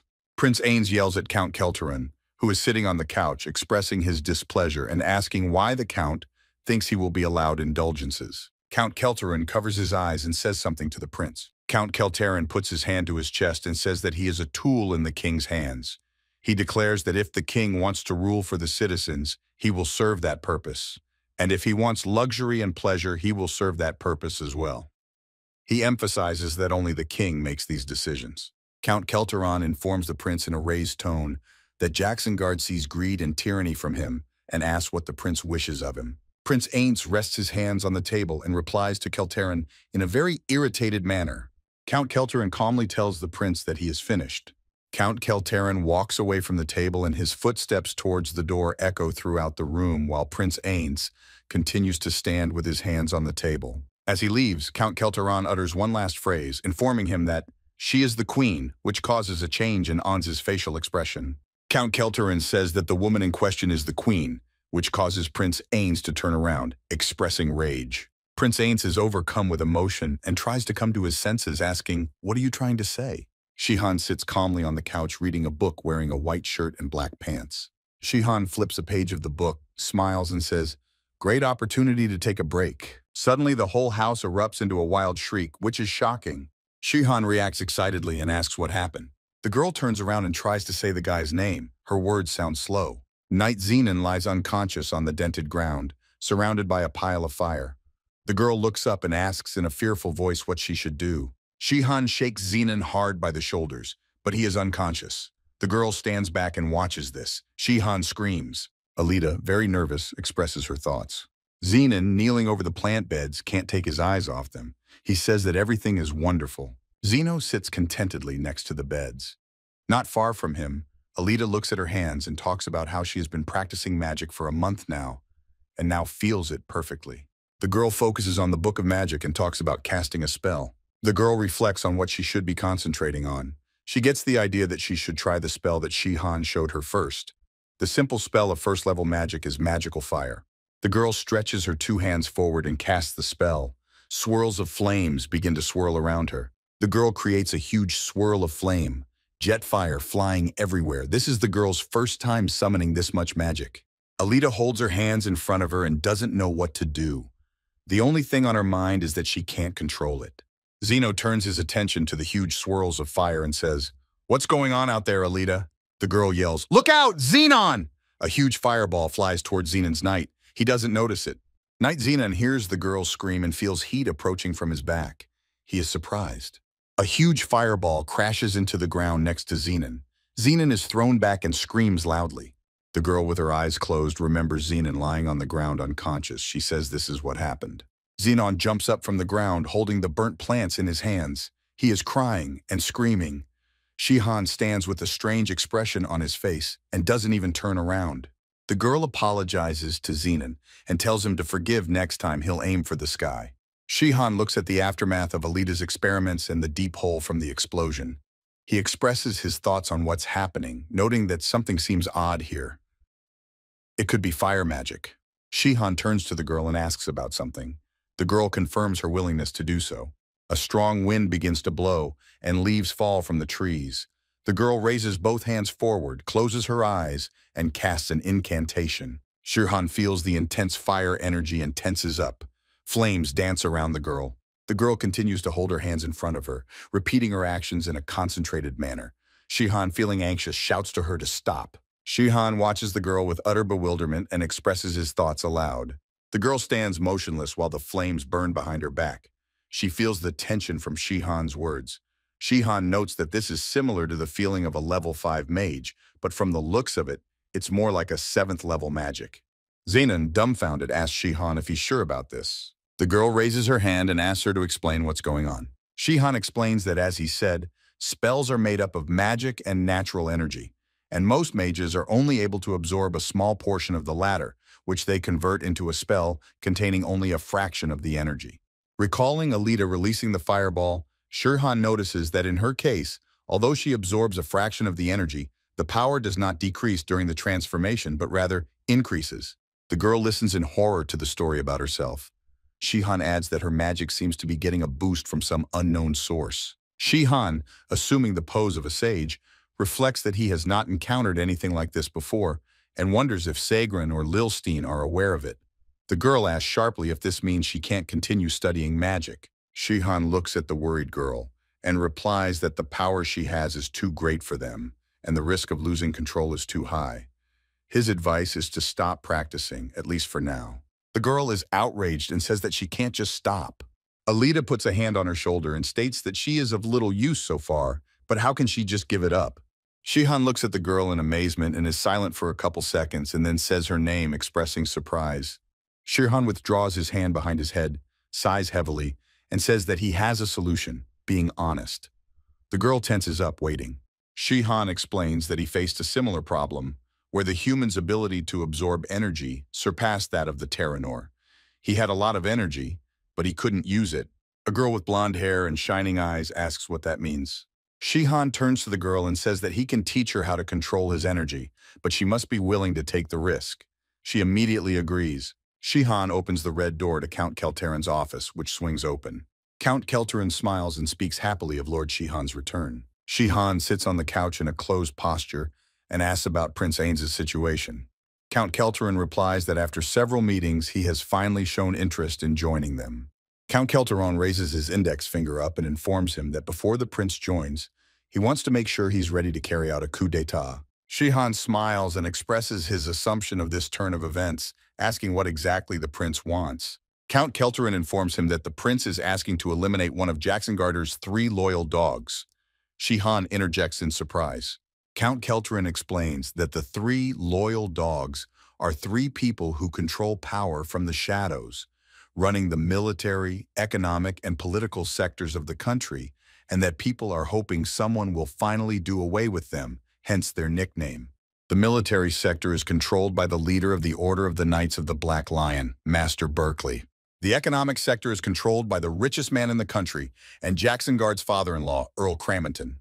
Shihan is pleased that Count Kelteran has such information and expresses his satisfaction by saying, "Aha, and who is the last one?" Count Kelteron raises his right palm up and informs him that the last one is himself.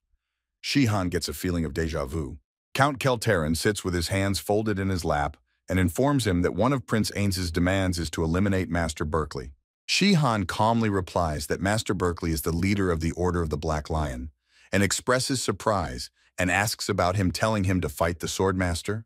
Count Kelteron clenches his fist tightly and assures on the exhale that it's a one-time thing for Lord Shihan. Shihan sits on the couch and ponders aloud that he will have to dispense with his fighting techniques to maintain his anonymity, and that he needs to learn more about Master Berkeley first.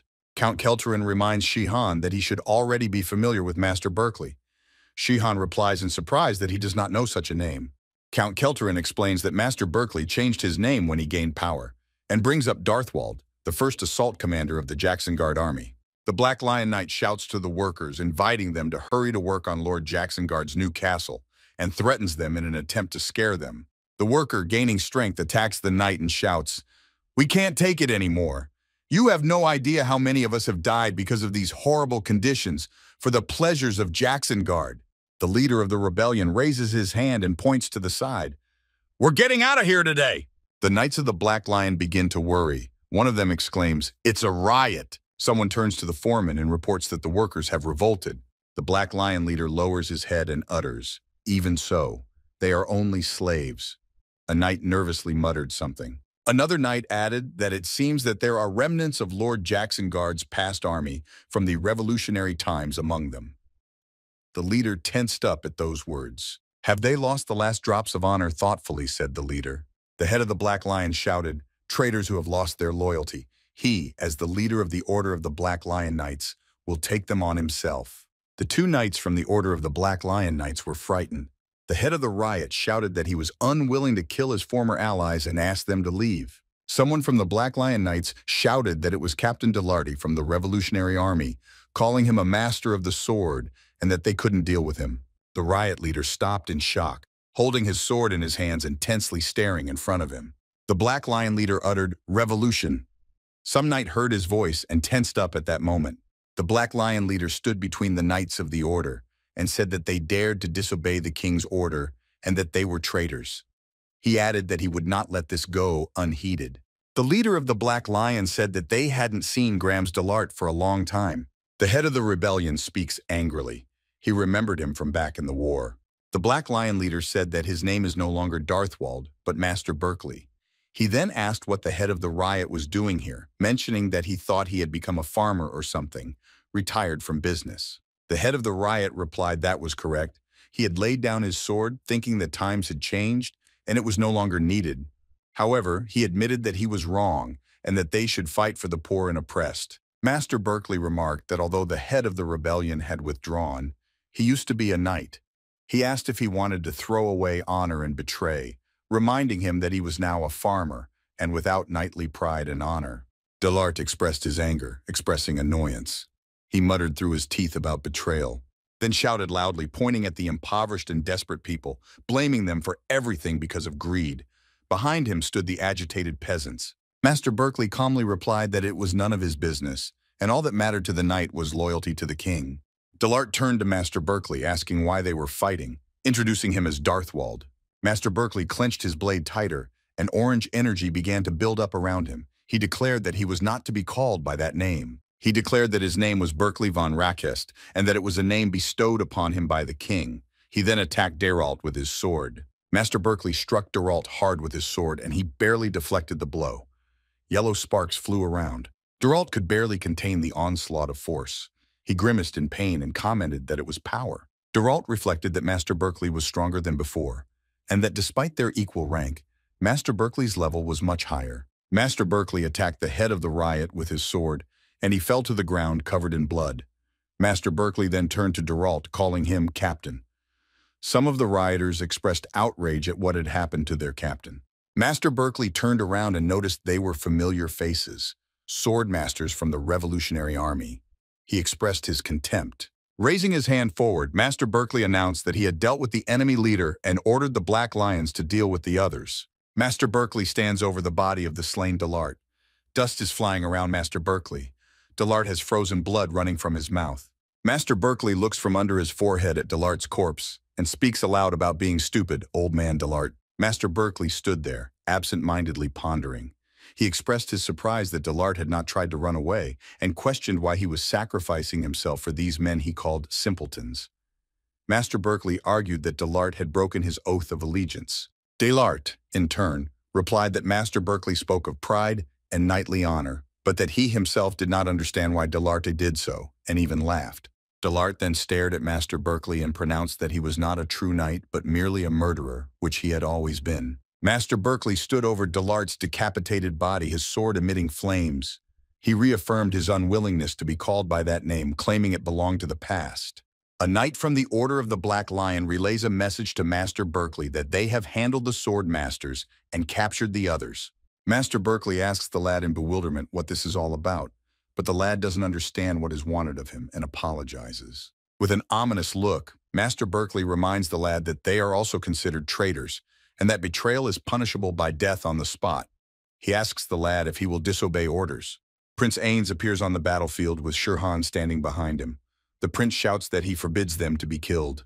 Master Berkeley, disgruntled, says Prince Ains's names, noticing his interference. Prince Ains, emphasizing his words as an order from the air, loudly declares that he will no longer allow the workers to be bullied.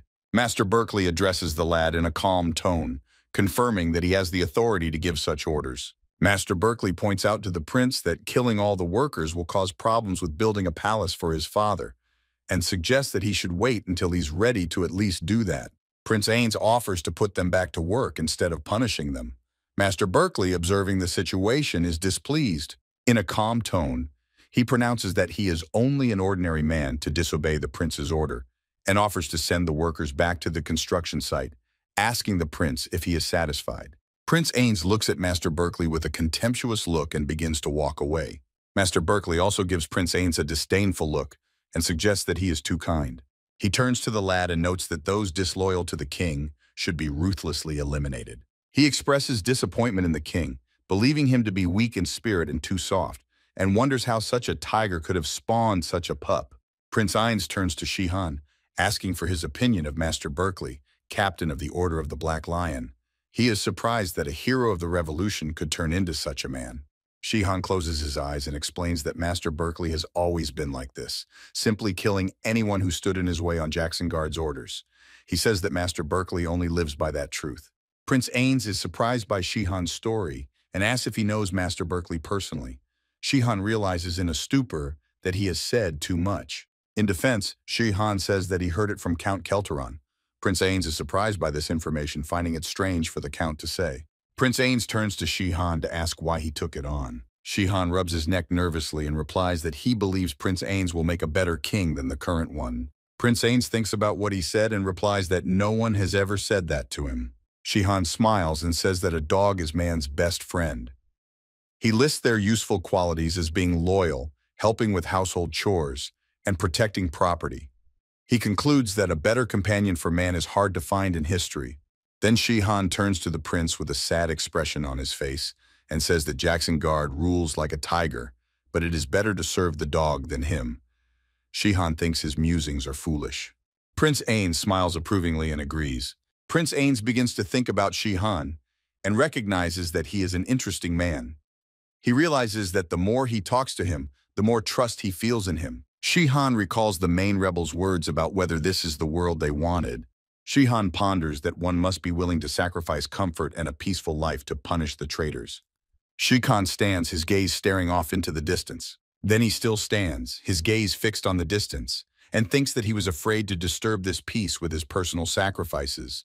But again, Shihan stands, his confident gaze fixed on the distance, and he thinks about how he wants to express his gratitude to Jackson Guard for teaching him not to doubt. In the tavern, 4 men are at a table. One of them is drinking, another is taking a meal. They all look at the newcomer with displeased expressions on their faces. The knights from the Black Lion troop are also in the tavern, sitting at a large table and having fun. They laugh and one of them offers a drink. The others respond with glee. Master Berkeley turns to everyone at the bar and asks if they have heard anything about the men at the construction site. One of the guys at the table responds with wonderment as to what happened. Master Berkeley informs him that Prince Ains has demanded new housing and additional building materials for them.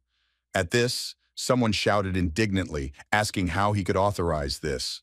Holding a mug of beer in his hands, Master Berkeley explained that he was against it. He expressed puzzlement as to why rewarding them for their sins. In his opinion, it only fueled their rebellious sentiments. One of the knights from the order expressed the need to enforce strict order with a firm hand. Another member of the Black Lion squad agreed with him, expressing outrage at the behavior of these poor people. Suddenly a bow sounds and an arrow flies across the table straight at Master Berkeley in the forehead. He has no time to react. The guys from the Order of the Black Lion get very nervous and yell for the captain to dodge. Master Berkeley hits the arrow with his forehead and it shatters into small pieces. The Black Lion Knights are shocked. They think their captain broke the arrow with his forehead. Master Berkeley looks at the splintered arrow lying on the floor and thinks, curious. There was a substantial amount of combat energy in the arrowhead. It must be a difficult task to aim through such a narrow slit. Master Berkeley is serious. He's angry and he's thinking about finding out who did it. The Dark Lion Knights come out of the tavern. Fog's like milk. No one would even notice a dead body in the street. One of the knights sees a silhouette in the thick fog and asks if it's Sean Stein and Zeno. The Black Lion Knights turn to the boys, asking whose shenanigans this is, and suggesting it could be Prince Eins. Shihan whispers for them to think what they want, but they won't be able to leave here alive. Then Shihan draws out two swords, infuses them with battle energy, and assumes a fighting stance, declaring that he has come for Master Berkeley's head. Master Berkeley confidently remarks that this is a good sentiment for such a tomboy and expresses regret that Shihan is acting foolishly. He asks if the Black Lion generals can handle Shihan, while a pair of knights from the Order of the Black Lion head towards him. Zeno collides his sword with the Black Lion Knight's shield, and sparks fly from the impact. Master Berkeley stands calmly and indicates that they are to be taken alive for further questioning. Knight Zenon clutches his sword with both hands with all his might, and it turns orange. Knight Zenon punches the Black Lion Knight with all his might and shouts. The other Black Lion Knight tries to hit Shihan with his green sword. Shihan dodges at high speed. The Black Lion Knight swings his sword left, right, hoping to hit Shihan. He's already starting to get annoyed by this. Master Berkeley stands there with his chin on his chin, watching from afar. He's thinking about Shihan's skills matching his confidence, fighting the two generals as equals. Master Berkeley snaps two fingers and then shows a gesture to me. Shihan and Zeno stand back to back, swords in hand. They are surrounded by Black Lion Knights. Knight Zenon expresses his displeasure, questioning where their knightly honor is when it's 4 against 2. One of the Black Lion Knights answers him angrily, pointing out that honor is not to be expected in the event of an attempted assassination. Zenon realizes that the guy is right and goes into a stupor. Shihan, standing behind Zenon's back, asks why he's having a conversation with his opponents. One of the knights gives the command to form an iron wall and 3 huge shields around the guys. The knight yells that they won't be able to get out. The other Black Lion Knight looks menacingly at the opponents and realizes that the iron wall will not be enough. They need annihilation. The Black Lion Knights look at each other carefully and think about something. The knight is thinking about one of them directing the attacks. A huge flaming sword flies toward Shihan and Zenon. Shihan smiles and says with full confidence that he thought so. Shihan hits the guy with the sword. The guy covers himself with his shield. He feels the blow is quite strong and he laps from the exertion. Shihan yells at Zenon that today is not going to work and orders him to leave. Zenon instantly agrees. The Black Lion Knight expresses his displeasure, noticing that his opponents try to leave when the situation is not in their favor, despite the fact that they started the attack themselves. Shihan and Zenon quickly flee as the Black Lion Knight orders the chase to begin, assuring them that they will still manage to catch them. Zenon, smiling, points out that they don't have special running skills like Whirlwind or Wild Wind. The Black Lion Knight dismounts and runs at full speed, his cloak fluttering behind him. He promises that they will still catch up to them. Zeno turns around and sees that the Black Lion Knights have almost caught up with them. The guy in the cloak points out that the Sword Knight's equipment is lighter than a feather. Shihan and Zenon jump over the fence without much difficulty. The Black Lion Knights run across the castle bridge. Shihan and Zenon run into the archway right underneath their opponents. Shihan and Zenon stop and look forward in surprise. They didn't expect to see what they see. Zenon turns around and sees the Black Lion Knights. One of the knights says this path is like several years sealed. The 4 Black Lion Knights look at the lads carefully, and Master Berkeley comes up behind them. He notices that the lads had no pre-arranged escape plan and calls them fools, noting that they would have had a chance if they had jumped off the building. Master Berkeley smiles and warns them to be more careful when planning an assassination attempt on the Black Lion captain. Shihan sighs heavily and holds his neck. The Black Lion Knights stand in front of him, and he says that they were careful enough, perhaps even too careful. Then he hears footsteps behind him and turns to Zenon, asking if they should have bothered so much. A girl emerges from the darkness with a confident look, drilling the Black Lion Knights. Shihan recognizes her and says her in surprise. The knights look at the girl and laugh loudly. "And this is your lope? All you have is a fighter-level swordmaster?" The Knights of the Black Lion Order mock the guys. They are confident in their victory. The girl stands with her arms stretched forward. Blue energy accumulates around her. Master Berkeley speaks of the sudden energy being felt. Alita remembers standing and looking at Shihan. Alita remembers Shihan raising his finger up and the mentor saying you can start in advanced. Alita stretches her arm forward and gathers the blue energy in her hand. She is very serious, but recalls Shihan telling her a phrase about reaching her full potential. A huge blue wave flies toward the Black Lions. A magical explosion occurs. Burning diamond fire tears down the wall. Ruins of bricks and a pile of smoke. That's all you can see. Alita is still standing with her arm outstretched and nervously says, "Wow, it's pretty strong." The girl loses her balance and falls to the floor. She hits the ground with her tailbone. Shihan stands and says, "The reason for your fatigue is the consumption of magical energy. Until it recovers, you can't use spells." Shihan looks at the girl and smiles. He says, "Magical energy is like a daily paycheck, huh? That kind of business partner of a magician?" The girl sits confused on the ground and says, "What a strange analogy." Zeno looks fearfully at the hole in the wall and says, "Great magic. There's not a trace left of the knights. We got rid of them so easily." A field of spikelets, a log, it's raining hard. Shirkan says, "It's just that the wall is fragile. It's made of iron, though it's hard. It doesn't distribute force well. That's why taking the full force of the attack on yourself isn't a good idea."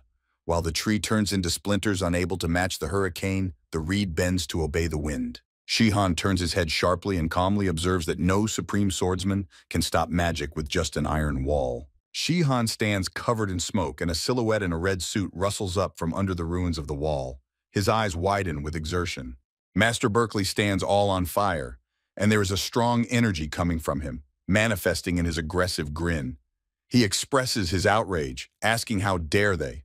Zeno looks at Master Berkeley and notices that Shihan is still alive, and not a scratch on him. Therefore, he concludes that the Black Lion captain is molded from a different dough. Shihan ponders this and concludes about the quality of that dough. Shihan ponders the necessity of entering the battle and notices that he will have to fight. He appeals to Alita to stay behind him. Alita, sitting tensely on the floor, follows his instruction. Zenon and Shirkan mentally prepare for the fight. Shikan announces that he is moving to Plan B. Shihan turns to Zenon. He stands with a confident attitude, sword in hand.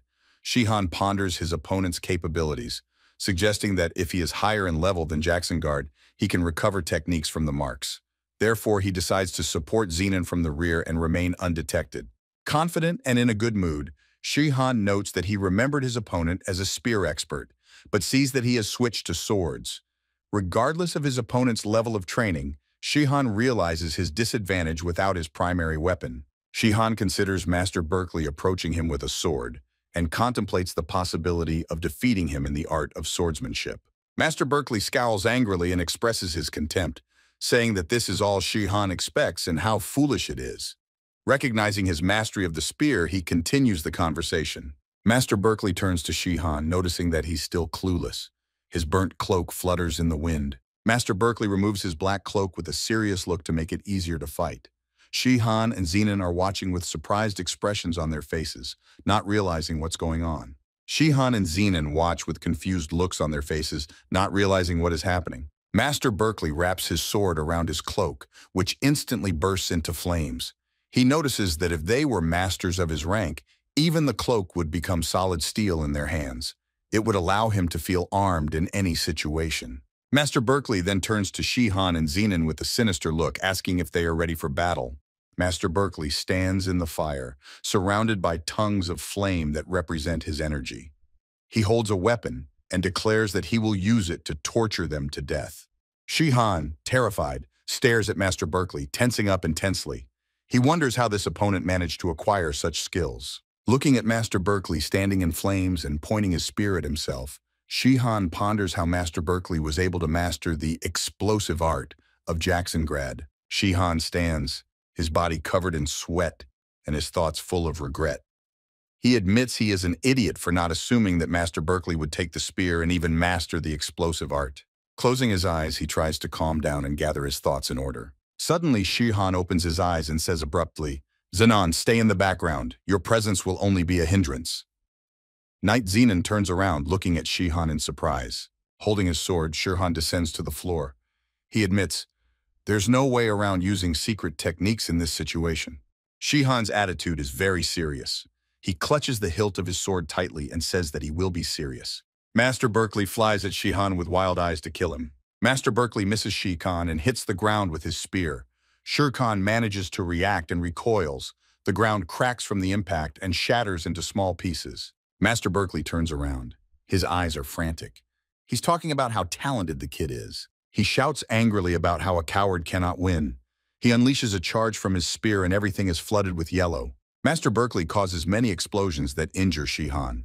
He looks at the furious Master Berkeley and realizes, in the explosive art, there is both defense and offense, unlike the iron wall. Here, the rumbling of the mountains is powerless. Shihan stands tensed, holding his sword in front of him, preparing to repel blows. He grins and ponders that if he were to fight a giant monster, he would use the patronage of the heavens or the energy of a dragon. However, in a battle with a human, such an approach can only reveal him, so he decides not to lower his guard. Master Berkeley swings at Shihan once again, leaving a yellow trail in the air.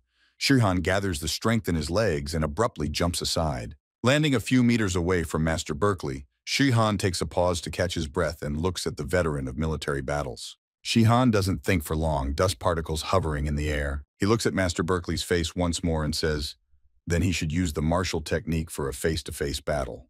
Shihan looks at Master Berkeley, and a huge blue pillar of martial energy appears behind him. Master Berkeley utters a phrase in horror. Master Berkeley clutches his spear with trembling hands. Fear has settled in his soul. He thinks that he underestimated him because of his age and recognizes that he, too, has the rank of a master. He decides to take his time to avoid being in danger. Master Berkeley shouts, expressing his fear or perhaps his confidence. He declares that he has been toying with his opponent up until now, but has now decided to end it all with one powerful strike. Master Berkeley shouts again, announcing, crushing explosive art. Yellow waves of martial energy fly towards Shihan, while Shihan stands motionless, as if nothing is happening. Shihan quickly utters, Titan King Art, Mountain Stream, and raises his blade upwards, causing huge waves of blue martial energy to form around him. Stones begin to fly towards the sky due to the vortex. Master Berkeley, stunned by what he sees, tensely stares forward and shouts. Master Berkeley's gaze falls on Shihan, who is standing holding his sword with both hands. He realizes that Shihan has interrupted the attack he had put all his effort into. Shihan swings his sword at Master Berkeley, gradually accumulating more and more blue battle energy. Master Berkeley, watching this, pondered over the technique he had just seen.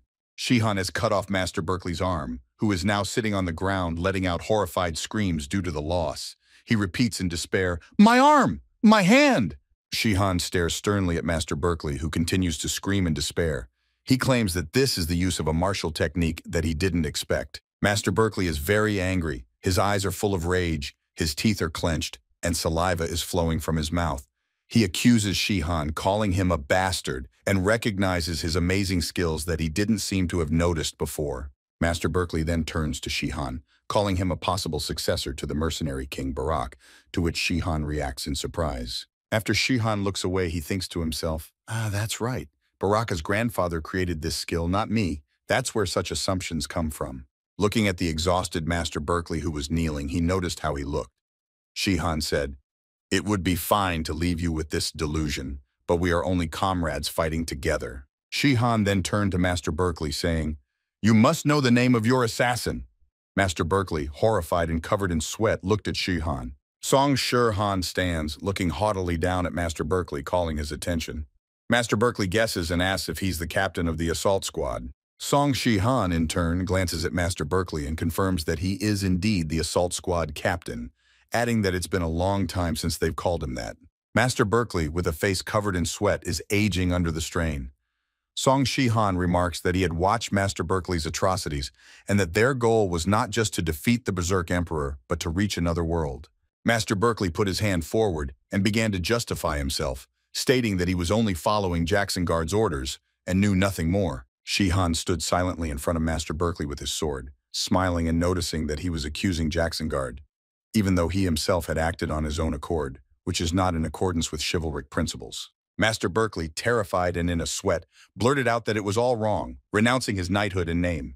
Before he could finish his sentence, Shihan's sword pierced through him. Shihan stood over Master Berkeley's corpse, uttering ruthless words about his personal goals and confidently stating that Master's death would only benefit and change nothing. The red-suited knights and laborers were examining the hole in the wall and the shards on the floor scattered after the battle. They walked cautiously around the battlefield, examining the stones drenched in blood. The entire Latensel was dazed. Of the 6 captains of the Black Lion, including Berkeley, 4 were dead. Jackson Guard watched in horror at the aftermath of what had happened that night, facing them 2 knights with spears. He shouted furiously, demanding to track down the murderer and threatening to finish him off himself. Count Kelteran, sitting on the couch opposite the prince, expressed satisfaction and asked Prince Ains about his satisfaction. Prince Ains remained silent and then mumbled a little. The prince, sipping tea with his eyes closed, expressed satisfaction with the course of events and suggested that many would come to their side. Count Kelteran complimented the prince politely and recognized his talent for finding solutions to various problems, including those that might be unusual for a man. A maid entered the room and politely announced that the guests had arrived, addressing Count Kelteran. He was surprised at such news. With a nervous gesture of his hand, Count Kelteran began scratching the back of his head and announced that he had to go. Prince Ains calmly clarified that everything was fine and recalled the previous mention of guests.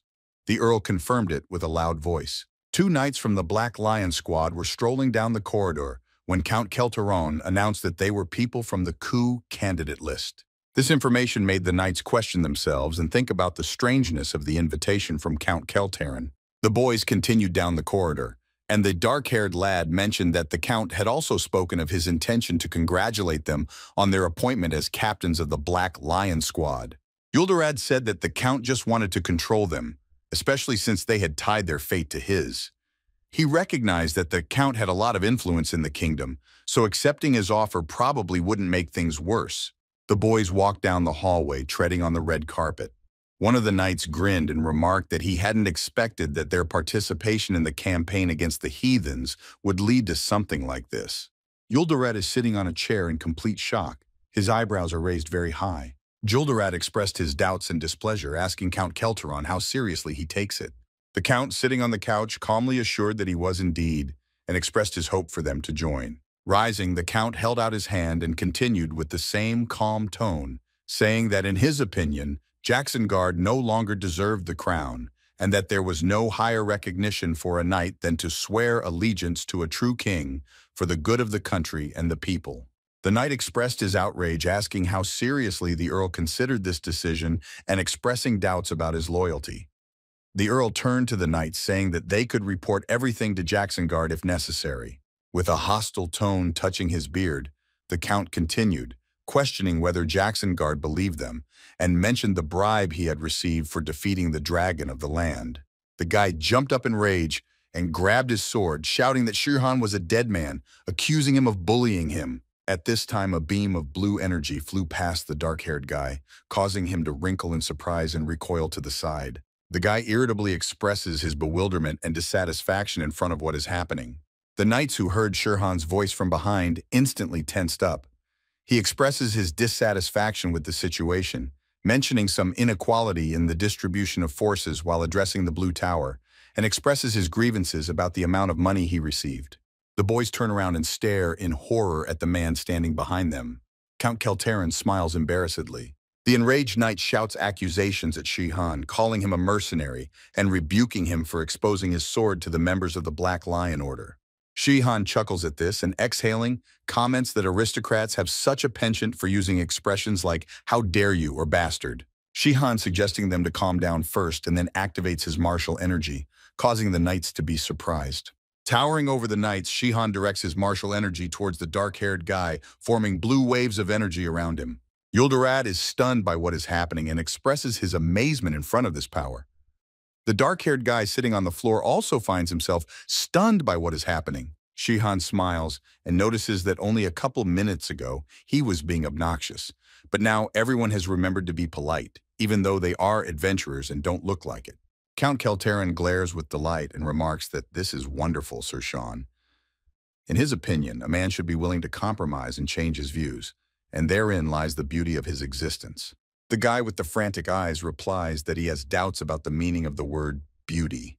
Count Keltarin laughs nervously and states that it was only a joke, repeating it several times. Julderad looks at Count Keltarin in surprise and wonders if the Count is scared. A knight from the Black Lion Squad sits on the floor and shouts to Shihan, asking who he is. Someone points at Shihan and announces that this young man is the successor to the barracks mercenary king. Shihan opens the door, smiles, and loudly announces that he has an idea. He used the Tyrant King's art against Darthwald, who mistook him for the successor to the barracks king. Shihan looks at the sheet of names and says that if he keeps pretending to be them, he can use a powerful technique and hide his identity. Count Keltarin stands holding 2 pieces of paper. He smiles and announces that he is prepared, adding that the report contains, in addition to personal information, that Sean Stein is the successor to the mercenary king, Baraka. The Earl then looks at the sheet and says that he has taken into account all the details necessary to create a false identity, even if the king himself disproves his hereditary rights, and no one will believe it. Shihan is shocked at such an endeavor. He then comments that it's now clear where Jacksonguard gets so much respect for the Count from. Count Keltarin places the sheets of paper on the table and says that he is quite useful, as he is unrivaled in deception and fraud. Julderald looks at Shihan and wonders if the latter is the successor to the mercenary king and has considerable power. He then stands before Count Keltarin and declares that he refuses to betray his oath as a knight. Julderald adds that while he is not perfect, he is still not scum to disregard his duty and honor, and has no intention of betraying his duties as a knight. Count Keltarin closes his eyes and nods his head, noting that no one has ever suggested such a thing. Count Keltarin turns to Julderad to pledge his allegiance to the true king. Julderad looks at the Count with surprise. Julderad curves his face and interjects about the real king. Count Keltarin declares to the Knights of the Black Lion that they must join forces for the future of the nation. The lads with open mouths stare at him in surprise. Suddenly someone calls out the lads by name. They turn around and look somewhere in surprise. The knights from the Black Lion troop have seen Prince Ains, fall to their knees and shout, "Prince Ains!" Prince Ains walks past the knights bowing before him. They all tense up and the prince says, "For the sake of the people of this country." The young man stands at the window and makes a speech with his head held high, urging the Black Lion captains to side with him. Shihan stands at the window, smiles, and says that they have dirt on them and have appealed to their sense of justice and moral duty. He states that Prince Ains is just an excuse and no more is needed, as they have already lost. Alida and Zeno sit at the table and gorge themselves on the food from the table with satisfaction. The girl notices that they now have 2 Black Lion captains and agrees with the opinion. Zenon suggests that Shihan start with the food. Shihan turns to them with a murderous look and asks when they showed up and started eating. The girl, with a bone in her mouth, explains that they were accompanying Prince Ains and thinks it would be a sin not to taste such a delicious meal upon their return. Zeno, enjoying his meal, makes a remark about the good chef at Count Keltarin's place. Count Keltarin replies with a smile that he is always picky about food, especially during the revolution when he had to make do with what he had. Zeno looks at him thoughtfully and thinks that perhaps he should have used less vinegar and more mustard, but he'd rather keep silent about it. A plate of food is brought to Shihan, and the cook informs him that everything is sliced and ready to eat. Shihan wonders who they have chosen to be the new commander of the 2 remaining captains of the Black Lion. The 2 knights get down on one knee and raise their swords in front of them. Keller becomes the new commander, and Sir Droth becomes his deputy. Although a deputy has not been appointed before, apparently they are not vastly different in ability. Count Keltarin smiles and graciously tells Shihan that the most skilled and experienced knights have been selected as the new captains. At the table, Shihan takes in the food until Knight Zenon brings it to his attention that he has not tasted the lobsters. Zeno asks Shihan why he doesn't eat lobsters and remarks that he hasn't even tasted them. Interrupting the meal, Shihan apologizes and explains that lobster is one of his favorite foods. He states that he always leaves the best for last, believing that the main course should be savored slowly. Count Keltarin places the papers on the table and expresses his gratitude to the citizens who suffered from corruption and to Prince Ainz for helping with the coup d'etat. He notes that thanks to the participation of the citizens and Prince Ainz, the coup d'etat is going smoothly. Shihan, upon reflection, notes, events are moving quickly. Count Kelterin adds, many do not benefit from Jacksonguard's policies. Count Kelterin leans on his hand and remarks, but we definitely need Viscount Crumble for a successful coup. Surprised, Shihan interrogates Count Kelterin. Viscount Crumble? Is he considered the second person in the state? The description of Viscount Crumble follows. Viscount Crumble is a man with glasses. He is incredibly wealthy, but more importantly, he owns businesses all over the kingdom. We need his connections with merchants to ensure smooth communication during the coup d'etat.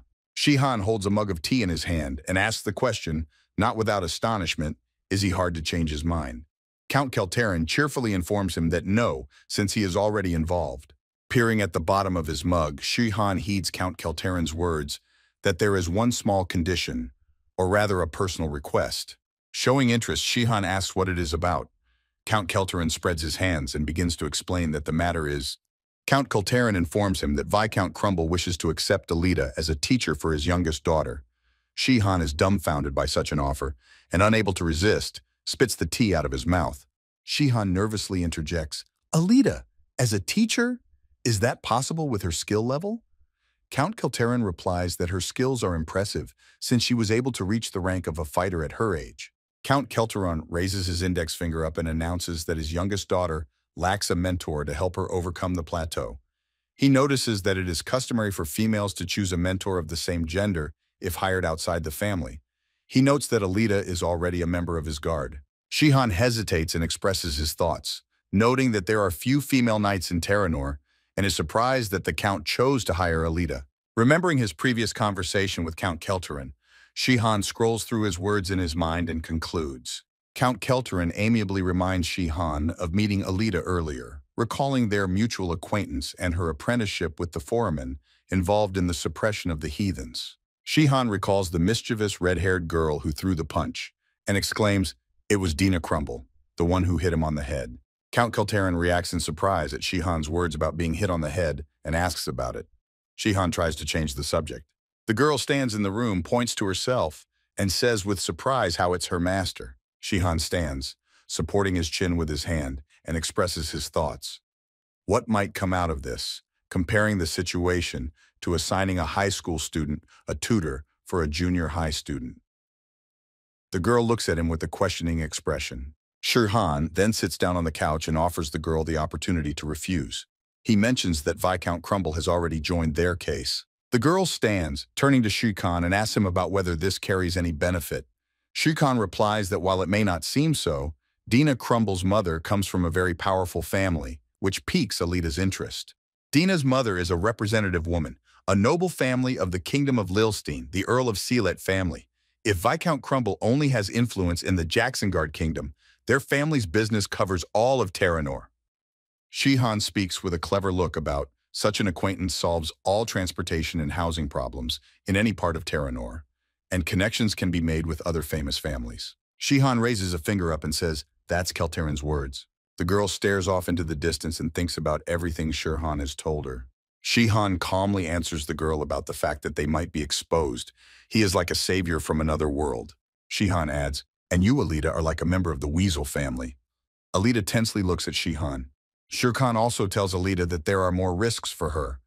It would be fine if his identity is revealed, but if the heiress of the Laskan Empire is discovered, it won't be a problem. Alida put her hand to her chin and thought seriously about something. She placed her hand on the table and confidently stated that if that was all, she was in agreement. Shihan looked at Alida in surprise. The girl walked over to the window and gazed at it carefully. She said that she remembered her father Karen telling her to be careful and cautious in every situation. She added that doubt does not mean lack of trust.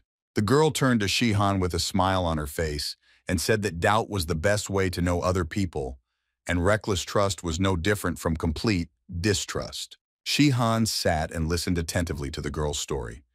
She said that one should always try to learn something about one's allies, and that her father had always told her the same thing. She confessed that she wished she could at least meet Dina.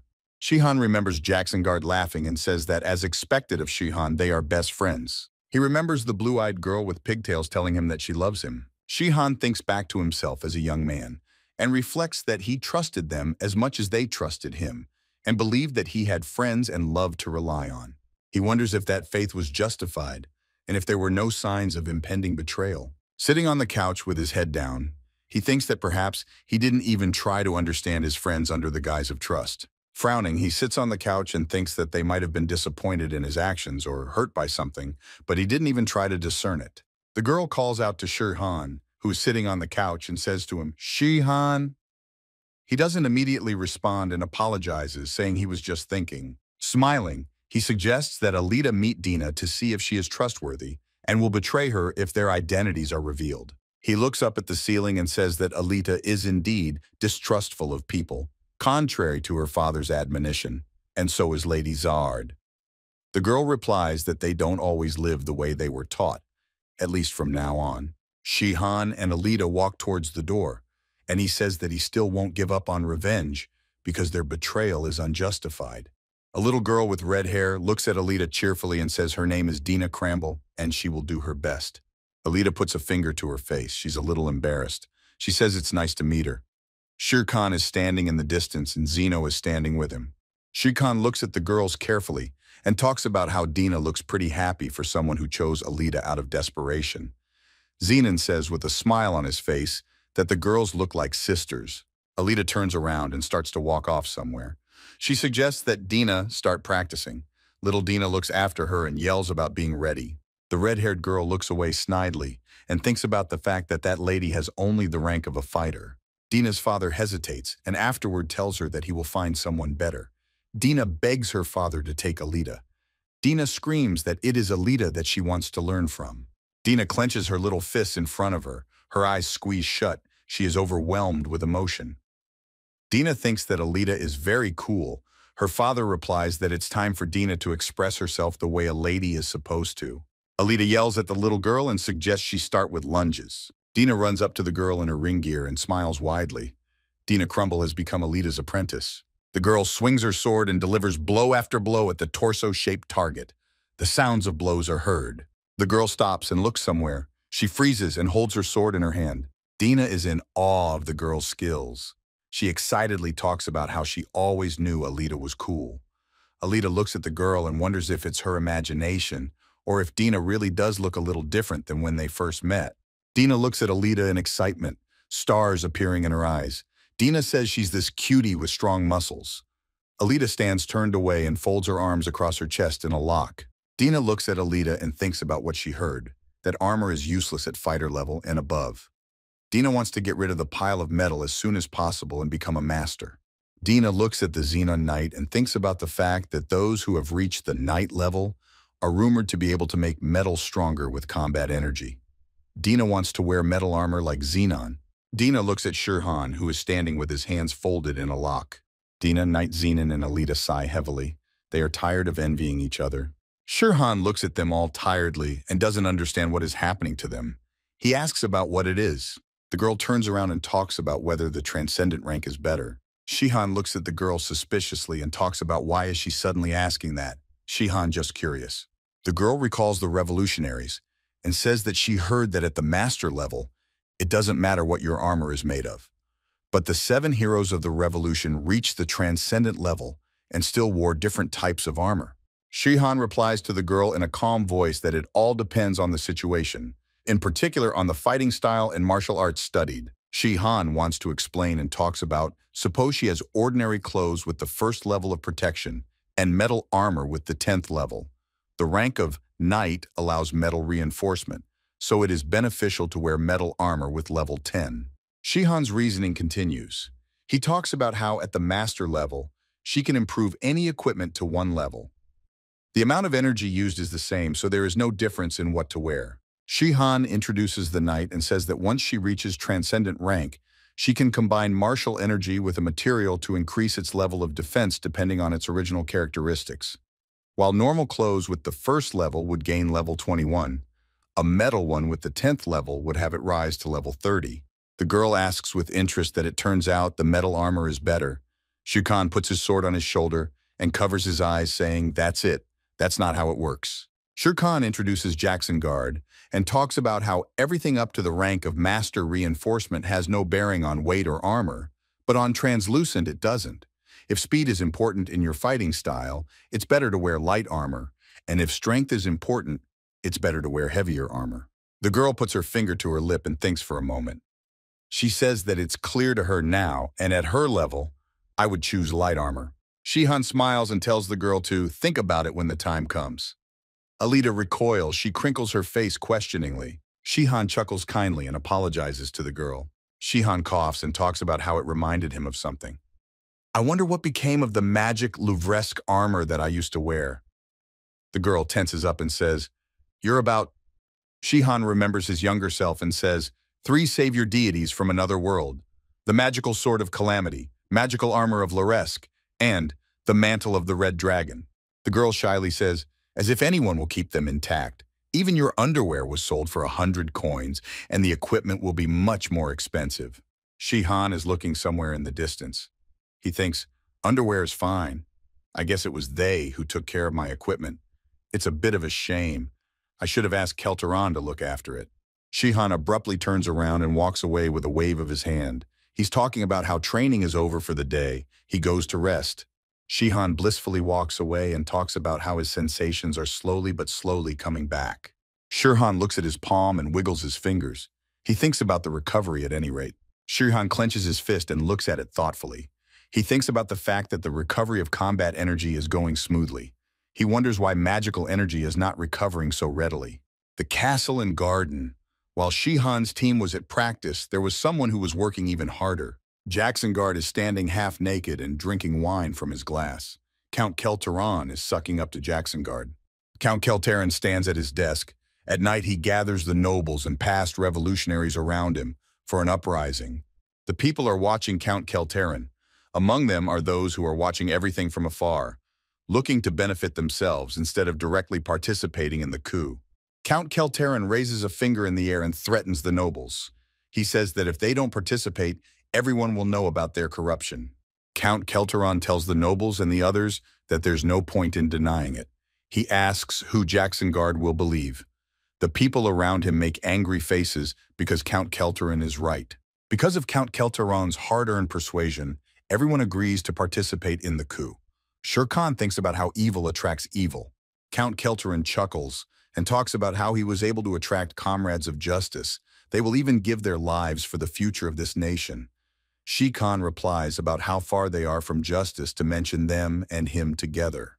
Count Kelteron folds his hands in a lock and speaks with a laughing intonation that the taste of a bribe is divine, but in the stomach it turns to poison, slowly tearing the flesh apart. Count Kelteron is in a good mood. He says he has a couple of plans in case something about him comes up. He is unrivaled at paying bribes. Shihan sits across from him with his arms folded across his chest and talks about how lucky he is. Shirkan switches his tone to a harsher one and speaks about remembering carefully. Count Kelteron looks at Shihan in surprise. His mood is not so good anymore. Shihan casts battle energy in the form of lightning at his hands and threateningly tells Count Kelteron that once the coup is over and Ainz is king, he better not come up with any new plans. Count Kelteron, with a cheerful face, replies, of course he hasn't forgotten, and he wouldn't even think of disobeying. Count Kelteron says confidently that he has done his best to serve Jackson Guard flawlessly, but under the power of a savior from another world, he could dream of more. Shihan was alarmed by such a statement from Count Kelteron. Count Kelteron said with full confidence that no matter whether he had an explosive aura in his body or not, he wouldn't even think of betraying Shirhan. Count Kelteron flies off into a dream somewhere and says he's going to change this state and start a good life, which he will spend so that the inhabitants can have the same benefits as him. Shihan looks at Count Kelteron with rapturous eyes and whispers that this is the way it should have been done all along. He said it was impossible under Jackson Guard. Some dark-haired guy stands in the dark. The girl in the dark answers about what she's for. He's too dangerous to let him live. Once the Berserk Emperor falls, no one will be able to stop him. Some man also says he doesn't like it, but won't deny that he's in favor. The guy turns to Jackson Guard in a calm voice and asks what he thinks about it. Jackson Guard stands pondering for a few minutes. He says that he doesn't hate him. On the contrary, he likes him. The The revolutionaries stand in a circle and one of them says that they all like him. He's saying that they didn't make this decision because they hate him. Jackson Guard stands in the darkness and talks about how he has friends besides Shere Khan. Jackson Guard declares that he will trust everyone's decision as a mage. Jackson Guard raises his right hand and says with a sneer in his voice that when he is unsure, it is best to follow the majority. A young man with gray hair stands back. He talks about how everything is beautiful. He looks at everyone gathered and talks about not ignoring some problem. A dark-haired girl asks a question to everyone present. She asks about how they are going to defeat a powerful savior from another world. Jackson Guard says in a confident voice that she underestimates them. He can't stand up to the 6 of them, no matter how strong they are. The dark-haired girl replies that she is, even if Shihan can't escape death. The girl says in a calm and judicious voice that it will be lucky if half of them survive. The dark-haired girl extends her hand forward and talks about the 6 little rats getting together to have a nice chat, but never decided who would tie a bell around the cat's neck. The room is blue upholstered. The whole room and things are in blue colors. Jackson Guard gets up from the bed. The girl who is lying on the bed with him is not awake yet. The bed creaks a little. Jackson Guard yawns loudly. Jackson Guard tenses up. A drop of sweat runs down his cheek. He thinks about the fact that I've been having more and more strange dreams lately. Jackson Guard looks through the window into the garden and thinks that it's because of yesterday. He remembers old friends. Jackson Guard stands on one knee and stares into something. He's thinking about the traces of the martial art of the tyrant king that were imprinted on Berkeley's corpse. The girl next to Jackson Guard is sleeping a sweet dream. Jackson Guard sits up and ponders that it can't be him, but now he's visited by old memories. The girl next to Jackson Guard wakes up and rises from the bed. She turns to the king. The girl bare her shoulder and covers herself with a blanket.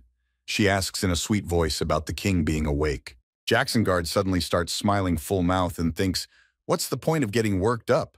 The sun is shining brightly outside. From Jackson Guard's room comes the shouts of Jackson Guard flirting with a girl. A woman's voice responds about it all over again. A drunken Jackson Guard holds a wine glass in his hand and yells for everyone to pour glasses. Jackson Guard is approached by a man in white clothing. He speaks of the highness. You are having more and more alcohol-fueled events. A drunken Jackson Guard replies while some young lady rubs his back. He speaks of how he may not realize they are mourning Berkeley.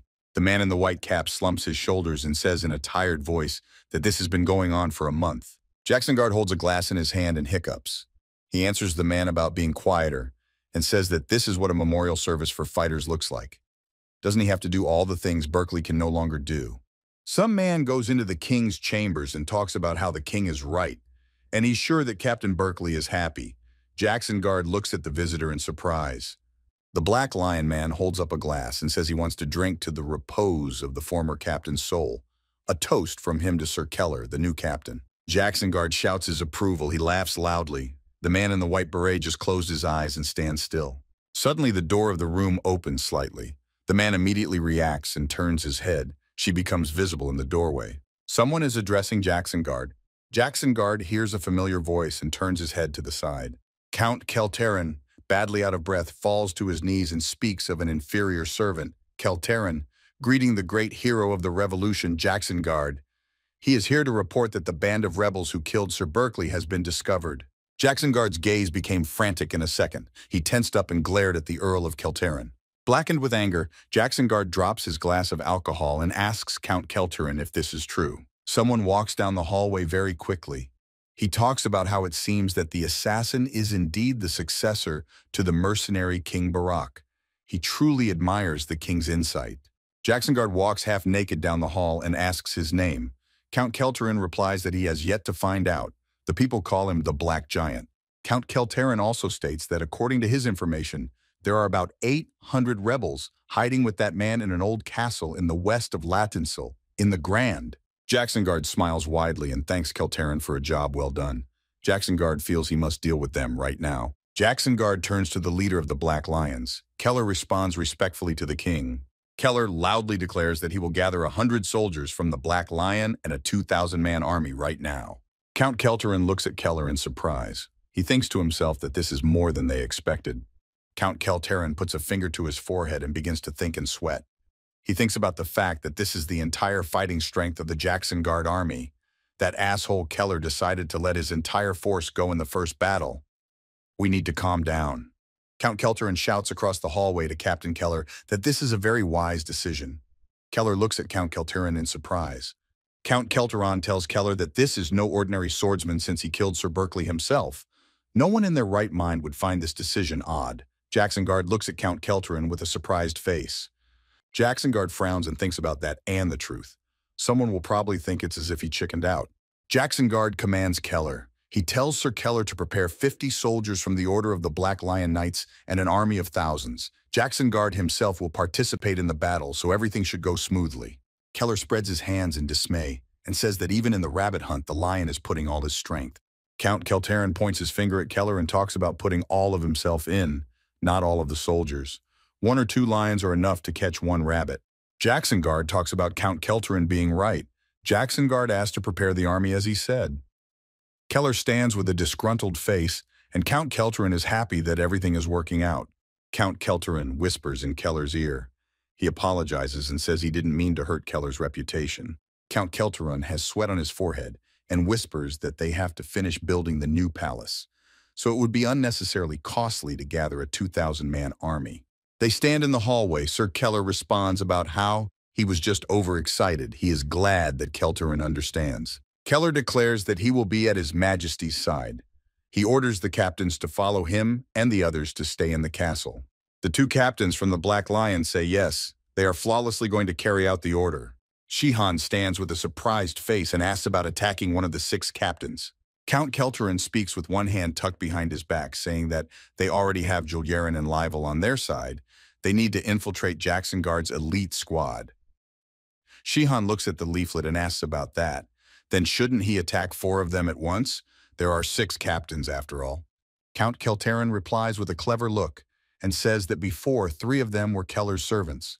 Therefore, he hinted to Keller that the captain of a knight's order should not act with prejudice. Shihan reads what is written on the piece of paper and talks about how he understands everything. It would be ridiculous to kill one of the servants.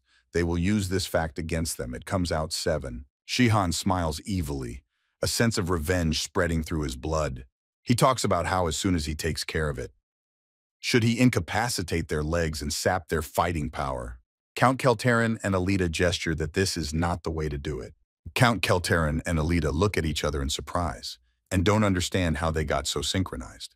Count Kelterin talks about how the girl's phrasing sounds like she has a lot of experience with this sort of thing, like she's someone from a royal family that specializes in stealth attacks. The girl smiles sweetly and talks about how she read it out in a book. Shihan is standing behind all sweaty. Shihan looks at Count Kelterin and thinks to himself that this guy, he's smart, but now he's betraying his master. Count Kelterin rubs his hands and laughs and talks about how he doesn't know what guilt is. Shihan looks out the window and thinks that Count Kelterin should be careful not to get stabbed in the back. A guard in armor is standing on the wall of the old Grand Castle. At one point, he notices something. The guard screams at the top of his voice. He has noticed something that is terrifying to him. He sees the castle being attacked. The guard screams that the enemies are advancing. Jacksonguard sits on his horse. He is all decked out in weapons. Someone shouts that Jacksonguard has arrived as well. Yulderald shouts loudly to the traitors that they are surrounded and suggests they surrender. Some warrior in armor stands and looks down on the army from above. He talks about how they are not traitors. Someone in an iron suit with red eyes shouts that Jacksonguard can no longer be called king. These people are against Jacksonguard's authority. Jacksonguard looks at the rebel and smiles. His eyes light up and he talks about how the Black Giant is a very notable individual. The Black Giant shouts from the tower that they will fight to the end. Sir Keller turns to Jacksonguard and asks him what to do. Jacksonguard stands motionless. Jacksonguard smiles broadly and says in a confident voice that they will attack head-on. Jacksonguard rides his horse towards the castle and shouts for Keller to follow him. Sir Keller turns around and shouts to the 2 captains that he will be by the king's side. He tells them to cover him from behind. The 2 captains ride behind him on their horses. Yulderin smiles and talks about leaving soldiers for them. Jacksonguard and Keller ride their horses across the sand. Jacksonguard shouts. Jacksonguard talks about the battle seal. He clenches his hand into a fist and orange energy begins to accumulate there. Jacksonguard says cast the spell Rune of the Giant. A huge fist erupts from beneath the ground and lifts them on their horses upwards. The knights in armor panic. One of them screams. The other screams, wondering how a human can use such a skill. Jacksonguard swings his huge axe in a rage. Jacksonguard laughs out loud and smashes through the gate to the castle. Jacksonguard tells the Black Giant to come out. Jacksonguard wants to avenge Berkeley's death. The Black Giant stands and looks at Jacksonguard and talks about his job. That's the end of it. Shere Khan stands and watches as Jacksonguard and Keller ride towards the castle. He says they rushed forward as he thought they would. Shere Khan stands with his arms folded across his chest and smiles broadly, declaring that it is time to begin the tiger hunt. Count Kelterin sits in a sweat, holding on to the wall. Jacksonguard is smashing everything in his path. He stands in the middle of the castle and talks about how he is Jacksonguard and has come for revenge. Jacksonguard says something. He squints one eye and looks somewhere in the distance. Jacksonguard suddenly finds himself in golden patterns on the floor. He doesn't realize what's happening. Keller gets nervous and shouts out what that glow is. Jacksonguard, looking up, said it was probably a trap. Two guys in iron armor and one mage stand in front of them. Jacksonguard notices that there are so many people gathered here. Sir Keller informs your majesty that something is wrong, citing Earl Kelterin's report. He notes that all of the rebels, except for the mercenary king's successor, must be common soldiers. Jacksonguard frowns and states that there is no need to panic, as he has encountered these types of traps many times in the past. Jacksonguard turned around and spotted Keller in front of him, noting that the magical barrier was difficult to deal with from the inside but easy from the outside. He ordered the Order of the Black Lion Knights to break it down. Jacksonguard is looking somewhere and his gaze is very intense. It's as if he's scared. Jacksonguard turns around and sees only the rubble of the wall, and none of his army is there. Sir Keller turns around and shouts nervously to his subordinates. The Black Lion captains hear Keller calling them. They don't give any sign. They stand in front of the hole in the fortress. Sir Keller reprimands with anger that no one followed them, and expresses disappointment that the lads did not support them.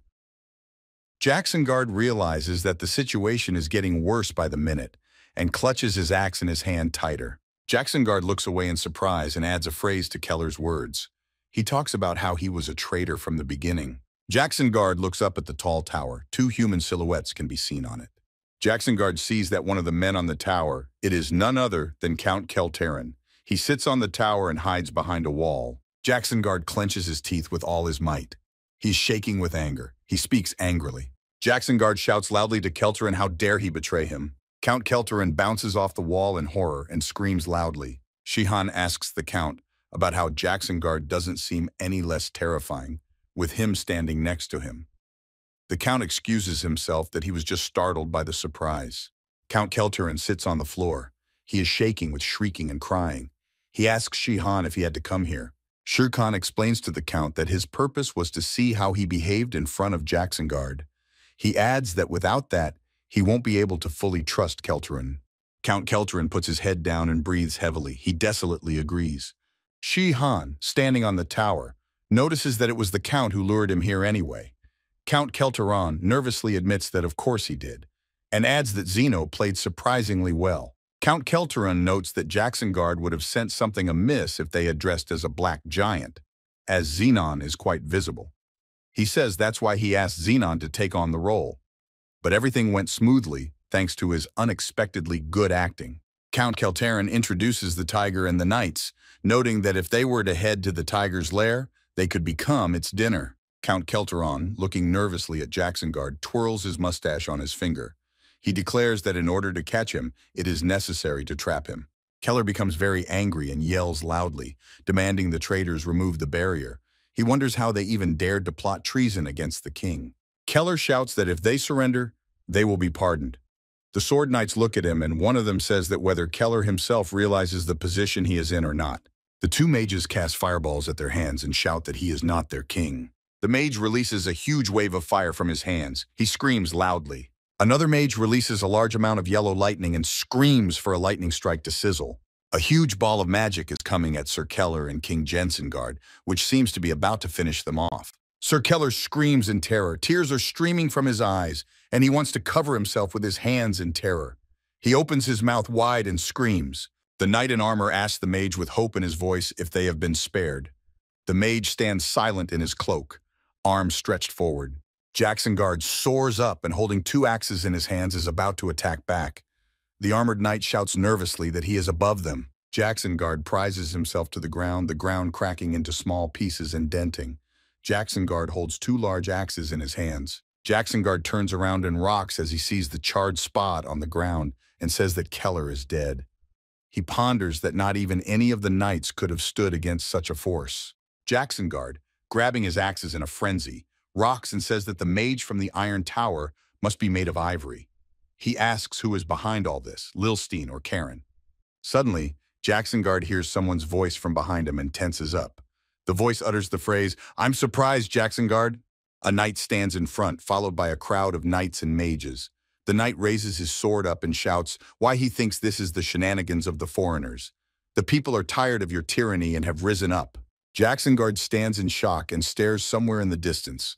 Only one question pops into his mind as to what is going on. Jacksonguard stands trapped in the yellow circles and apparently does not understand why he is to be overthrown. He says that he thinks he is a good king.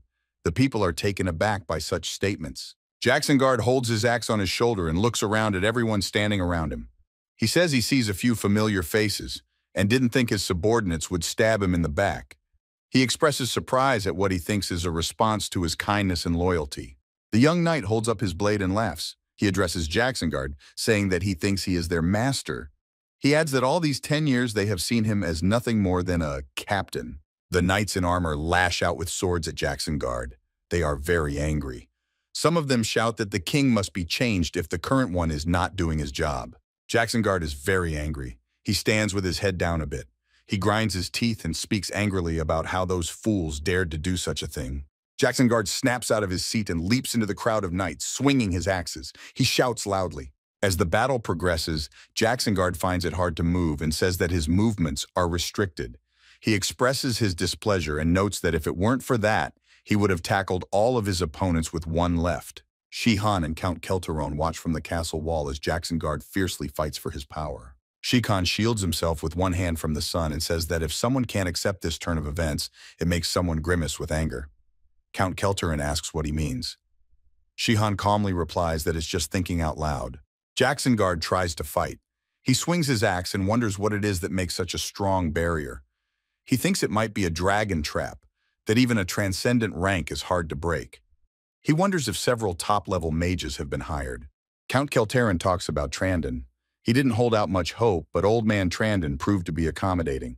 In the raid against the Earth Dragon, he was stronger than any top-level mage. Shihan stands and says thoughtfully, "The Ivory Iron Tower is up to something too." Count Kelteron looks at Shihan and agrees with him. Count Kelteron grabs his head. He is regretting something. He says, some information about the coup might have leaked out. Shihan squints at the Count with a surprised face and says that there's nothing he can do about it, especially if it's an event of this magnitude. And the Ivory Iron Tower is very sensitive to this kind of information. The guys are standing on a high tower. Shihan looks down and talks about how stupid Jacksonguard is. Count Kelteron informs Shihan that he was the one responsible for informing. Shihan looks at the Count with surprised eyes and thinks about something. Count Kelteron casts a satisfied glance down and calmly remarks that this is good, but more important. Jacksonguard tries his best to fight back and resist the attacks, but the barrier makes it very hard. Count Kelteron notices that because of this, they can overthrow Jacksonguard. Jacksonguard is angry. His face is all scratched up. He yells that this annoys him and demands that the barrier be removed immediately. Vinton Crumble is sitting on the ground with signs of battle all around him. He points his finger forward and says that it is foolish to pick a fight in the middle of the King's Road.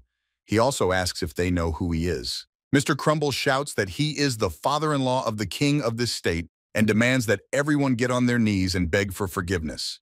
The two captains from the Black Lion look at Crumble in surprise. The boys pull out a sharp sword and point it at the man, who is covered in sweat from fright. One of the lads says that they know he is Duke Cremanton and explains that it is all for the good of the future country. Duke Cremanton stands in utter shock. He pronounces for them to put down their swords right now. Prince Ainz raises his hand up and loudly announces for the Order of the Black Lion Knights, the defenders of this nation, to listen to him. Prince Ainz explains his intentions and says that he is not trying to betray his father, but only wishes to save the country from those who have bent his father to the dark side. The Knights of the Black Lion stand with their mouths open. Prince Ainz says they need not fight and offers to lay down their swords. The two captains tell the prince that is fine, Your Highness, and they will wait for the king's return. Prince Ainz closes his eyes and says in satisfaction that this is a wise decision, Sir Droth, and that there is no need for bloodshed. Prince Ainz stands and looks out the window. He thinks he has seized control of the castle, but that is only half the battle. Prince Aints, without taking his eyes off the bars on the window and the window itself, continues to think that the rest is up to Keltarin and his group. Prince Aints froze at the window. He sincerely hoped that Count Keltarin's group would do well. All sweaty, exhausted, and tired, Jacksonguard says he can't move. Jacksonguard froze on the battlefield. He couldn't take a step. He shouts menacingly, asking if they are obsessed with overthrowing their ruler. Jacksonguard grins. A young lad in armor points his sword at the king and shouts for him to stop talking nonsense because he doesn't deserve to be their king. The guy loudly proclaims that they serve Prince Aints. This information leaves Jacksonguard in shock. He stands and stares off into the distance somewhere. Jacksonguard runs the thought through his head that his own son wants to throw him off the throne. Jacksonguard looks at everyone. His mind is clouded. He realizes everything and thinks about how he has been betrayed not only by his son, but by all of his subjects. Jacksonguard remembers Count Keltarin hiding behind the wall and thinks that it was Keltarin he trusted endlessly. Jacksonguard stands with his back to everyone. He chuckles and asks loudly if they have all betrayed him. An enraged Jacksonguard shouts to the entire fortress that he will kill each and every one of them. His eyes burn with fire and he is blackened with anger. The meteors hear Jacksonguard scream and become a little alarmed. They look up. Count Keltarin bounces back and screams. There are some flames going up below. Shihan looks down confidently and talks about how ridiculous it is that the traitor is betrayed by his own minions. Jacksonguard looks menacingly at everyone. He is ready to fight. He thinks that the need for a bright but superficial sense of joy is more important to him now than any former bonds of friendship. He concludes that he has never been a good person. Shihan looks at Jacksonguard and tells him to try harder. He states that he did not return to Terranor with the intention of wreaking vengeance by other people's hands. He also asks if he is the kind of man who gives up so easily. The knight in armor cries out that Jacksonguard can be as strong as he wants, but he can defeat him. The knight tells Jacksonguard that he will be the only one to die today. Jacksonguard grinds his teeth and asks the guy in armor what the hell he's talking about. Jacksonguard is angry, and he sends a blast wave across the ground. The ground cracks apart towards the armor guy, and he starts to get nervous. Jacksonguard yells at everyone in rage, asking if they think they can handle him this way. The ground beneath the knight's feet continues to crack and separate. The knights in armor can barely stand on their feet. There is a terrible rumbling noise. Jacksonguard screams and uses the battle seal, the hand of the giant. A huge palm emerges from the ground. The Black Knight and some guy are shocked. The guy says the barrier was supposed to contain his combat power. The guy looks at Jacksonguard and wonders how he got such great power. At one point, the guy yells out that he is not human. Jacksonguard angrily utters about its transcendent rank. He wishes everyone to die. Jacksonguard's face is ruthless. A huge hand from beneath the ground lifts the knights and mages to the heavens. There's a terrible rumbling sound all around. Knight Zeno in his suit swings a huge sledgehammer. He thinks that when they were working out a situation like this, Shirhan told him about the weakness of the giant's arm. Knight Zenon thinks about what Shihan said. The thought of the wrist part pops up in his mind. Knight Zenon hits that part with all his might. Everything lights up with a yellow light. He shouts the impulse of the mountain generation art. Jacksonguard's huge arm crumbles into small pieces and flies straight towards the ground. It falls to the ground with a thunderous crash.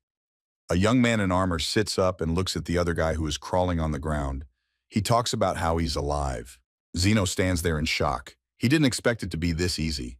Someone thanks him and tells the black giant that this is excellent. Jacksonguard stands with his foot resting on a rock, holding a bunch of different weapons. He says what he was about to think was a fake to lure him out. The knights start to panic and become covered in sweat. One of them yells loudly that this is a bad thing as Jacksonguard has gotten out of the barrier. Jacksonguard looks at the rebellious knights with a grin. He says ominously that he would like to wipe them all out, but he is weakened by the barrier. Jacksonguard looks at the armored knights and angrily tells them that they will soon pay for everything, so let them prepare for the terrible. The boys stand and look at Jacksonguard in horror. Jacksonguard starts jumping on the rubble of the castle and tries to escape. One of the knights screams to be held, saying that they need to finish him off before he recovers and that they can't let him get away. Jacksonguard runs away and nervously thinks it's a shame. He never thought he would run away like this. Jacksonguard holds 2 axes in his hands and heads towards the mountains in large strides. He tells them to just wait and they will see everything. Everyone in the castle has started to get stressed out. Someone asks about whether Jacksonguard has escaped. A man with glasses, all stressed out, says that the barrier wasn't powerful enough to destroy it. He also claims that they missed an opportunity of a lifetime. Behind him stands a guy who's also racked with fear. The man with glasses turns to Kelterin and says that if the plan goes awry, they will all... Count Kelterin calmly, eyes closed, talks about not letting anyone worry. Count Kelterin says confidently that everything is going according to plan.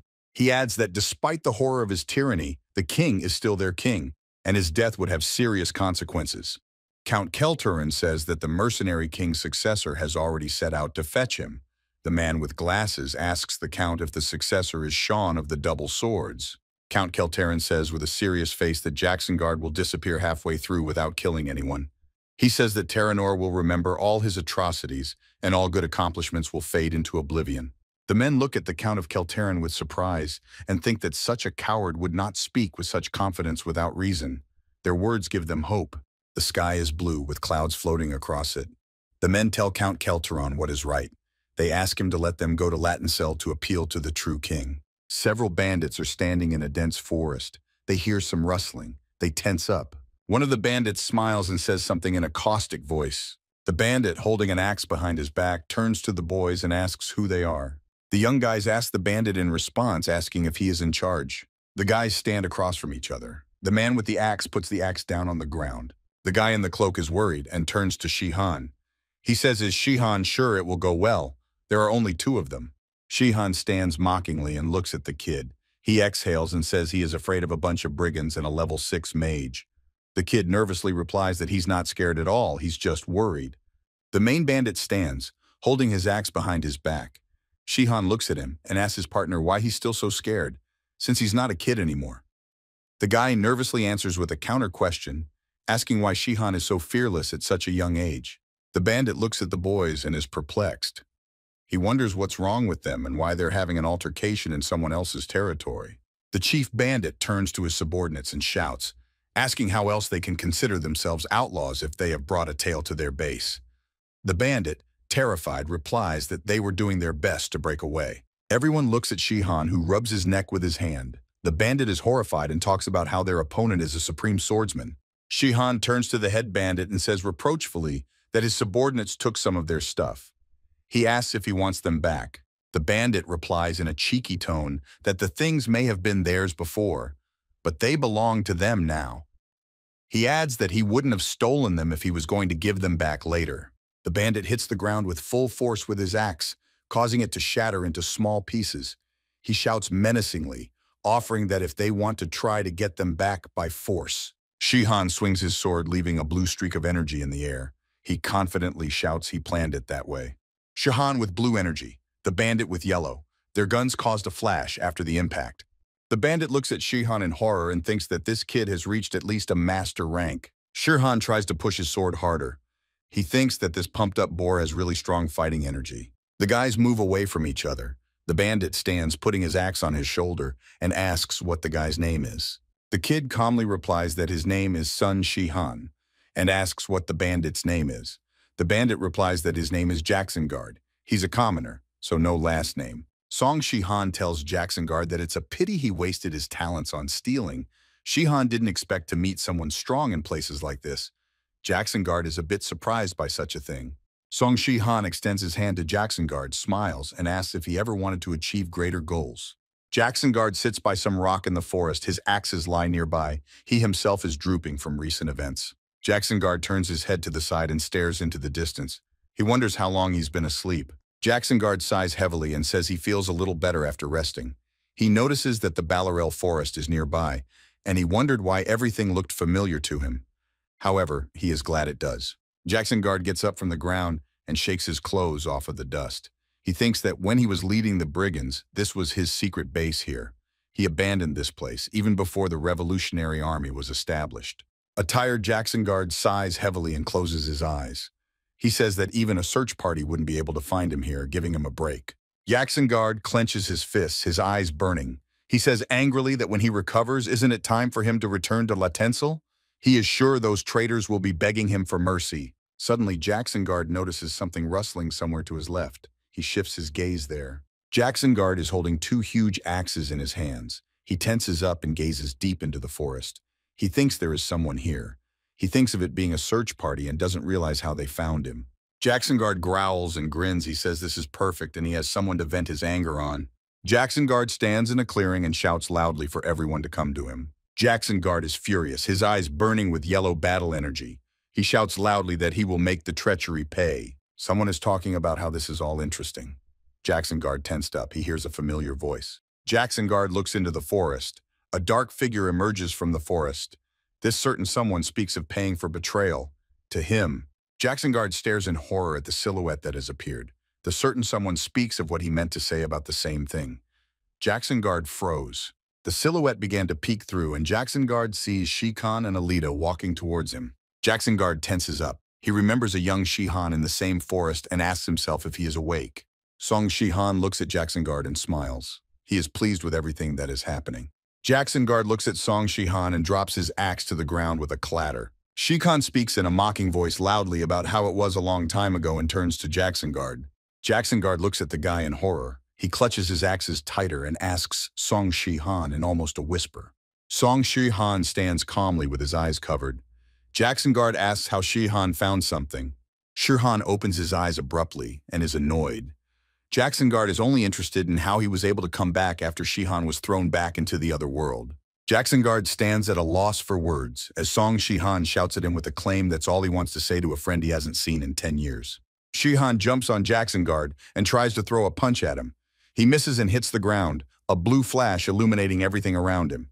Jacksonguard shouts nervously and asks if Shihan is really in front of him and wonders how he got back to Terranor. Song Shihan is furious. He is very angry. Grinning and through his teeth, he replies that it's true. Shihan jumps up and sends a huge blast wave at Jacksonguard. Shihan yells that he is back and calls Jacksonguard a bad word. Shihan presses his sword against Jacksonguard's axe with all his might, flashes flying in different directions from the collision. The boys jump away from each other. Sun Shihan lands a few meters away from Jacksonguard. Jacksonguard looks at Shirkan and says menacingly that it's really him. Leelstein and Saffron convince him that this is impossible. Shikan puts his sword on his shoulder and says mockingly that it wasn't easy to come back. After all he's been through, there's no turning back now. Jacksonguard clucks loudly, his face relaxing a bit, and he says that it looks like mages aren't always right. Jacksonguard stands, shoulders wide, and says that he kept thinking something was wrong here. A sudden large-scale organized rebellion. If you're behind this, it's not so mysterious anymore. Jacksonguard looks up, seeing tree crowns and a dark blue sky. Is he saying this place was part of his plans too? After all he knows about him. Shihan looks mockingly at Jacksonguard and says on an exhale, "Wow, Jacksonguard. Looks like he's not as stupid as he thought." Jacksonguard smiles broadly and says in a cheerful voice that clearly, now he realizes what's going on. A great savior from another world has arrived to avenge the events of 10 years ago. Jacksonguard opens his mouth wide and rapturously shouts to Shihan that he will not make any cheap excuses for his actions. Jacksonguard clutches the hilt of his large axe hard and adds the fact that he will never kneel down to beg for forgiveness. Jacksonguard looks at Shihan in rage and in full force and tells him to try his best to get his head. Shihan lets blue energy flow through his sword and menacingly shouts to Jacksonguard that he will make him pay for his betrayal. The girl recoiled slightly and squinted at the streams of energy coming from the guys. The girl's eyes go wide. She looks at the guys in surprise and thinks such overwhelming battle energy. Here it is, what a battle of two revolutionary heroes. Jacksonguard stands with a wild face. He is determined to kill Shihan at all costs. He holds an axe in each of his hands and looks at the guy intimidatingly. Jacksonguard rocks in a frenzy and speaks in a hoarse voice calling for explosive arts. Jacksonguard spreads his arms apart and sends out pulses. The ground and everything around him shakes. He shouts a shattering shout. Shihan jumps and swings his sword. Blue battle energy emanates from him. He speaks and uses the Tyrant King art. Shihan screams and uses the Mountain Stream ability. A blue vortex flies at the distraught Jacksonguard. Jacksonguard shouts loudly to the guy his name is Shihan. Jacksonguard parries this blow and yells at Shihan, saying that he's looking down on him and it's too easy. Shihan tenses up a bit. He looks at Jacksonguard with a serious look and thinks that however he defeated Darthwald with this skill, well, of course Jacksonguard will have more fighting energy. Jacksonguard swings his two arms with all his might. He glares angrily at the Shihan, and his swing leaves yellow trails of energy. Jacksonguard shouts loudly that this is an explosive art, a lightning strike. The huge yellow lightning bolt flies at Shihan in an unpredictable trajectory, and Shi-Han tries to recoil to the side. Shi-Han holds his sword with both hands in front of his face, gathering combat energy. Shi-Han stands in this pose, and blue circles spread around him in pulses like water. Suddenly, an enraged Jackson Guard is behind Song Shi-Han's back. He flies at him to strike. Shi-Han turns around sharply and deflects the attack. You can see from Shi-Han's eyes that he wasn't prepared for this. Shi-Han holds his sword with both hands in front of his face, gathering fighting energy, and says, "This is the art of the Tyrant King, running water." Shi-Han is focused, holding the sword in front of his face, and says that Jackson Guard is too calm. He thinks he doesn't realize the gravity of the situation because he has only brawn instead of brains. The boys bounce away from each other again for a brief respite, and Jackson Guard says that why should he worry about such a small thing? After all, his opponent is Shi-Han himself. Jackson Guard is utterly distraught. He looks at Shi-Han with yellow eyes and laughs like a madman. He says there is no better death than to fight him. Jackson Guard imagines Shi-Han from 10 years ago and says that 10 years ago, 6 heroes of the revolution came together to come up with a plan to assassinate the savior from an alien world. Jackson Guard looks at Shi-Han angrily and tiredly and says that even 6 people wouldn't have been enough, and he is alone here. The outcome is predetermined. This battle will probably be his last. He doesn't want victory. Jackson Guard rushes back into the battle. He rushes at Shere Khan and shouts, "I want to have a fight that I will not be ashamed of." Jackson Guard yells menacingly. He strikes with his axe in front of him. Shi-Han easily deflects all of Jackson Guard's blows with his sword. Jackson Guard freezes. He's thinking about something. He opened his eyes wide. Jackson Guard looks at Shi-Han. He calls him a bad word in his head and sees that something is wrong. Jackson Guard tries to grip his axe tighter, but his hand weakens and shakes. He thinks anything is possible. Jackson Guard and Shi-Khan fight. They strike and parry each other's blows. Jackson Guard and Shi-Khan stop in front of each other. Each of them glows with the energy they possess. Dust swirls around them. It is deep night outside. Jackson Guard looks at the boy and speaks in surprise and asks Song Shi-Khan what he's doing. Shi-Khan holds his sword and looks at Jackson Guard seriously. Jackson Guard asks the guy why he doesn't use his steel fighting energy. Jackson Guard stops with his axe on his shoulder and explains that the steel battle energy skill is used by transcendent level swordsmen to compress the formless battle energy, making it stronger and purer. Jackson Guard says menacingly, "She emitted a dark blue light of destruction, thus resembling the vast heavens. 10 years later, I remember her as if I saw her only yesterday." Shi-Han stares off into the distance. Jackson Guard tells him that he reflects his attacks and hasn't used his steel battle energy once in the entire fight. It doesn't look like he's faking it. Jackson Guard, is he really? Shi-Han tensely stares into the distance. A drop of sweat runs down his cheek.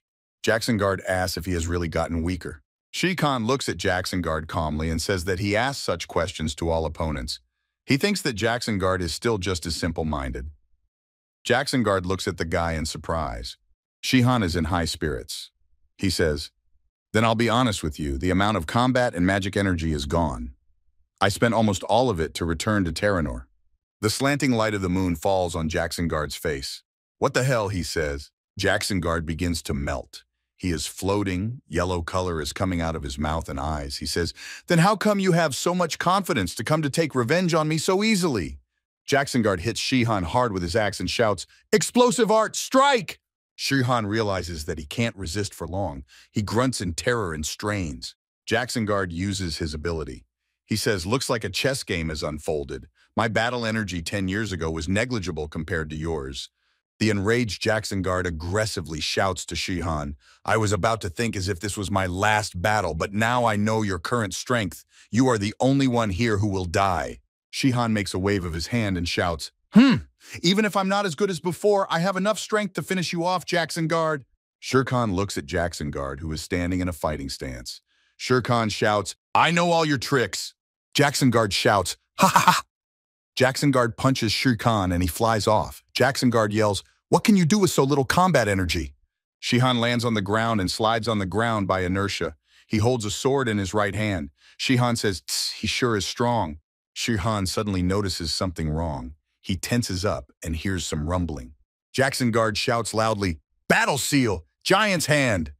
Once again, a huge hand bursts out of the ground and rushes towards the sky. Shi-Han looks at the huge hand half sideways and grits his teeth. He says, "Battle Seal." Shi-Han turns back around. Jacksonguard says to him, "It seems you really have become weak, dodging instead of striking back by summoning your battle seal. How pathetic, Shihan." A huge palm strikes at Shirhan, but tries to block the blow with his shoulder. It hurts and is hard on him. He makes a sound. A huge hand grabs and holds Shirhan. Shihan can't get out. Jacksonguard looks up from below at this spectacle. Jacksonguard, with a satisfied face, walks closer to the hand. He taps his axes against each other and says, "You look miserable. To think this day has come." Shihan shouts to Jacksonguard in a cocky voice, "Are you sure you have the strength to finish me off?" Jacksonguard is surprised at such insolence. Shihan is breathing heavily due to the pressure of his huge hand. He says, "Hey, Jacksonguard, all these years I couldn't understand one thing." Song Shirhan tries to work his hands to get out of the huge palm. He gets angry and asks, "Why that day? You didn't kill me?" Shirhan remembers flying into the portal and says, "For the last 10 years, I kept wondering, why when I was stuck in the dimensional portal and was completely vulnerable?" Shihan recalls being pushed in the chest by a hand and says, "I was only pushed by Lavina's hand rather than having a dagger plunged into my side. I wouldn't have been able to defend myself." Shihan asked Jacksonguard, standing on the ground in a confident voice, "But you didn't. Why did you send me to the ground instead of killing me? Guilt?" Jacksonguard looks menacingly at Song Shihan and says nothing. Shihan, covered in sweat, was in a huge palm. Jacksonguard said that since this was their last fight, he would tell him the truth. Just like Shihan said, they were planning to kill him. Jacksonguard furrowed his brow and told Shihan in an irritated voice that the three hypocrites had decided to send him back instead of killing him. Jacksonguard looked at Shirhan and explained that these hypocrites claimed that if they hurt him, they would change sides. He assumed that Shirhan was confused. Jacksonguard explained in a disgruntled voice that for their own gain, these hypocrites had decided to commit treason by choosing a path that would allow them to avoid remorse. Therefore, they had decided to send Shirhan home. Jacksonguard clutched his axe tighter and tighter and cried out menacingly, "Why betray then?" Jacksonguard continued to narrate, overwhelmed with emotion. He shouted that he was different. He betrayed his friend and became king. If Shihan had stayed in Terranor, this was a life he wouldn't have dreamed of. A huge hand clutched Shihan tightly. He looked disdainfully at Jacksonguard, who shouted that he wasn't going to deny this fact or regret it. Jacksonguard declared that he was a traitor but not a coward. Shihan smiled widely, which was strange for his position. He said that it was understandable. Song Shihan smiled and mockingly remarked that Jacksonguard is a fool who pretends to be rude, but is still such a coward. Jacksonguard, stunned by Shihan's insolence, asked what he meant. Shihan clarified that he didn't think he was a coward since he admitted his sins. Shihan shouted in rage that he had never met anyone as cowardly and narcissistic as Jacksonguard, and urged him not to act like he was innocent of anything. A vein on Jacksonguard's cheek puffed up, and clenching his teeth tightly, he called Shihan a creep. Jacksonguard channeled martial energy through his axe, which turned yellow, and said that Shihan could say whatever he wanted and continue to insult him. Jacksonguard rushed towards Shihan with two axes, shouting parting words. Suddenly, Shirkan lashed out with a huge palm, scattering chunks of earth, and deflected Jacksonguard's blow. Stunned, Jacksonguard looked at Shirkan with surprised eyes, who declared that this was the truth about the events of 10 years ago. Jacksonguard shouted in rage, turning to Shirhan and opened his mouth wide. Shihan remarked in a ruthless and confident voice that his whining at least explained something. Shihan smiled and channeled a huge amount of martial energy through his sword, causing the sword to turn blue. He stated that Jacksonguard's skills had not improved. Jacksonguard looked at Shihan in horror, who calmly pointed out that the world was changing and Jacksonguard had stayed in the days when he was called a wandering castle wall, and he hadn't gotten better in 10 years.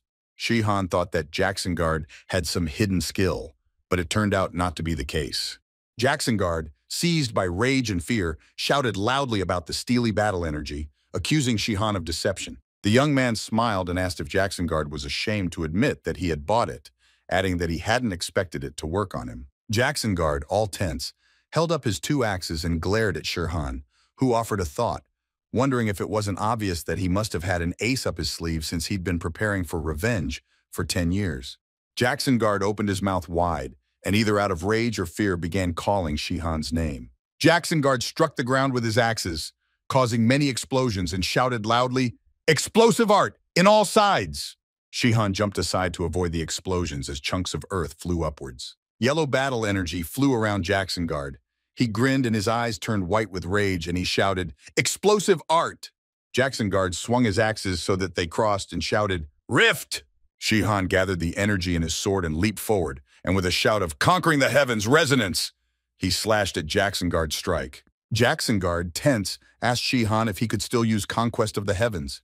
Shihan calmly replied that when facing a hideous opponent, he should use the appropriate skills. Jackson Guard tried to hit Shihan with his axes, but there were many explosions in the air. Realizing that he had missed, he screamed. The girl stood in the forest and watched the battle, pondering as she saw the legendary power of the 7 heroes of the revolution. Illuminated by the light of martial energy, she looked on in shock and thought that such monsters were walking around on the loose during the revolution. The girl, watching Jackson Guard and Shihan fight each other without pity, thought that they were on a completely different level, and her magic was powerless here, wondering why Shihan had brought her here. During the battle, Shihan mentioned that Jackson Guard had spoken of the 3 hypocrites. Jackson Guard shouted back menacingly and pretentiously that there were indeed 3 of them, and asked if Shihan wanted to forgive them and give up his revenge. Jackson Guard went into a rage, his pupils barely visible against his whites, and he shouted for Shihan not to play with him, threatening that if this was the revenge he wanted, he would die by his hand today. Jackson Guard shouted, "Titan battle arm!" and 2 huge palms burst out from the ground. The huge fist flew straight at Shihan, who stood still and didn't move. Jackson Guard shouted, "Go, the giant's hand!" Shihan looked at the giant hand and noted that he hadn't seen such a hail of blows in a long time. Shihan began to run, his blue shoes stomping on the ground, and he shouted out this attack. Jackson Guard's face was very tense. Sweat was dripping down his face and his cheekbones were tense. In a whisper, he uttered a curse. Jackson Guard shouted, asking if Shihan could use his battle seal as he stood with 1 foot in the energy circle. A huge sphere of blue martial energy appeared behind Shihan. He ran at the huge fist with all his legs and shouted, "Battle seal, Aurora!" Shihan pierced Jackson Guard's huge fist with a beam of martial energy, and it shattered into pieces. Jackson Guard stared at the guy in horror, realizing that he was much weaker than him. He thought that no attack was working on Shihan. Jackson Guard looked at Shihan, who was in midair, and extended his sword arm forward. He thought about how he had already experienced similar feelings the first time he met Shihan, so he humbled himself and was willing to die with honor. Song Shihan glared menacingly at Jackson Guard, who wondered if Shihan had weakened. Shihan loomed over Jackson Guard. When Jackson Guard realized that Shihan had weakened, he grasped with all his might the will to live, and his impassivity disappeared. Jackson Guard swung his axes with all his last strength, lurching, Shihan looked exhausted after the battle. He approached Jackson Guard and said that the latter had finally shown his true colors, and that his feigned superiority over all things mundane was annoying. Jackson Guard, out of anger, shouted that he knew he should have killed Shere Khan. Shihan swung his sword and ruthlessly shouted that this was the end for Jackson Guard using the heaven-conquering technique. Shihan had defeated Jackson Guard. He stood and looked at his body while putting his sword away. Jackson Guard was uttering curses in his last breath. Shihan looked menacingly at Jackson Guard, who said before he died that Shihan had indeed become weaker since he had survived even after conquering heaven. Shihan asked Jackson Guard if he would name the names of the 3 hypocrites, realizing that he wouldn't say. The battered Jackson Guard raised his head slightly and replied that of course not. Shihan lowered his head and closed his eyes and said that he didn't expect an easy answer, knowing what kind of person Jackson Guard was. Martial energy appeared in Shihan's eyes and they turned blue. He looked forward and said that he had to ask. Shihan loudly asked Jackson Guard why he betrayed him, as he was never interested in luxury or politics and that he had to become king by betraying him. Jackson Guard, covered in blood, sat on the ground and calmly replied that he was convinced with every question Shere Khan asked that he understood nothing. Jackson Guard's face, all covered in cuts and abrasions, was covered in bloodstains. He asked a rhetorical question about the reason for his betrayal. The bloodied Jackson Guard finally got up from the ground and shouted that he wasn't going to obey his friend just because he was better than him, calling it nonsense. Shihan frowned as he looked at Jackson Guard. The one stated that he had no intention of wagging his tail like a dog and bowing down for every moment of friendship or blessing. Devastated and beaten, Jackson Guard sat on the ground.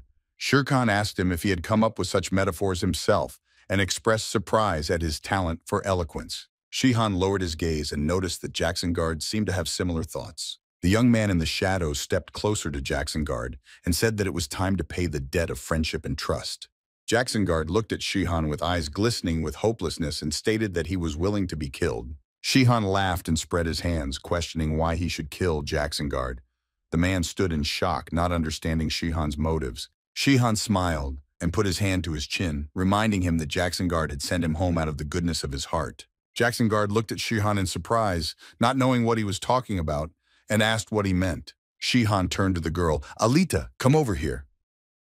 Alita was standing not far from the battlefield, holding onto a tree. Jackson Guard got angry and shouted, asking what Shihan was trying to do and demanding that he kill him. Shihan smiled smugly and calmly repeated that he wasn't going to do that. Jackson Guard became extremely angry. He stood with clenched fists and grinned at Shihan, who reminded him that despite planning to kill him, Jackson Guard had not done so, but had merely thrown him out of Terranor. Shihan smiled evilly and extended his arm filled with battle energy forward, stating that this was why he couldn't kill Jackson Guard. Jackson Guard stood on his feet with his arms spread wide. Shihan looked at him and said, "An eye for an eye, a tooth for a tooth." You could see by the look on Jackson Guard's face his bewilderment at Shu Khan's decision. Shihan explained that it was an old saying from Earth. The battered Jackson Guard was beating hysterically and screaming at Shihan, calling him a scoundrel.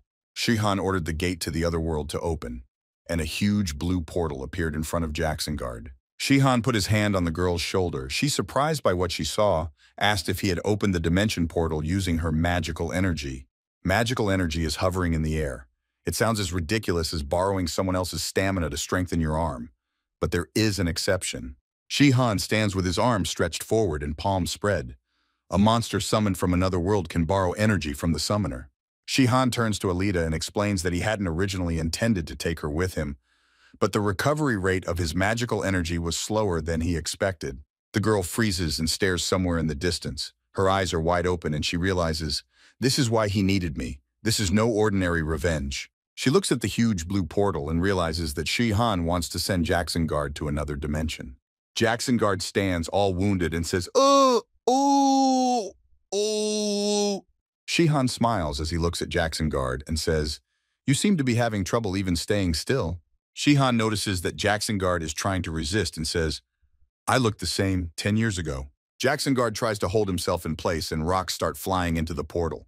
Shihan mockingly adds that the Jackson Guard will go into the unknown. "I don't know how fair an exchange that is." Shihan adds in a smug tone, saying that he thinks it is a reasonable price. Jackson Guard looks at the portal, his face reflecting horror. He realizes what lies beyond this darkness. He imagines that beyond the portal is the homeland of hideous monsters. Jackson Guard struggles to stay on the ground. He covers his face with his hands and screams about being sent to fight these monsters in a hellish place where there is not a single living soul. Jackson Guard's pupil is shaking, and the yellow energy in his eyes won't fade. He shouts aggressively. Shihan and Alita look at Jackson Guard. He is shouting for him to come back alive. The dark silhouette of Jackson Guard at the portal screams at Shihan that he will absolutely kill him. Shihan looks at Jackson Guard in disgust and mercilessly says his parting words to him. Jackson Guard bounces off the ground and lets out a loud scream, pushed by Shihan into the portal. After the interdimensional portal closes, Jackson Guard's clothes fall to the ground, and Shihan and Alita stand quietly watching. The girl excitedly asks if everything will be okay, expressing concern for Jackson Guard, but Shihan, standing with his back to her, remains silent. Shihan steps his foot on Jackson Guard's cloak and replies that they don't care about his fate since they're going to leave anyway, and they have protective magic in case of spatial changes. Shihan picks up Jackson Guard's underwear from the ground and mockingly says that they can make some money if they sell this since it's the legendary hero's underwear. The girl looks at the underpants and wrinkles her nose, calling them an abomination. The girl asks Shihan about the fate of Jackson Guard, asking what will happen to it. Shihan smiles and replies to Alita that he doesn't know exactly where he flew off to. Shihan looks at Jackson Guard's clothes and says that maybe Jackson Guard will adapt to the environment of another world and survive or die from the monster's clutches just by being in another dimension, adding that it's none of his business.